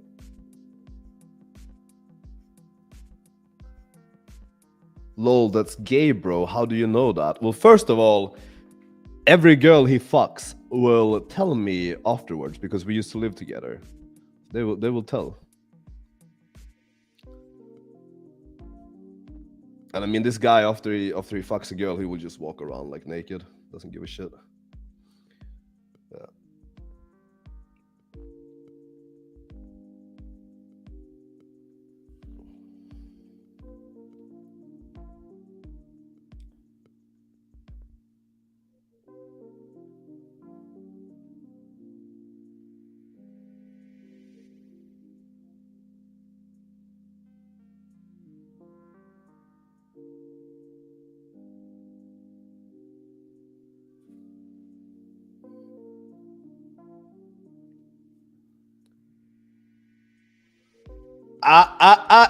She's gonna go pegging. She's gonna try to peg me, this girl, I think. Let's see.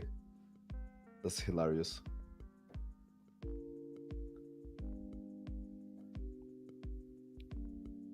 if she does, then we're going to give objections and see how she tries to overcome them. Just for fun.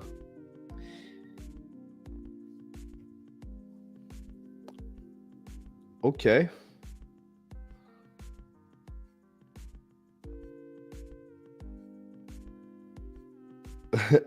Okay, I'm gonna be like a virgin. I'm gonna be like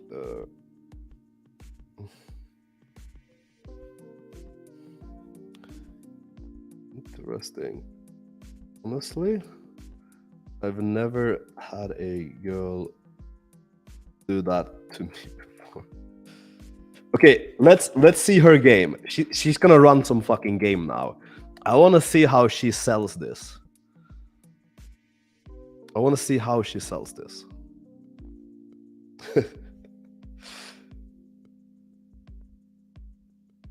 This is hilarious.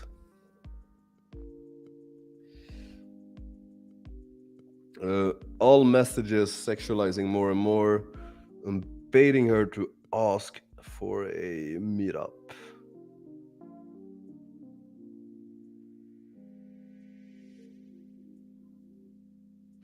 Okay, I mean,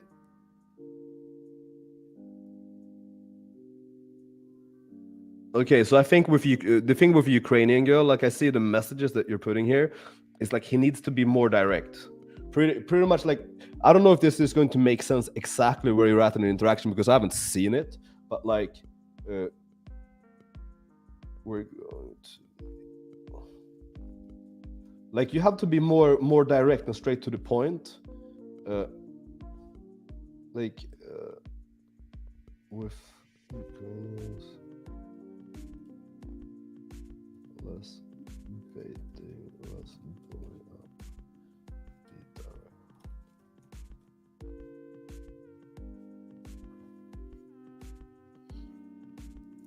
Can being good in pickup translate to online dating and vice versa? Yeah, so the thing is,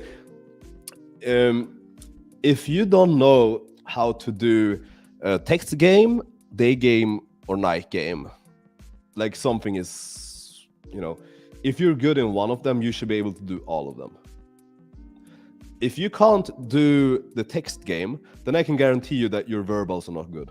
I can guarantee you. Like, absolutely, if you can't do text game at a high level and you can't think multiple steps ahead in terms of verbals and predicting what the girl is going to say,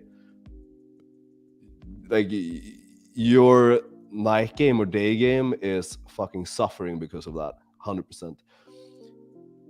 If you can't do online game, then your verbals are not good. Then your in-person verbals are also going to be pretty trash. Yeah, so I would say if you're not good at all of them, you're doing something, you know, you're definitely lacking.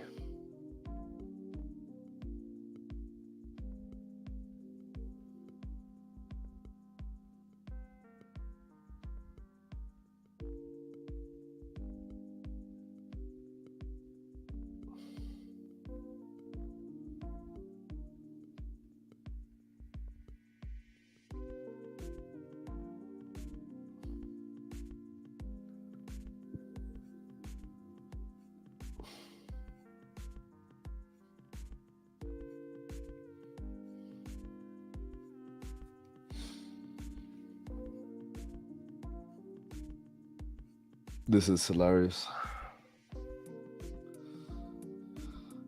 Do you still give your coaching students the script so you can solely focus on fixing their subcons? No, usually I just create something tailored specific to them. So there's like the old kind of script that I was in the Mastermind. I still like I pulled hundreds of girls with that. Like you can definitely just copy paste it and go out and pull a fuck ton of girls. But when I'm doing like one-on-one coaching, I like to tailor something to them. I like to tailor something that, like, you know, makes sense with their personality, with their job, like their life, where they're from. Like, I make it work so that it sounds like it's them, right? So I give them their yeah. Oh my god, dude, this is so funny. Ah! She's doing the fucking... She is doing objection handling in form of a story. Oh my god, this is incredible. My ex didn't either, but once we got comfortable, he actually really loved it. Oh my god, this girl is so good. Holy fuck, dude. Oh my god. There's no way she actually just said this. There's no way she actually just said this. Like, this girl has fucking very good objection handling.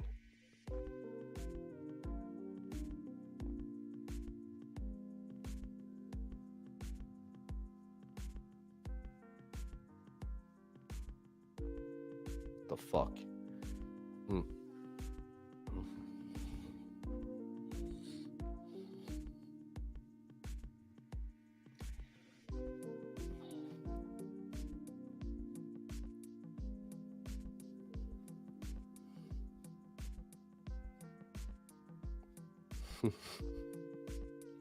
I mean, this girl is like a pro. This girl is a fucking pro. This girl is a pro, man. Fuck.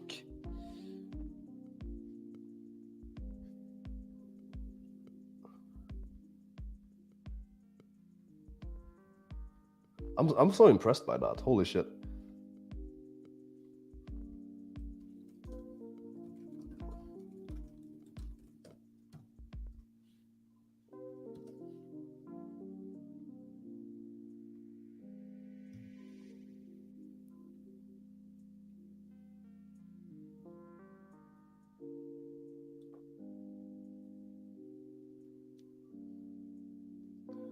Wow, that's...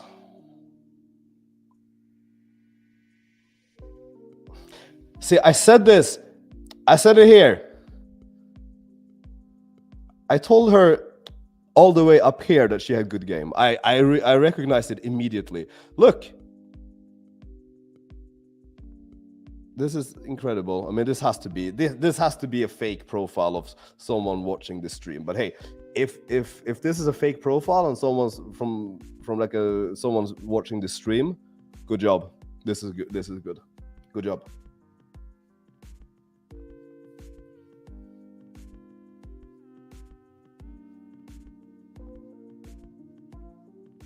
But I have a feeling that it's not. I think this is actually like a girl doing this.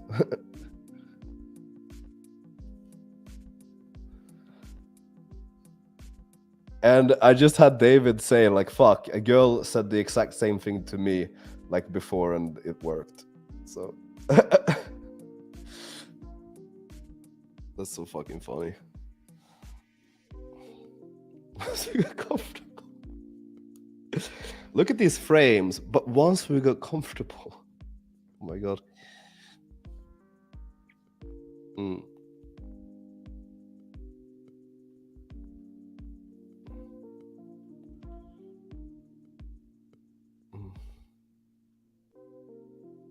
What's something that girls usually say here? What's something that I wanna use like a girl message? What's something they usually say?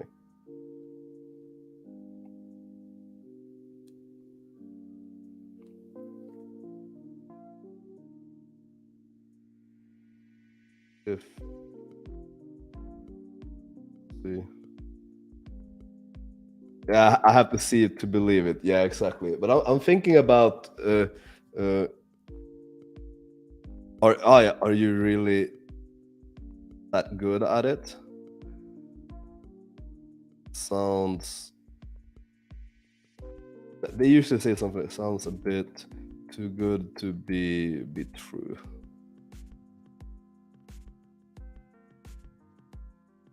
Girls like to say that shit. Oh yeah, every girl talks a big game. Yeah, exactly. Yeah.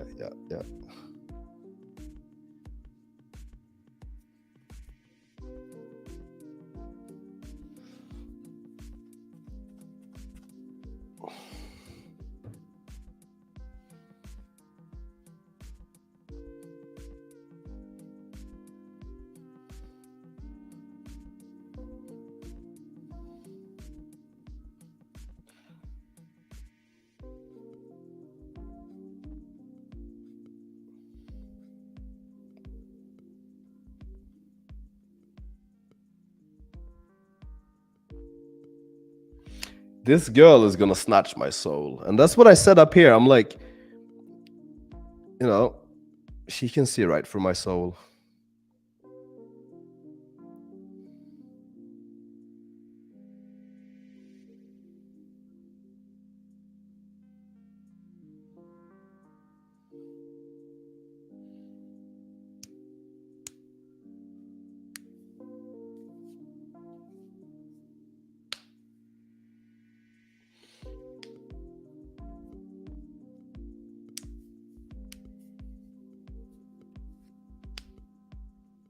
I'm not like every other guy.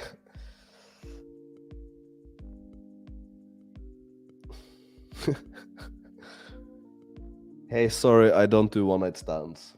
Maybe I should do like, but what if I don't want to have sex on the first date or something like that? Just for fun. Like it's so hard for me to take this interaction seriously.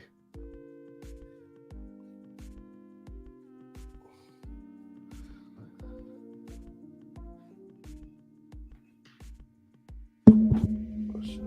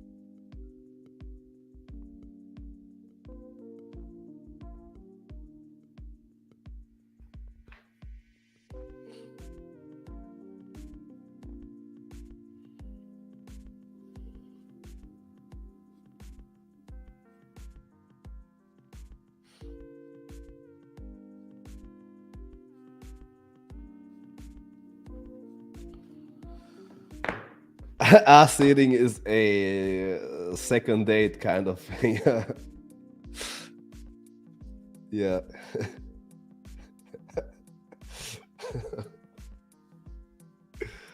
God, dude.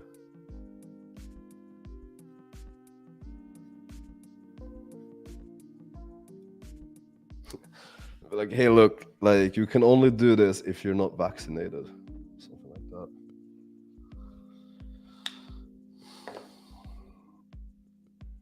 I think this. Are you clean? We can ask her if she has STDs. We gotta make sure she's clean.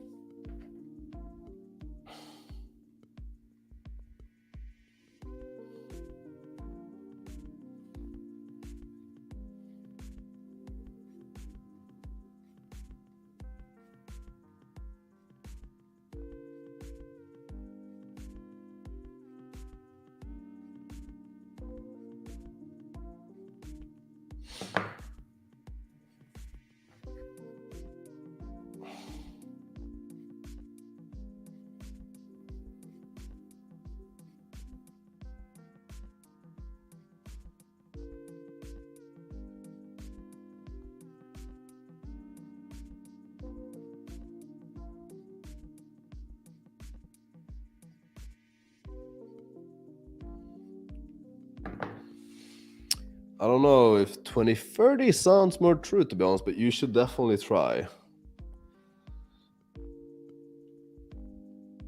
Ugh. Oh my god. So much we could say.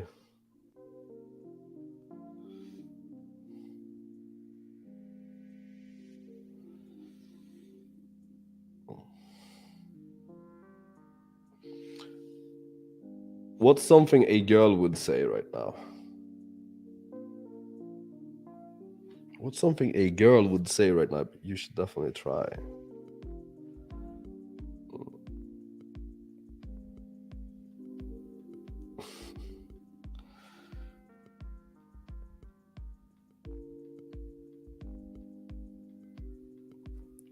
The thing is, this girl is like a game genius. This girl, like, I mean, this girl, she could have her own YouTube channel and do text game, like straight up. She could. Like,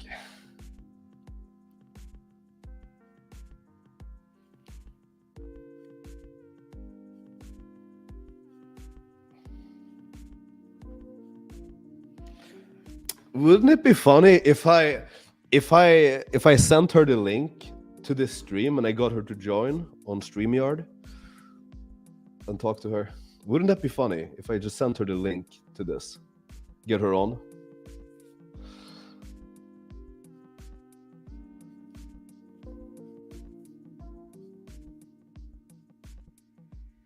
What are you talking, David?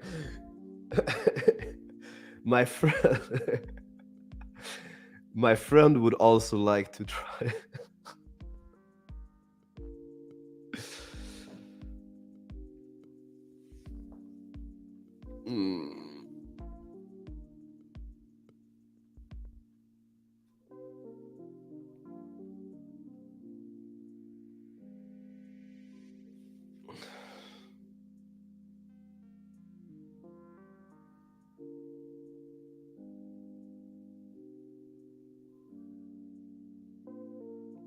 I'm just very nervous, but you seem so confident about it. Yeah, I'm just thinking that could actually be too much of DLV.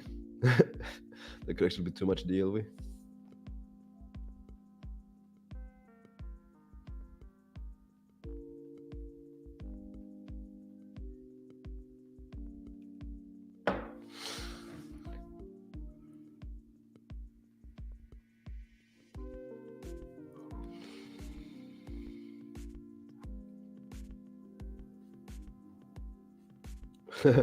I'm currently texting Erika von Markovic. Yeah, dude. I hope she gives me 7 hours of comfort first, and I will need 7 hours of comfort to be okay with this.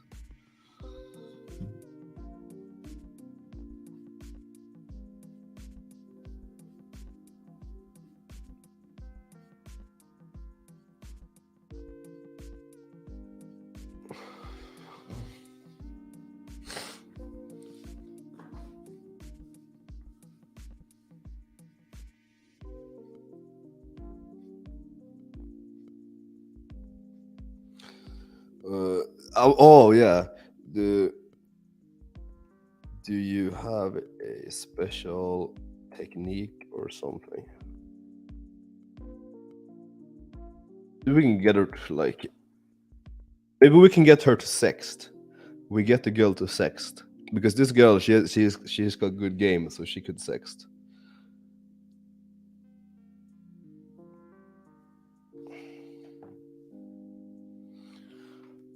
And if she says yes, I'm gonna be something like I want you to explain exactly how you would do this. And like, can you paint the picture for me? That would help me feel more comfortable. You can say that. Can you paint the picture for me? It would really make me feel more comfortable about this, or something like that.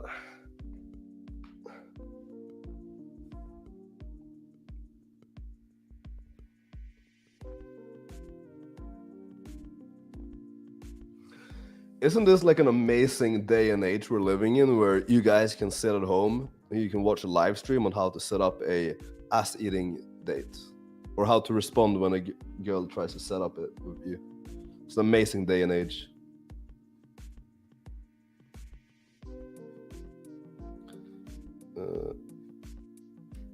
mm.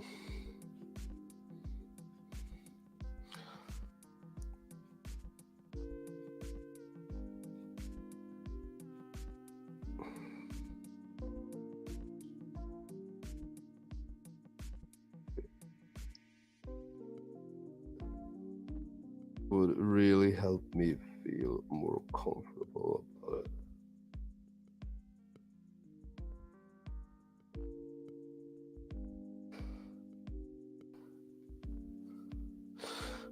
Let's see if she actually does this, because she might not do it, but I'm like, yeah, it's funny. It's funny. Let's do it. Let's do it.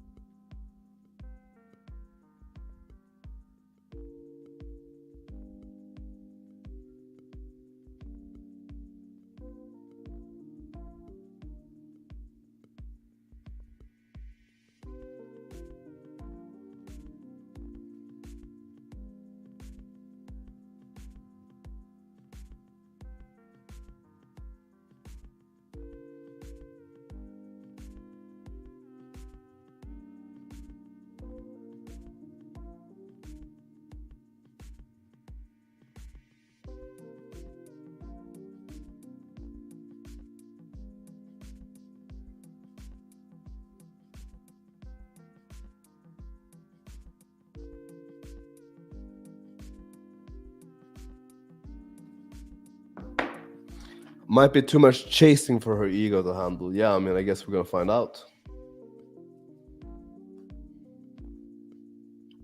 When do you use exclamation points? Well, I mean, long story short, you want to use it to convey enthusiasm. Long story short.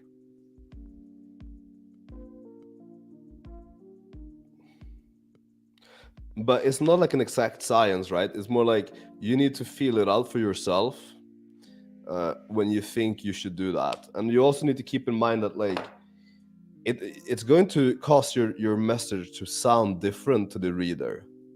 If you would use like a period instead of an exclamation mark, it changes the meaning of the message. So you need to keep that in mind.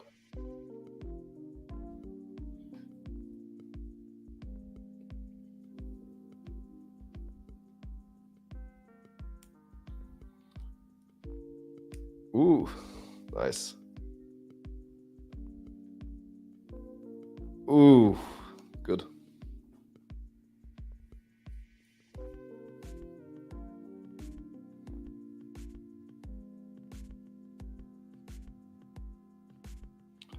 And then I will tell you. That's fair enough, yeah? I think that's fair enough.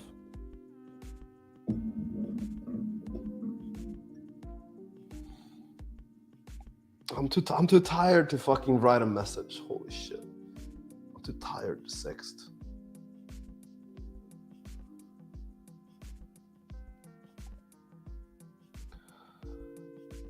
Alright, I'm sleepy as fuck. I'm sleepy as fuck. I'll continue with this tomorrow. It will be fun. But that was a good message by her, by the way. Like, this was very good. It's impressive.